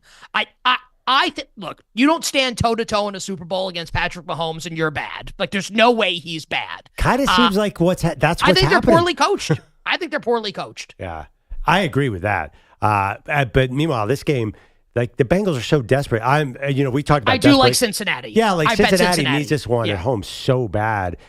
Maggie, you're right. I'm down on the Eagles. She's way worse with the Bills. If you want to get off a text from Maggie, she thinks the Bills are going to lose every single game. Well, Maggie has like Stockholm syndrome with the Bills. This has been going on for a really long time. Like I certainly understand where she's coming from with this. Like they've been. I mean, let's listen. Like you've been watching them lose for your entire life. I certainly understand where you're coming from. See, Nick Kostos gets it. Why don't you get it, Perloff? You sit next to me every day. Nick Kostos joining us from You Better You Bet. Sorry, Perl, you were about to ask about the Kansas City. Yeah, about Mahomes. Is Kansas City capable of blowing somebody out this year? No, I don't think so. Not yet, at least. Not until DeAndre Hopkins gets up to speed in this offense. And I did love that trade for DeAndre Hopkins. To me, this game, the Chiefs and the Raiders, and I know what you were saying, Perloff, with the Jordan rules with Mahomes and the way the Raiders kind of physically bullied him in that game on Christmas last year in that huge upset with Aiden O'Connell starting. Minshew will start this game. To me, this game is a lot less about Kansas City and way more about the Raiders and why I bet the Raiders in this game. And I took 10 with the Raiders. Now we're sitting at 9.5. I agree with that move off of 10. So the reason why I like the Raiders, and we should all pray to the patron saints of covering big point spreads, Antonio Pierce. Because Antonio Pierce, let me tell you something. You got an 8-point game. Antonio Pierce is like aroused by the idea of making it a 5-point game. He will kick a field goal that will do absolutely nothing except for bettors. Like you've got 4th and 2 at the opposing 43, and like you're worried as a bettor, like if I don't get this, the other team's going to come down and score. Don't worry. Antonio Pierce is trying to pin that team inside the 5 to start their offensive possession. We've seen it twice this year. Week 2 against the Ravens, excuse me. They won the game outright. We had the Raiders in that game, and we saw it last week against the LA Rams in like ridiculous fashion. Kicks the field goal 20-12 to make it 20-15. Like what a clown. Also, if you bet them like you love him, yeah, like this is the ultimate coach to bet on when you're getting points because he loves to kick. Like he's not trying to win. It feels like he's like trying not to lose by a lot. So yeah, at 10, it's a pretty easy bet. Pride and poise, commitment to excellence. Just cover, baby. Give me the Raiders. I'm sure that's what Al Davis was talking about. It's funny, in Las Vegas, like, can they launch an investigation on this? Because either he doesn't know math or he's just dumb. There's something going on. No, he's just dumb. Nick Kostos joining us. Okay, this is one that people are going to have their eyes on before we get to your upset pick of the week. You got the Cowboys and the 49ers. I doubt this is your upset pick of the week, but maybe. You got the 49ers super banged up. You got the Cowboys just not that great. Big game for both teams. How are you betting it? Yeah, I think that there's been pretty interesting line movement in this game this week. San Francisco earlier in the week was as high as a 6.5 point home. It's a huge difference between 4 and 6.5 numerically. And then I forget which, it might have been on Monday. It was Monday. Kyle Shanahan had his press conference the day after the game on Sunday, the loss to Kansas City, and said Deebo Samuel's in the hospital with pneumonia. George Kittle has a sprained foot. Christian McCaffrey's not going to be back for a couple weeks. And the betting market went nuts betting the Cowboys. And that's how we've arrived at this point now all the way down to 4. But we got news yesterday from Adam Schefter that Micah Parsons is unlikely to play in this game coming out of the bye with his ankle injury. It feels like, and today is Friday, right? Shout out to me, the calendar. The final day of injury reports, right, for the games on Sunday. I think Kittle's going to play.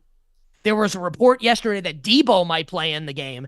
And if all of those things happen in concert, I think the 49ers are the valuable side in the game. Now, you can't bet this until we get more clarity on injury stuff, which is not a fun answer, I understand, but I'm trying to give the best betting information. There's too much still out there that has to be determined as to who's playing in the game to give out a bet. I will say that the side I'm looking towards betting right now is San Francisco, if I can get the the sequence of events that I want and the players playing in the game. Didn't even bring up the fact that the Cowboys kicker is serving jury duty right now on a felony strangulation case. He'll be back. So it throws off the routine. All right, let's get to Nick's upset pick of the week. Hit the music.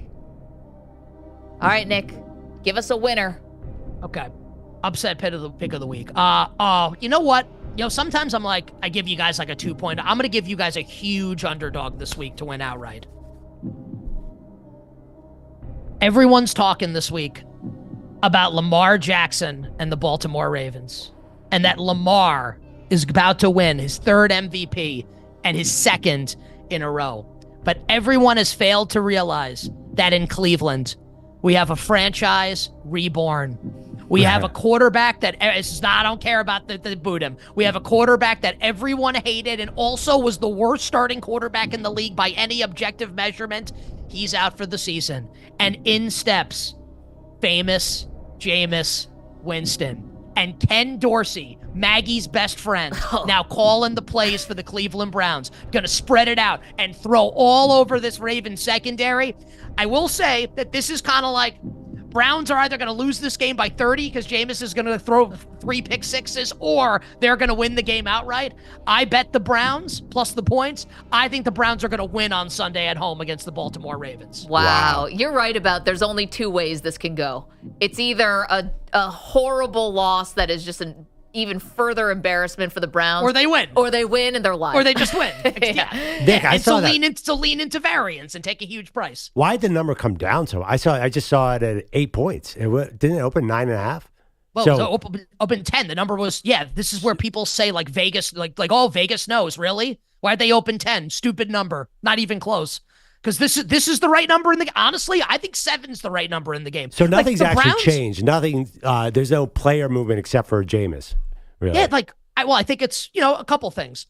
Like the Ravens, we just saw them in primetime. They destroyed Tampa. Yeah. Lamar and Derrick Henry are getting, and correctly, all the publicity that they're getting. And Cleveland's been a dumpster fire this season. Yeah. You can understand why there's interest early in the week on the Ravens. But I'll just encourage people to think about things like this. The Browns in week 1 were a home favorite against the Dallas Cowboys. They were thought like they were going to be pretty good. Not a ton has changed with the personnel of this team now, other than the worst quarterback in the league is now no longer the quarterback. So now you get them going from favored at home against the Cowboys to now almost a 10-point home underdog against Baltimore. I'm not saying they should be favored. I'm just saying 10's a little nuts. I actually think 7. I would bet the Browns down to plus 7.5. Not 7. Nick Kostos, you better you bet. It's a must watch and a must listen. Nick, thank you for your expertise and good luck to your Yankees. Yeah, good luck. Do you mean that or no? No, I'm rooting for the Dodgers. What a jerk, man. You're all right. Wishing everyone minimal sweats. Hold on. I'm wishing everybody, including my friend Andrew Perloff, minimal sweats, winning bets, and the absolute very best of luck. Yeah, had to get that Yankee hat on. Thank you, Nick. Appreciate it. You got it. Nick Kostos, you better you bet. Yeah, you did not take an opportunity to really, brag a little bit about your Eagles over Nick's Giants. Is beating the Giants really reason to brag in today's NFL? I've seen you take lesser instances to brag on things. By the way, if Anthony Volpe comes away with the World Series MVP, then then Nick's a genius, because I do not see that happening. No, Kid went to high school about 10 minutes away from where I live. 855-212-4227. Lots more to do, including a robust game of fact or fiction. We do that next. You're in a 5-minute break.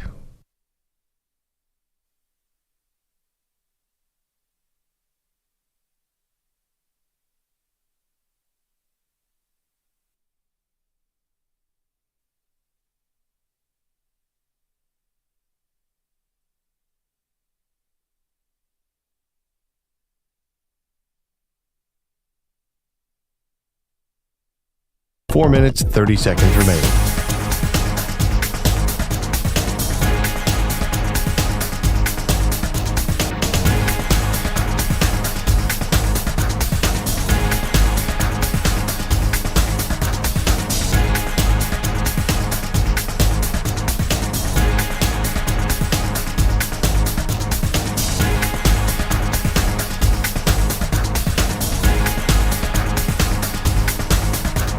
Four minutes remaining.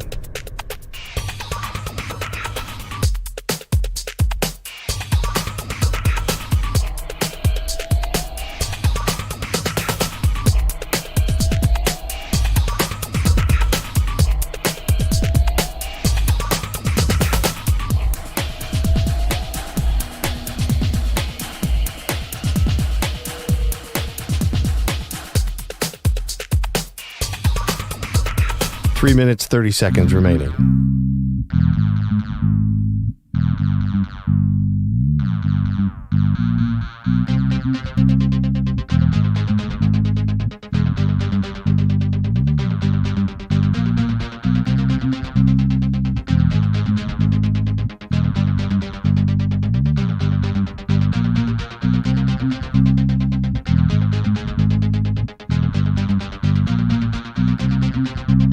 Three minutes remaining.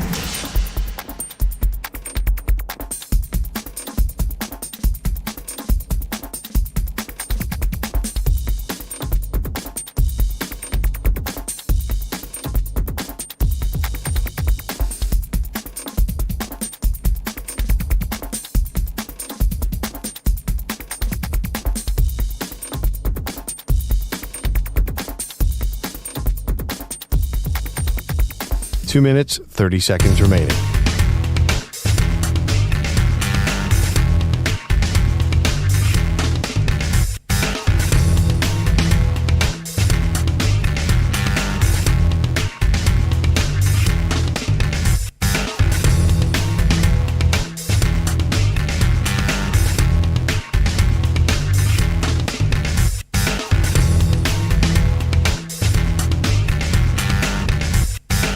Two minutes remaining.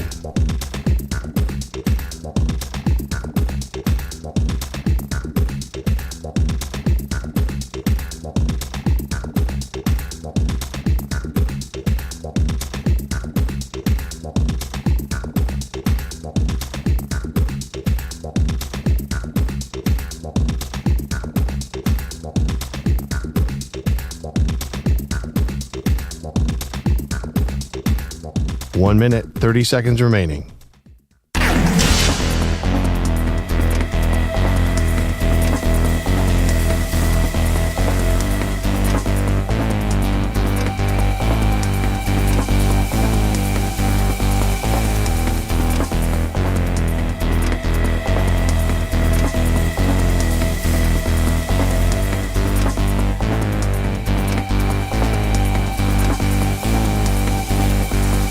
One minute remaining.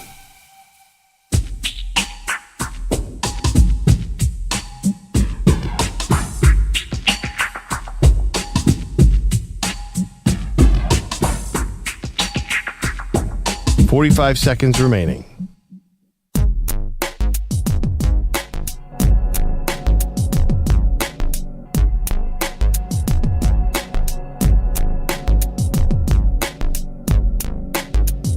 .30 seconds remaining.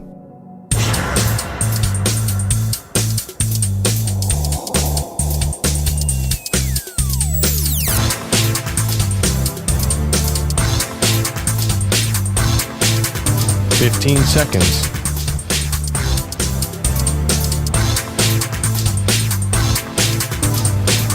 Break ends in 5 seconds.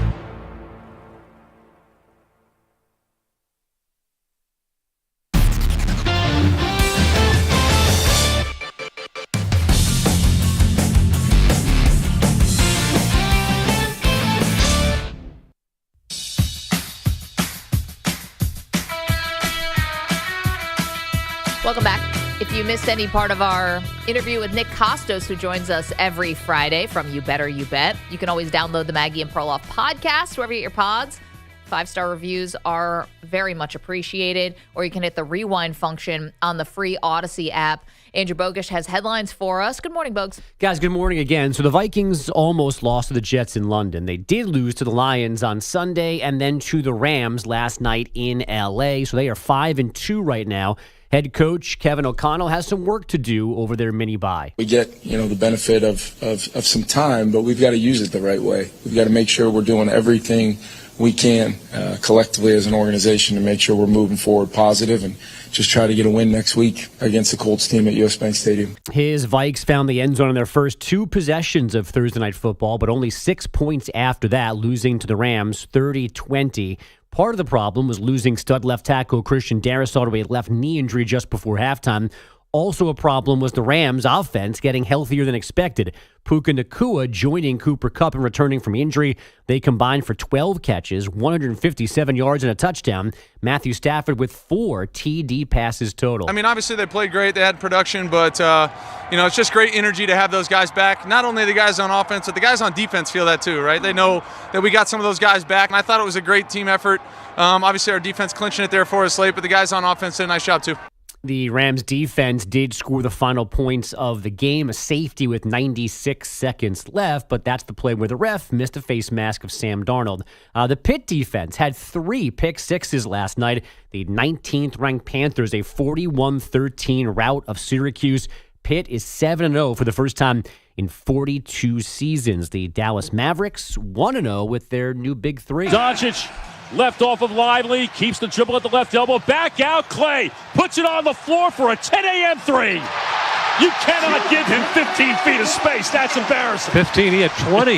He had time to dribble, take a breath, have a cup of coffee. Mavs radio enjoying the 120-109 win over the Spurs. Clay scored 22 with 6 threes. Luka Doncic, 28 points, 10 boards, 8 assists. The Celtics are 2-0 after a 122-102 win in Washington.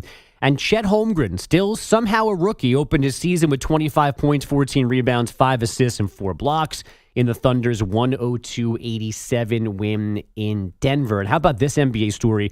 A former strength and conditioning coach is suing the Clippers and Lawrence Frank for wrongful termination.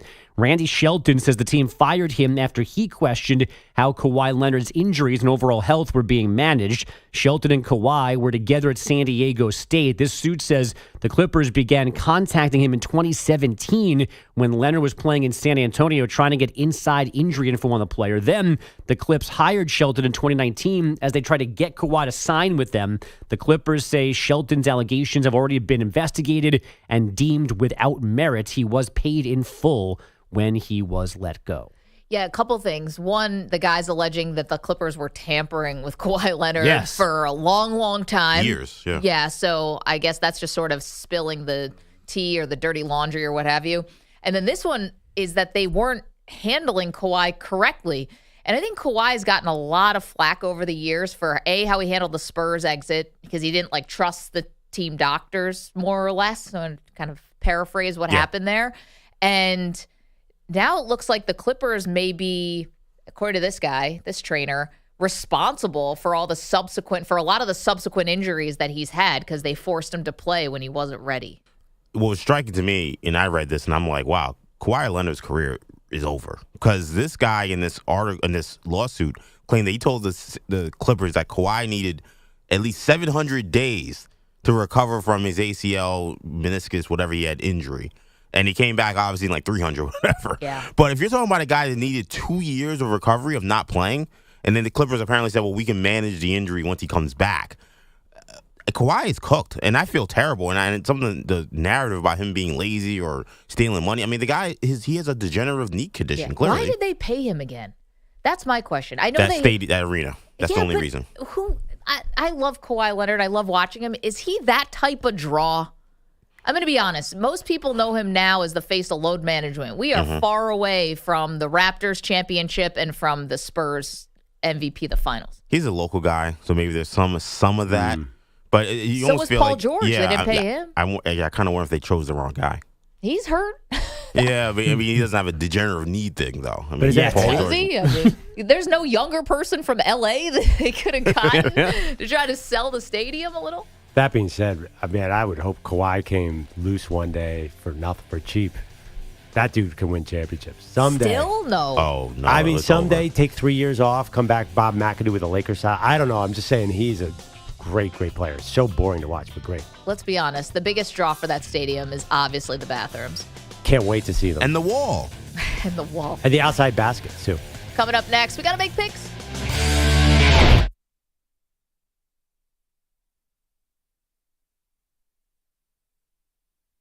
You're in a 5-minute break.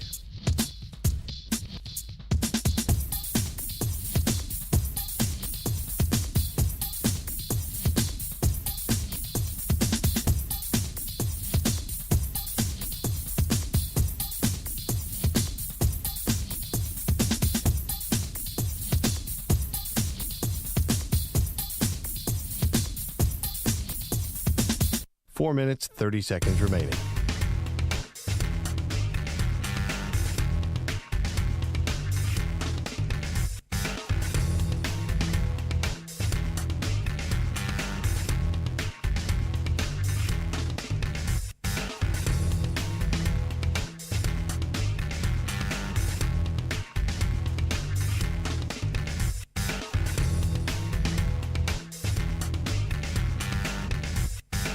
Four minutes remaining.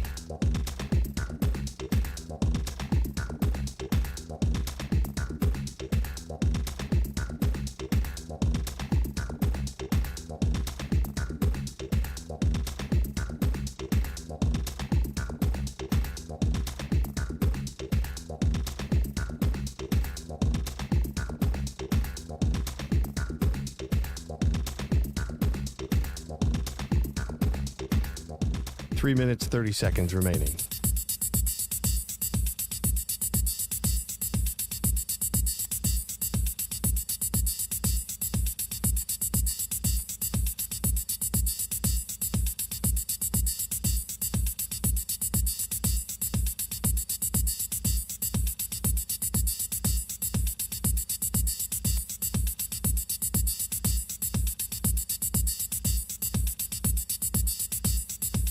Three minutes remaining.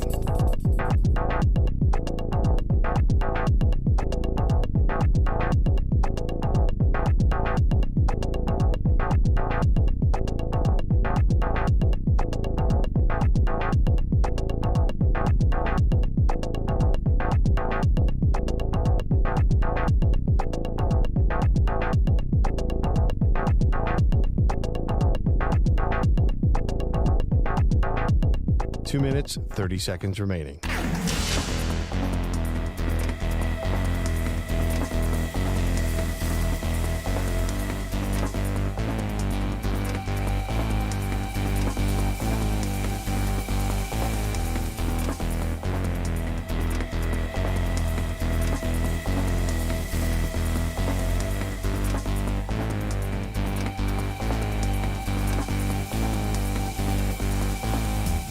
Two minutes remaining.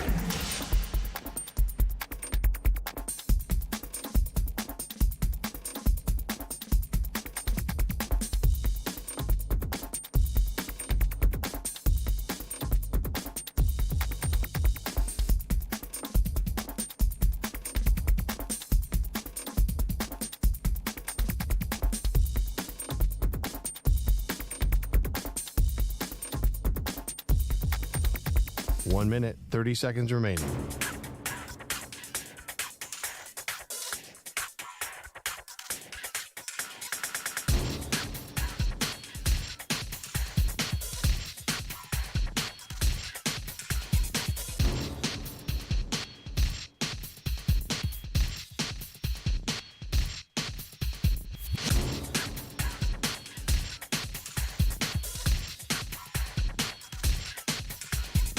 1 minute remaining.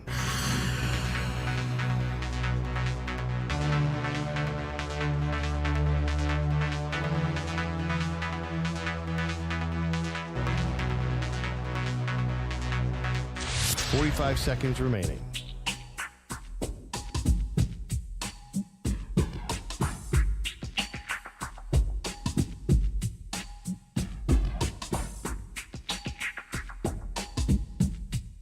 $30 seconds remaining.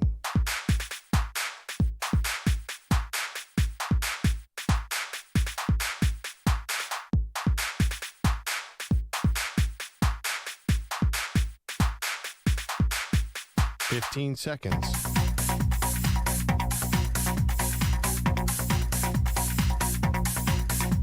Break ends in 5 seconds.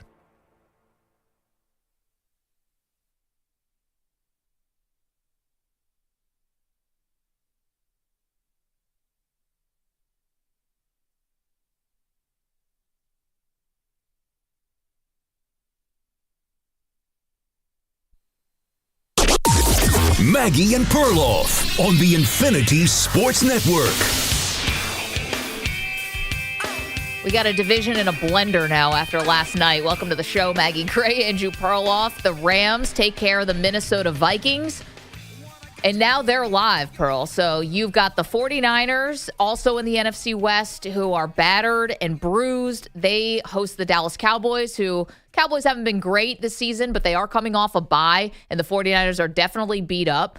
That's going to be a game. And then you've got the Seahawks have a big game against my Buffalo Bills this weekend. Arizona Cardinals are going to Miami to face the Dolphins. Maybe we're not so into the Cardinals, but you cannot tell me for sure how this division is going to shake out, especially with the Rams having Puka Nacua and Cooper Kupp back in the fold. They look totally different last night. Yeah, it's a mess. I could make a compelling case for all three of those, except for the Cardinals, all three of those teams. And who knows, the Cardinals could play spoiler a lot. You know what? I feel like the Niners have been in this spot before where they've gotten either healthier midseason or they've added a player. I feel like everyone's burying them a little too much. The 49ers? Yeah. Well, but here's the thing.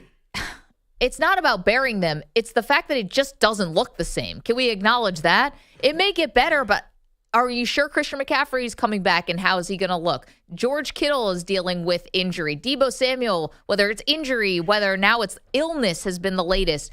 There's just a reality to the 49ers right now. That's not burying them. That's just seeing what they are at this point of the season, which is not as dangerous. What if McCaffrey's there in week 12?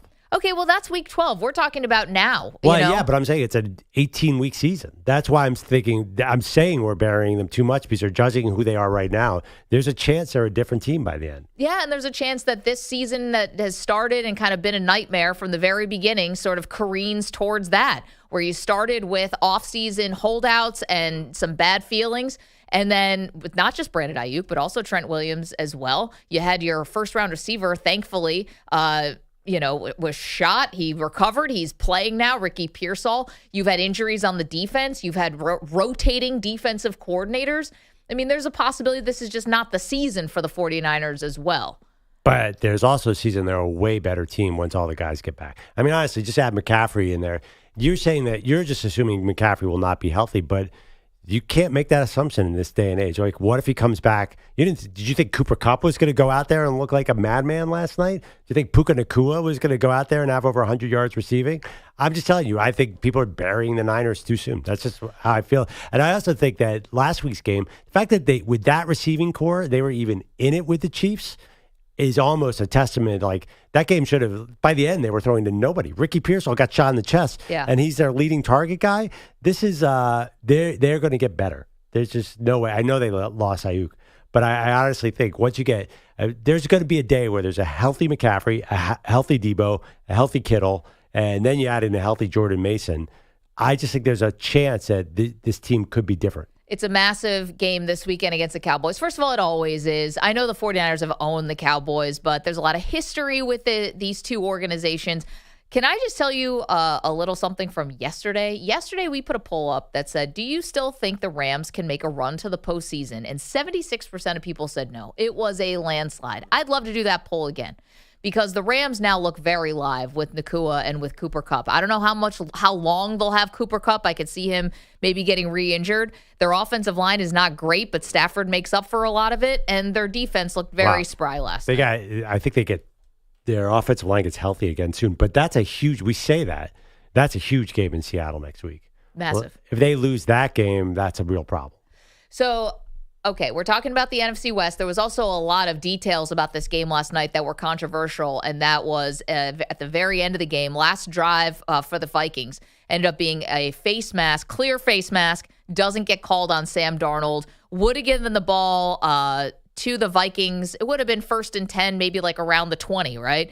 Instead, it's a safety, which obviously puts the game out of reach because now it's a 2-score game. It had been an 8-point lead, so you needed a touchdown and a 2-point conversion, but the safety obviously ended the game. And it was a safety, but the face mask was there and never got called. And it's because the refs couldn't see it, and face mask is not reviewable. Right. And I just wanted on the record, you were saying face masks should always be reviewable. I do, because I think it's cut and dry. We review things that are way bigger judgment calls. What if it's not directly in the play? Like you could get a face mask with legal use of the hands anywhere on the field. I hate when anything is called when it's away from the play. Like all these illegal formations that are getting called when the play's going to the total opposite side, that bothers me on that's long before we had replay or anything like that. Also, there's a little bit of judgment because it's not just touching the face mask. You have to actually, you have to affect the person's neck. And would you say that happened last night? Sam Darnold got twisted around and pulled down to the ground. You're saying it's not always black and white. There's got to be in between plays. I just think if you want that, then you have to live with it. I want it. I want it to be called the Sam Darnold play, or I want it to be called the Sam Darnold rule. Yeah. I mean, listen, there could be a big touchdown, and then a minute later, somebody calls in from the opposing booth, hey, you didn't see this when so-and-so was running their route. They got caught in the face mask.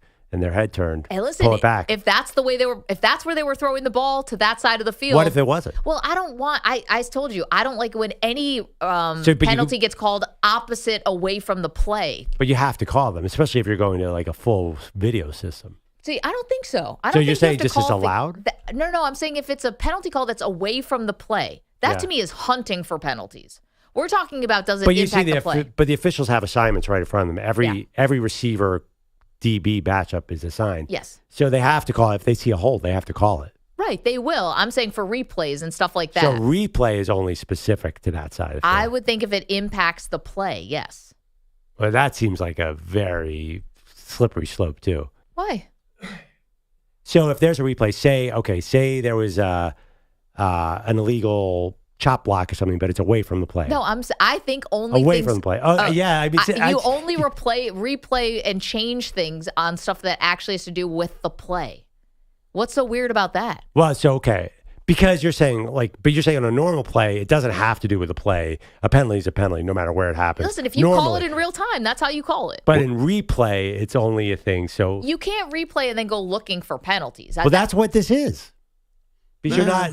I don't see it that way. I think you're trying to get the call right on what happened with the play. That's not, to me, that's not looking and hunting for penalties. That's trying to get it right in the for what happened on that play. It's kind of like when they buzz down, when they see, I don't know if he caught that, and you buzz it and say, just like last night, like they got that face mask replay pretty quick. You would then buzz down and say, hey, before the Rams snapped the ball, we got to review that play because it was a, flag. You know what I'm saying? Yeah, I understand the mechanics of it, but I mean, it is in a sense like it wasn't like it's easy to call like was Cooper Kupp's foot on the white line? Like that's easy to replay. Face mask is easy. I think face mask is just as easy as foot on the white line. Because how long? Remember the very first game of the season? How many replays of Isaiah Likely's big toe did we look at the back of the end zone? It's the same thing. But did you think that pass interference was going to be easy to review as well? Listen, we don't know. The pass interference thing, they started calling that after the Saints got screwed in the NFC Championship game. Started reviewing it the following year. It lasted 1 year. Okay,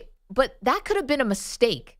They could have kept it in for a second year, and maybe we actually would have liked it. Maybe it would have been useful. They pulled the trigger way too fast to me on that, and that's what started this precedent too, I think, of the competition committee just willy-nilly. Like they change and they change replay rules all the time. It's like they're like Browns coaches and quarterbacks. They'll just flip through them, cycle. It's like a carousel.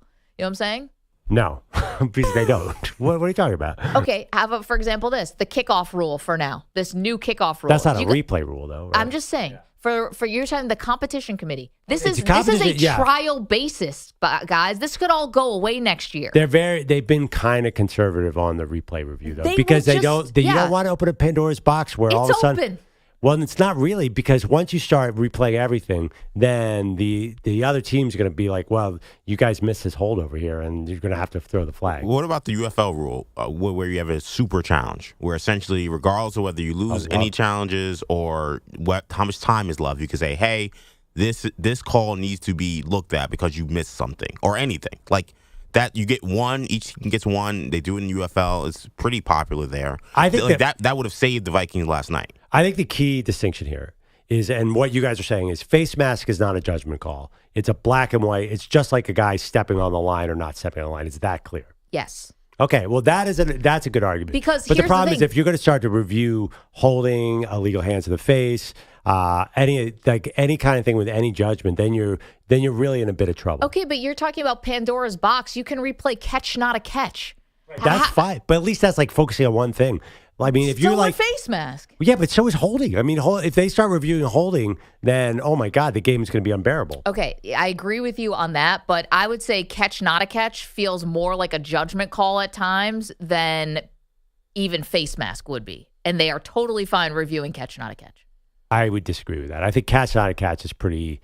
I mean, yes, I know what you're saying. We have no idea what a catch is, but it's a lot different than, like, say, holding or pass interference. Like, that is like really judgmental, because there's pass interference on both guys on almost every pass play. So it's a question of like, well, did this pass the threshold of where it's egregious? EJ, I loved your comment from before that you said in the break, which was if the fans had just started throwing bottles on the field like they did during Texas and Georgia, maybe they could have huddled. There was enough Vikings fans in SoFi last night to make that happen. By the way, has anyone else been thinking about that for this college football weekend? Oh, no, I didn't think about it for this weekend. I thought about it for that game. I was like, you know what? I prefer what happened in Texas, Georgia, than what happened last night. I would rather have that than what I saw last night. Where the fans have to throw so much debris on the field that it stops the game, the officials huddle and change the call. Yes. Now, I don't want... Now, that can't happen. No, well, that's here's the thing. And I don't want to say, let me be clear. The result is what I want. Right. So, Getting it right. I don't want anyone throwing stuff on the field. But just taking the events in a vacuum, what was worse to me was still missing an obvious face mask and just the game being over. But I don't think you just willy-nilly decide these new rules on the fly because, say, in that Texas game, like you can't just all of a sudden decide that you're going to be able to review pass interference calls. You say ultimately the most important thing was that they got it right. But to me, ultimately, it was like they just made up a new review process out of thin air. That was terrible. Both these situations suck. But to me, SoFi has maybe the biggest screen. Like, they can just look up and say, oh, snap, okay. And they threw a flag, and then Sean McVay would have been crazy. I would have been like, sit down, buddy. It was clearly a flag. So what if it had been a minute and a half later? Well, that's a minute and a half later. That's what DJ's saying. If you threw bottles on the field, it took... No, I'm saying, like, what if, like, how quickly? What if it took the NFL a little bit? Say it took them 45 seconds, and then a flag came out for face mask. That would have been... I don't have an issue with that because we have replay assists, and they stopped the game a lot. It's got to go really fast. I think if they had called a replay assist and called a face mask, and it had been, say it wasn't, like, immediate... I think people would have gone ballistic because they'd be like, "Wait, you're not." But that happens now. But also, I don't think we do went replay assist now, right? We wouldn't went ballistic. We saw the face mask. Everyone at home is like, "Where's the face mask?" Has there ever been a replay assist on a face mask? No, but I'm saying that like the idea that people would have been upset that replay assistant would have changed that call. No, everyone was upset they didn't make the call. I think they would have been upset because they're like, "Well, you just changed the process on the fly." Well, that's why face mask should be reviewable. There's never been a replay assist like pass interference. The kind of things they replay assists are totally different. It's like, was that a first down? Or did the ball get tipped before the pass interference? Or was his body over the line of scrimmage when he threw the ball? They don't replay assists and be like, well, that wasn't holding. That never happened. I know, but I think what we're saying is face mask feels like the type of penalty that is as black and white as is it a first down. Good, then you guys better figure that out in the offseason and add it to the rules. You can't just do it with 1 minute left in the game on a Thursday night. I think that's what we're asking for, right? It's like this came up. Vote on it, like do it. They couldn't have done anything last night. That's my point. Well, as the owners of what team do we own, EJ? I don't know if we're going to get a vote. Get an expansion team. But we could try to use our microphone for a little bit of influence here. Yeah, can you imagine? I mean, imagine if they had huddled for 30 seconds and then thrown a flag for face mask. I'm telling you, that's not how they use replay assist. That would have been very interesting. Bro, if the way they sit around and talk about whether it's an intentional grounding or not intentional grounding. But they're looking at because they want to see the film and see, like, was he outside the box? Like, those are very easy things to see. I'm telling you, if they had replay assist on this face mask for the first time ever in the history of the sport, that had happened, all of a sudden, and with a minute left of the game, you don't think that'd be a bit of a problem? Well, no, with the way the rules are now, that's not a reviewable play. We're saying it should be. Yeah, no, I hear you. That's great. I'm not arguing with that. But, like, I think nothing was happening last night. They couldn't do anything once they missed it last night. Like, they couldn't all of a sudden replay assist. And go back to it. Yeah, there was nothing they could have done. Once they missed it, they basically missed it because replay assist has not been used like that yet. I know, and I think what's frustrating sometimes to fans, and I'll put myself right in there, is you have all the cameras. We know you can use replay on stuff, and that when something egregious happens, all of a sudden it's like, well, it wasn't written into Rule 17-2, paragraph 8.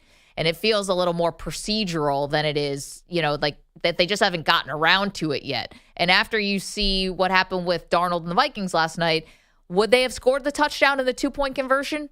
The odds were slim. Would I have liked to have watched them try? Absolutely.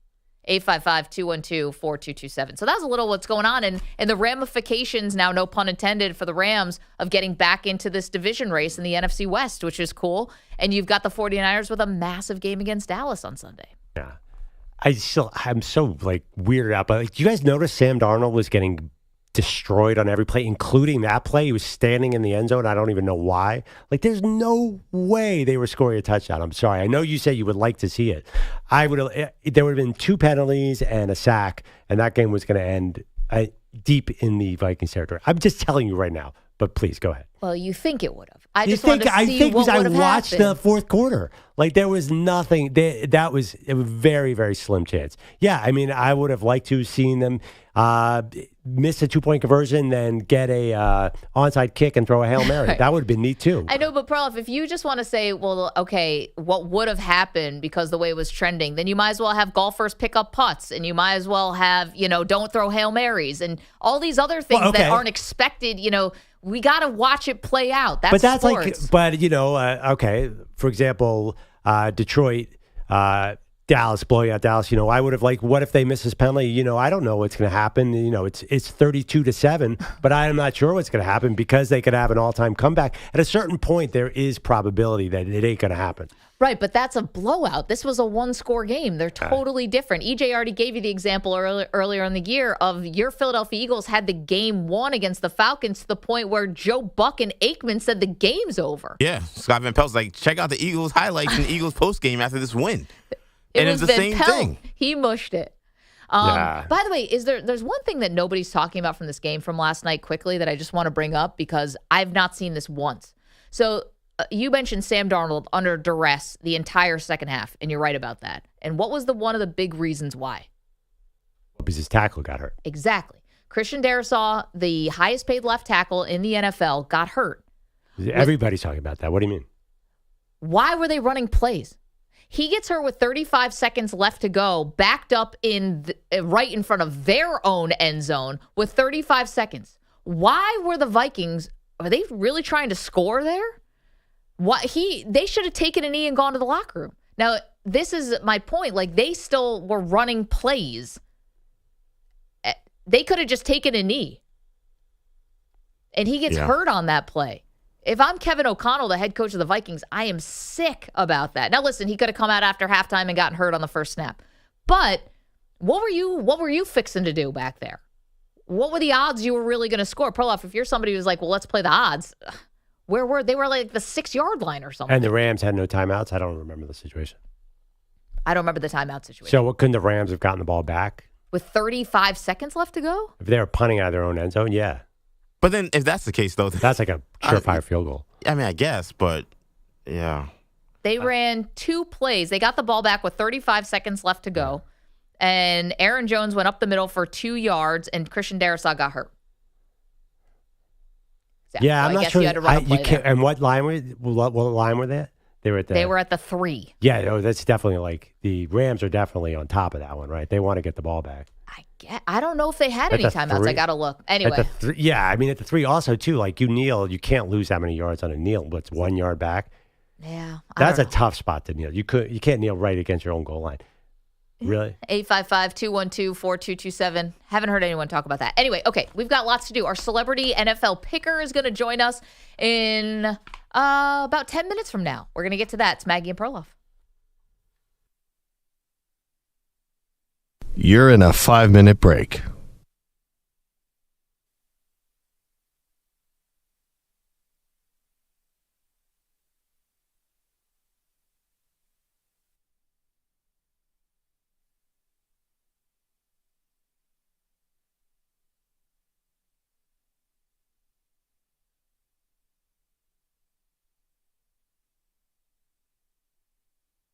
Four minutes, 30 seconds remaining.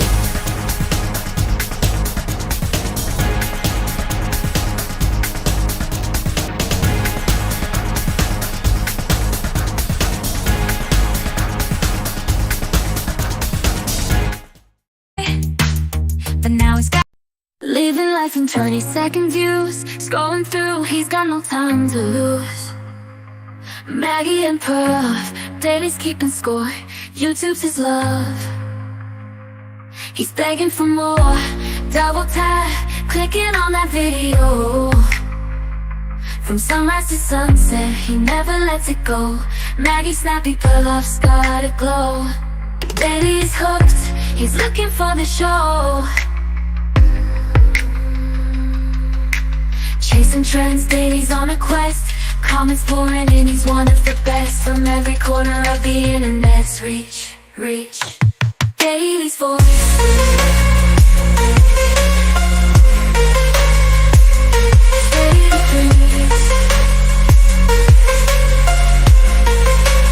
Ready to preach. Reach it to preach. Living life in 20-second views. Scrolling through, he's got no time. 3 minutes remaining.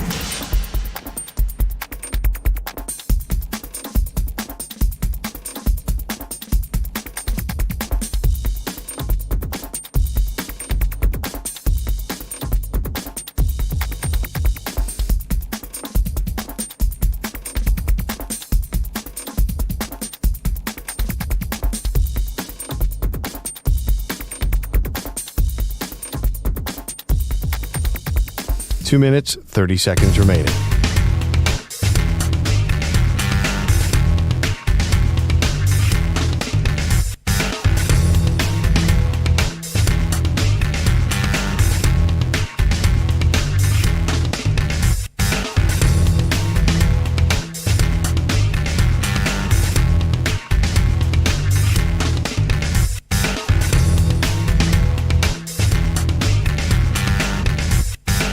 Two minutes remaining.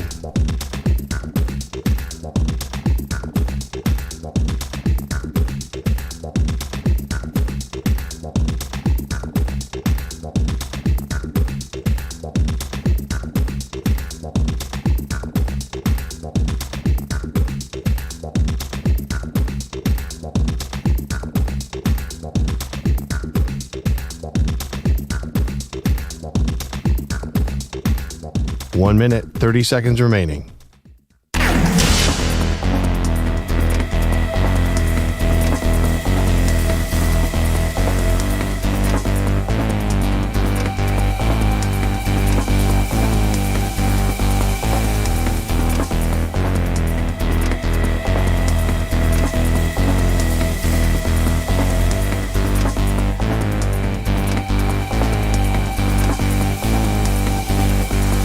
One minute remaining.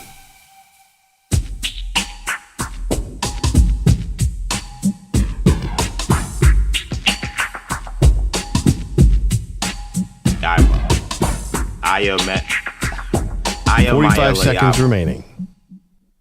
I am Leava. I am Leava. I am Leava. 30 seconds remaining.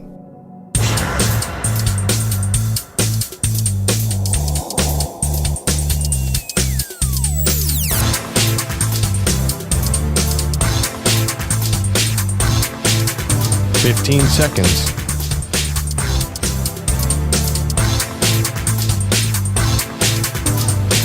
Break ends in 5 seconds.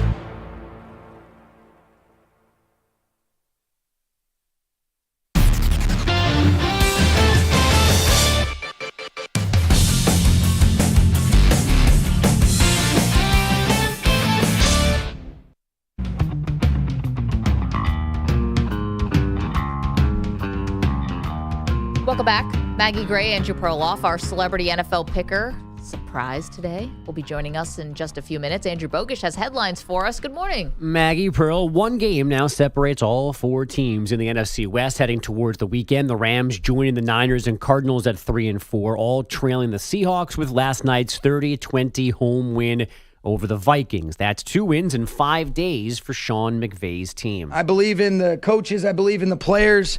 I saw a resolve. I didn't see a flinch. And we still have a long way to go. You know, we've won 2 games in 5 days, but it's just 2 games. And we've done a good job of getting ourselves back to where we wanted to be. McVay watched Matthew Stafford throw 4 touchdowns, 1 to Cooper Kupp, who was back from his ankle injury. Puka Nacua returned from his sprained knee with 7 catches for 106 yards. The Rams' defense only allowed 6 points after the first quarter. The Vikings losing for the second time in 5 days. Left tackle Christian Darrisaw hurt his left knee right before halftime and did not return. The Sixers have ruled out Paul George for their next 2 games after missing their opener because of that knee injury. He's actually hurt. We still don't know exactly what's up with Joel Embiid. No matter what, Charles Barkley doesn't like it. People who got like real jobs who have to work 40, 50 hours a week, we're playing basketball at the most 4 days a week. Most of the time, 3 days a week. If they had said, and Ken and Shaq know this, yeah, just say, I'm going to play 25 minutes on the second night or back-to-back, or during Drummond plays. But to come out and say it in advance was a stupidity by the Sixers, period. That's Charles on TNT last night. The NBA's required investigation of Embiid missing opening night on national TV is now underway. On the court last night, Klay Thompson hit 6 threes in his Mavs debut, a 120-109 win over the Spurs. Victor Wembanyama, 17 points, but on 18 shots for San Antonio. Anthony Edwards hit 2 free throws, 2.4 seconds left to get the T-Wolves a 117-115 win in Sacramento. And the Thunder began their season with a 102-87 win in Denver. Nikola Jokic, 16 points, 12 boards, 13 assists in the loss. Dodgers righty Jack Flaherty throws the first pitch of the World Series tonight at 5:08 Pacific in L.A. Dave Roberts, will Shohei Ohtani throw a single pitch at any point in the series? There is no possibility of it. None whatsoever. Thank you for asking. It's my pleasure. Had to be said. Had to be asked. Had to be asked. That's true. Garrett Cole has the ball for the Yankees tonight. As you have probably heard by now, this is the 12th World Series meeting between these two, the most played fall classic in baseball history. And sadly, guys, I should mention this as well, Pitt, number 19 Pitt, a 41-13 rout of Syracuse last night. They picked off Kyle McCord. The Panthers did 5 times, returning 3 of them for touchdowns. And finally now, our good friends, the San Jose Sharks, lost again last night, 3-2 in Los Angeles. They are the first team since the 1960 and 61 Bruins to begin back-to-back seasons 8 games winless. We got to get off this team. It's us. We're the only ones left. Well, and we should leave. We're not helping. Our mojo is not helping. We should get to play for them at this point. No thanks. We're a good time, and we're not translating. We don't speak fluent Shark, apparently. Perloff, you had a funny thing that you said before the show. We were talking about the Pitt Panthers. Yeah. Shocker. Oh, of course not. You won't remember it. We were talking about the Pitt-Syracuse game from last night, and you said if you just took all-time players from Pitt football, You could field maybe the greatest team in the history of football. Yeah, this is one of my things. I go around proselytizing about Pitt players in the NFL. I start up random conversations. You have the best quarterback, Marino, best wide receiver, Fitzgerald, best running back, Tony Dorsett, with Shady McCoy spelling him. You have the best defensive tackle of all time, Aaron Donald, and the best cornerback of all time, in my opinion, Darrelle Revis. That's best. Maybe Marino's not best. But it's crazy. I mean, what other school can even match that? Not your Alabamas, your Notre Dames, Wait, your did USCs. Curtis Martin also go to Pitt? Yeah. Well, I mean, I don't need 3.8 yards per carry. I'm going to take Tony Dorsett. Oh, my goodness. Stop being disrespectful. Oh, Wow. Come on. And Mike Ditka went to Pitt, didn't Oh, he? Ditka's my tight end. I forgot about that. yeah. There's a lot of Bill Fralics on the Dorsett line. went to Pitt too. What's that? Tony Dorsett went to Pitt too. I had He Dorsett. put Dorsett. Okay. Yeah. No, I put in Shady because he's a good third down back. Can catch the ball on an Andy Reid style West Coast. You have Larry Fitzgerald. Jordan Addison, I know, went to Pitt. There's got to be another. Russ Grimm. Russ Grimm. Yeah, there's a lot of O-linemen who went high. There's Hugh Green. Former college football Hall of Famer. I don't remember how great he was in the pros. It's insane. I can't imagine there's a school that can beat that because first of all, the quarterbacks alone. I mean, who's better than Marino? You got Elway at Stanford. Stanford's not putting in a pro team. You got Brady, Michigan. Putting Miami against anybody. Who's your quarterback? Vinny? Jim Kelly. Jim Kelly. Oh, Jim Kelly. Yeah, that's pretty good. Yeah, That's pretty not good. bad. He beat Marino a lot. It's funny, though. Are we sure it wouldn't be Alabama? Because you could put Joe Namath if you go back a little bit, and so he could be your quarterback, Yeah. or any of the other more recent quarterbacks. Get Joe Namath 16 touchdowns, 27 interceptions. But you had a more nuanced presentation of this to me. Yeah. It says Pitt's like the best bizarro school roster. Yeah, definitely. Because they're not truly It's not who mainstream. you think of. And all of those guys almost played separately. Like they were almost none of them were teammates, which is why Pitt was never a national champion, number one in the country, because they were all individually on teams with a bunch of regular guys. Yeah, I mean, but to have Aaron Donald. Regular guys. Okay. Yeah, but it's funny. Top three, Aaron Donald, Darrelle Revis, and Fitzgerald are so high up on their position. Anyway. And Marino. And Dorsett, in my opinion. Yeah, no, you're right about that. That's a better Perloff Oh, take than the Tom Brady's assistant quarterback. My take. big one was that I have a big thing on the Miami Hurricanes depth chart and the LSU and Clemson depth charts in the 2010s. Love these. You have a big thing about Yeah, that? there was a game where LSU played Clemson, and there were 14 NFL wide receivers on the field. We'll pull the box score out. And you will let us know every one of their names? I think we'd have to talk some West Virginia football, Maggie. Yeah, well, let's get into West Virginia and let's get into Hagerstown, Maryland. Let's get into the fact that WrestleMania 41 it's on the horizon, guys. Las Vegas on April 19th and 20th, and tickets are now available at Ticketmaster.com. It is our pleasure to welcome in the United States champion, your pal and mine, LA Knight, joining the show as our celebrity NFL picker. LA, thank you for the time. It's great to meet you. How are you, my friend? Man, your pal and mine. And look, you just linked together a lot of things that I'm not even sure that you know that you linked together. Tell us. Hagerstown, of course, that's where I was born and raised. I lived in LA for the last 11 or 12 years. But you also mentioned West Virginia just before that. And I did go to West Virginia University for about a year and a half back in 2000, 2001. What's your greatest memory from West Virginia, from interesting Morgantown? Lead in here. LA, what's your best memory from Morgantown? Party town. Big time party town there, and I missed way too many classes. That's for sure. Do I have a major memory? Yeah, a couple, but most of them are partying, and I probably can't talk about it. So, well, your most famous football player is Pat but McAfee. It was a good time. Your most famous player now is Pat McAfee. I think that says a lot about West Virginia. Oh, that's true. Yeah, look, we were never a great winning team. I can tell you that. Never seen a couch go up in flames faster than I did in Morgantown, West Virginia. LA Knight is here with us. He's going to pick some NFL games in a moment. But LA, first about you, I love the quote that you had, which is you said it took 20 years for you to be an overnight success. It's such a great way to put it because I think we at times just see the glitz and glamour of you at WrestleMania, you beating Logan Paul to be the United States champion. We don't realize all the years and the work that goes into it. You know, was there ever a moment when you thought this is not going to happen for me? And if so, how'd you push through that? The entire time that I was doing it, I never had a moment where I thought it wasn't going to work out until the pandemic hit. And at that point, I think I was 37 or something like that. And I was just like, look, nobody's going to want to touch me, first of all, at this age. And then on top of that, I was just thinking, also, the world's in such a weird place. Are they really going to want to take on new talent and stuff like that? And at that point, it was just kind of like, you know what, I'll make one more overture and we'll see how it goes. And it worked out.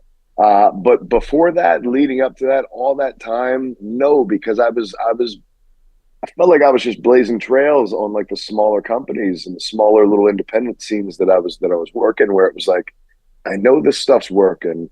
I know I'm making a connection here. I just need the right stage to do it.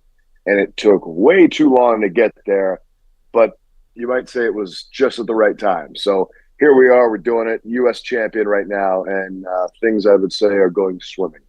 I want to talk real quick about WrestleMania. We had this storyline all week about how the Dodgers-Yankees tickets for the World Series cost $1,000 or above to get in.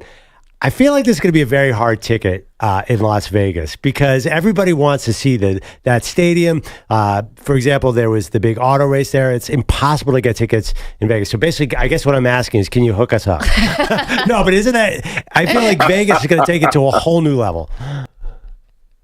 Yeah, and I mean, I don't know if you've ever been to that stadium. I haven't been on the inside of it, but I've seen it from the outside. It looks like a damn Star Wars spaceship or something. But it's a crazy environment to be in when you're just thinking about Vegas at all, and you're thinking 2 nights out there for WrestleMania. WrestleMania is already like big and crazy enough, but now we're taking it to Vegas, which is absolutely wild. But as far as like the ticket prices, yeah, I mean, I hear some of those front row tickets can be pretty wild, but as far as like, we do try and keep pretty entry level pricing so that everybody can be involved. So, I mean, wherever it is in the arena, everybody should be able to get there. Tickets are on sale now. It is John Cena's last WrestleMania, which is something big for everybody to consider getting out there. But also, man, it is just a fun 2 nights. And you're talking about a show that's so big it has to be 2 nights.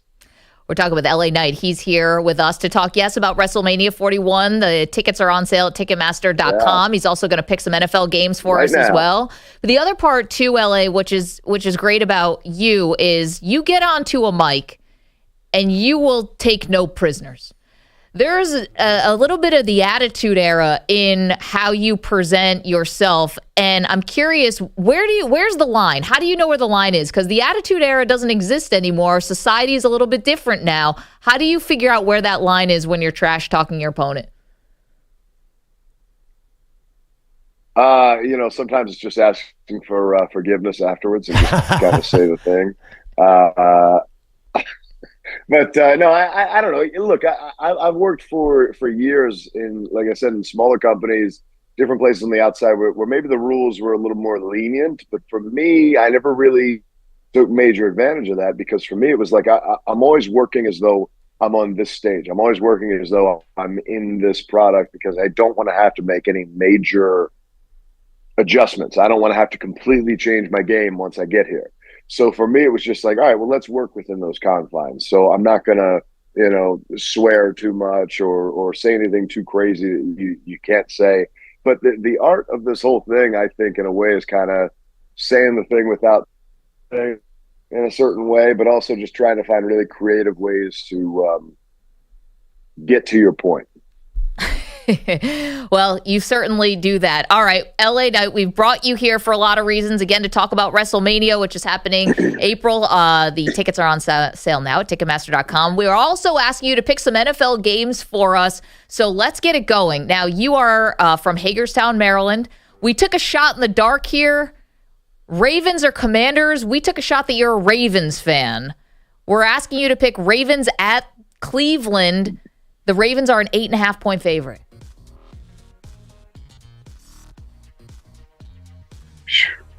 Well, I actually, it wasn't the Commanders then, but a Commanders fan. But I did just go to the Ravens-Bucks game this past week on Monday Night Football in Tampa, which that was a shootout. At first, it looked like it was going to be a blowout, and then it turned into a shootout. But because of being there live, I'd have to go with the Ravens. Okay, They were well, looking pretty good this past week. let's have you pick the Commanders as well. You got the Bears at the Commanders. Bears are a 3-point favorite.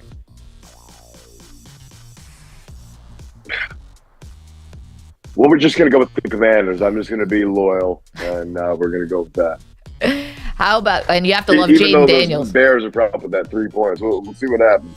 And then finally for you, this is a big one this weekend. Man, you know, Yeah, go ahead. I can't.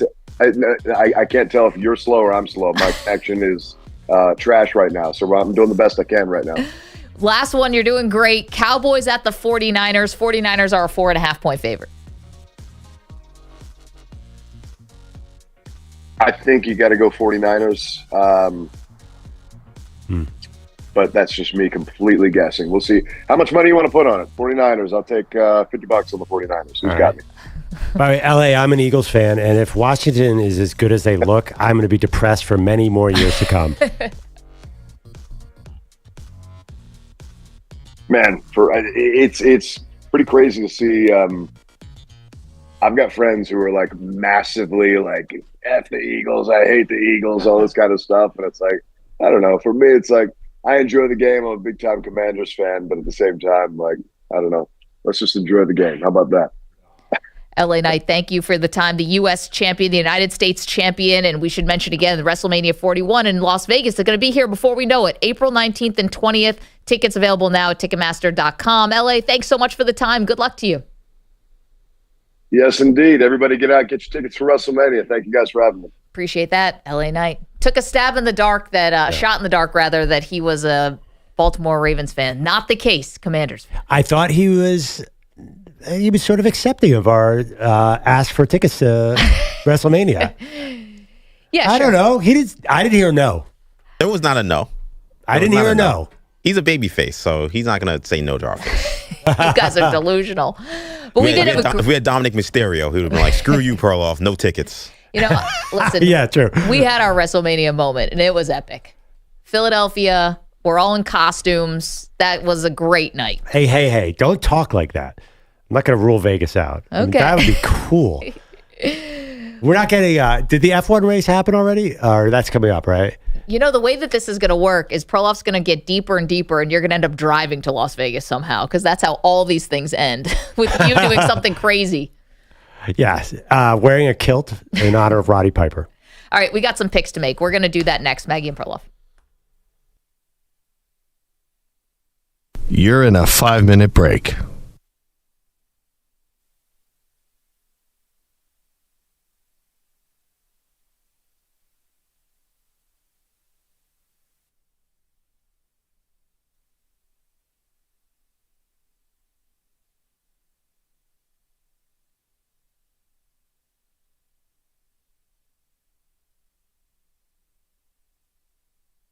Four minutes, 30 seconds remaining.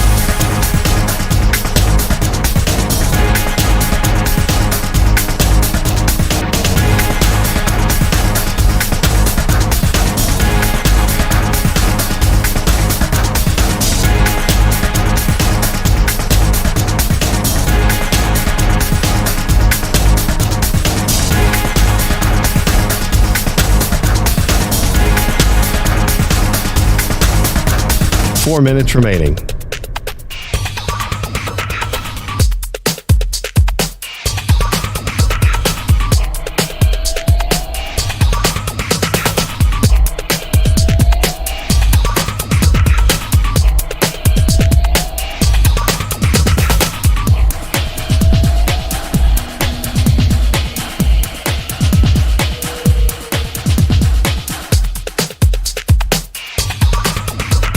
Three minutes, 30 seconds remaining.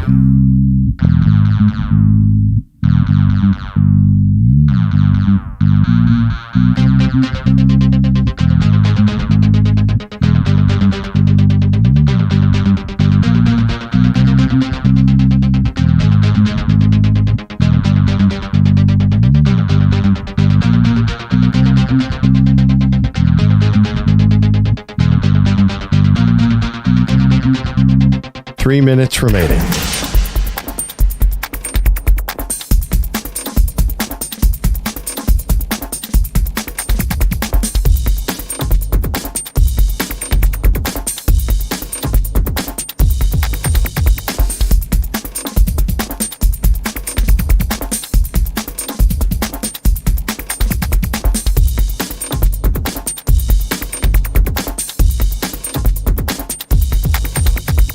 2 minutes, 30 seconds remaining.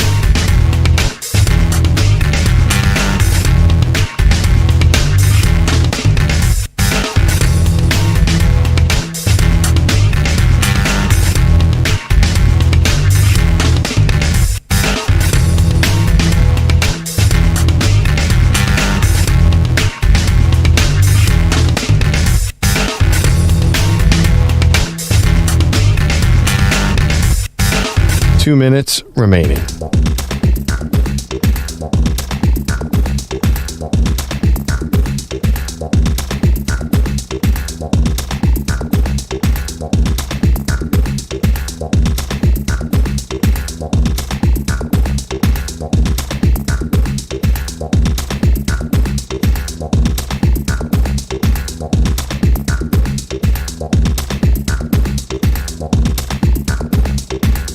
One minute, 30 seconds remaining.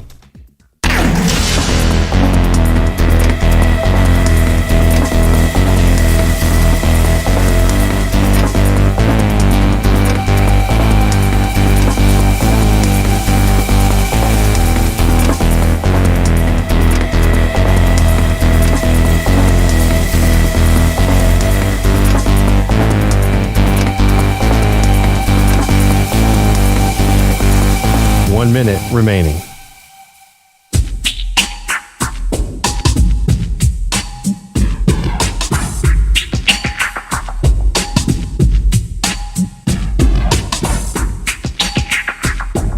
.45 seconds remaining.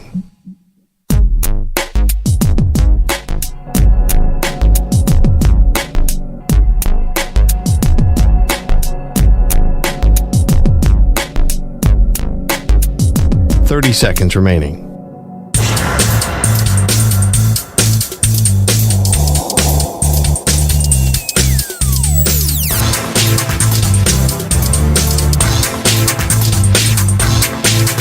.15 seconds.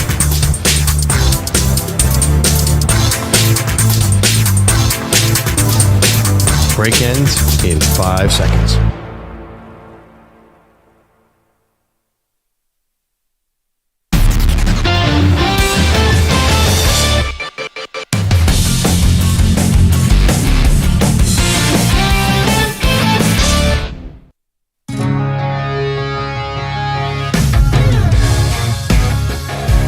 Welcome back, Maggie Gray, Andrew Perloff, M&P. Couple poll questions for you. Perloff, who needs this win more, the 49ers or the Cowboys? Right now, 57% of y'all are saying the Cowboys need the win more than the 49ers on Sunday. Okay. And we asked, who are you rooting for in this World Series? Slight edge goes to the Evil Empire. 54% say they are rooting for the Yankees over the Dodgers. Benjamin is in Southern California, but rooting for the Yankees? Good morning, Ben. Yes, so I live in SoCal, but I actually grew up in the San Francisco Bay Area, so my team is actually the San Francisco Giants, and therefore I cannot, in good conscience, ever root for the Dodgers, and I personally have a neutral stance towards the Yankees, but given who they're playing, I'm going automatically Yankees because of that. Yeah. Also, yes, the Dodgers got Shohei, and we tried to go after him. And because the Dodgers were so aggressive and they have all this money to spend, they were able to snatch him up and make it so that we had no shot at getting him. And that ticks me off, too. Well, Benjamin, I mean, think about it. Thank you for the phone call. You almost had Arson Judge. Remember that? They did have Arson. They could have Arson. Aaron, unfortunately, decided to re-sign with the Yankees. That was a funny tweet from MLB insider John Heyman, who thought that Aaron Judge was going to the San Francisco Giants, but in his haste, or was that autocorrect? I don't know what happened. I think it was the haste. It was Arson Judge, but it ended up being true because somebody called and woke up Hal Steinbrenner in Italy. This is a real story. Hal Steinbrenner was meeting the Pope at the time, got word about the Arson Judge stuff, and he got Aaron Judge on the phone and said, let us make the last and final offer. Probably my favorite insider story ever. Like a story involving an insider. Because then there was that hour where there was just no follow-up tweet. So we're like, did he get hacked? What is this, a joke? What's going on? So funny. Man, that's great. 855-212-4227. So you can go there, vote. It's kind of a tough one if you're neutral because the odds are either the Yankees have beaten you at some point in your life or the Dodgers have beaten you at some point in your life. Or you hate the Yankees or you love them, hate the Dodgers or love them. This is tough for neutral fans. I just think that the Mookie Shohei thing, I mean, those. How do you not like that? Why would anyone have a problem with either of those guys? Unless you hate the Red Sox, but I don't get it. Let's get to our NFL and college picks. Maggie and Perloff's NFL picks. Okay, EJ, what are our records, sir? Okay, Maggie, last week you were 3-2, so that brings your overall record to 23-12. Ooh. Perloff, you were 2-3 last week, so that brings your record to 18-17. If you're watching on YouTube right now, I'm sneaking a peek over at Maggie's sheet right now. Stop cheating off my Fire, paper. Maggie Gray. Another winning week. Nice. All right, Good this job. is how we do it. 2 college picks, 3 NFL. Let's go college first, Pearl. What do you got? It's going to do it against my sort of better judgment. I'm going to go now. Oklahoma doesn't have any quarterbacks, right? But they're going back to Jackson Arnold. They are not a great team, but I've won betting against Ole Miss and Lane Kiffin before. I think that they keep it within 3 touchdowns. So I'm going to Oklahoma, getting 21 points to cover at Ole Miss. And what about your over-under? Over-under. Ohio State, Nebraska is only at 47.5. I totally get that. Nebraska is having all these low-scoring games. I just saw some vulnerability in Ohio State's defense against Oregon. I think this goes over 47.5. I like that pick. Go college. For my college picks, listen, Vanderbilt has been the King Slayers, so they're getting 18.5 points at home against Texas, who's coming off, obviously, that bad loss against Georgia. I have no doubt that Texas could be fired up for this game. I just think Vandy's actually good. So to keep it close, to keep it within a couple scores, why not? Give me the Vanderbilt plus the 18.5 against Texas. And then for my over-under, I'm going to take Navy and Notre Dame, Pearl, under 50.5. I know Navy, this has been one of the great stories of college football, Army and Navy both being ranked. I love it, and I know the Navy offense has been a lot better, but the Notre Dame defense is still really good. I think this number is too high. 50.5, give me the under. I can't wait for that game. Okay, pros. I saw what happened last night when Cooper Kupp and Puka Nacua came back, so I'm going to do the comeback week. Tua Tagovailoa come back to the Dolphins. They're laying 4 points against Cardinals. I'll go Miami. Over under. Now, this is a bad idea because I should have checked with you first. Bills Seahawks is only at 46.5. Explain, Maggie. Anyway, I'm going over. Yeah. It just feels a little low for me because it's really not about your Bills. Like the Seahawks it's so many weapons. We'll see what state DK is in. And then you got to go Jameis Winston, 227.5 passing yards. I'm going over on that against Baltimore's shaky secondary. That's good. I think you can run on Buffalo, so I'm a little surprised that that's low. Well, maybe they think they'll run the ball and kill the clock. Maybe that's true. Fewer possessions, I could see it. Okay, love those picks. For me, my against the spread pick, give me the Chargers. I'm going to lay the 7. They got the New Orleans Saints coming to town. Saints are really. It's going to be Spencer Rattler. Normally, I don't trust the Chargers ever in a betting spot, but I trust them to win by more than a touchdown against this bad Saints team. I think they were all down on the Chargers because of that Cardinals game last week, but the Saints are terrible. I'm basically just looking at bad teams. I think the Saints are bad right now. For my over-under, give me the Jets-Pats under 41. Yeah, what are we doing? You made a living last year off of betting the under of the Patriots. I did. I'm going back to the well. Yeah. They're a mess. And the Jets' offense, how good can it really be? Yeah. I don't know. If they're smart, it's a lot of Breece Hall. I would think so. And then my player prop, I'm going to a game that you've already picked, but I'm going to go to Tyreek Hill over 6.5 receptions. He told everybody, start me in fantasy. Got Tua back. This feels like an 8-target day to me for Tyreek Hill, so give me the over 6.5. for 160 yards, too. He's got to do something. Every time he catches it, whoop. Yeah, that guy, I've never seen a player smile more than between games. Tyreek Hill is pre-celebrating this game. Yeah, he wears it on his sleeve, that's for sure. So I was going to do over the 6.5 reception. It's plus 121 if you're looking for the numbers there. So there you go. That's our Maggie and Perloff NFL and college picks for this weekend. What do you got this weekend? We got the World Series tonight. Oh, my God, there's so much sports. Boise and UNLV. I know, huge game. That's going to be a fun game. And because I live in the state of New Jersey, I try to keep up with Rutgers football, but that game kicks off at 11 o'clock Eastern time, and I could be partying with Pablo Escobar, and I wouldn't be able to stay up for that game. Can we just say that there is no doubt that LSU against A&M is going to be something crazy at the end? We're going to have to stay up. We're going to have to nap. I cannot wait for that game. But what are we talking about Monday morning? You know what we're talking about Monday morning. Jerry Jones post-game comments after the Niners-Cowboys. Whatever happens, that's going to be wild. Please, someone else in sports, save us from Jerry Jones. Thank you to EJ Stewart. Thank you to Ryan Botcher. Thank you to Andrew Bogish and Andrew Kaplan. Nick Kostos, who joined us and joins us every Friday. LA Knight, WWE superstar, who joined us as well. Weedos and coffee drinkers, you know where you live. Right here, right in our hearts. See you Monday.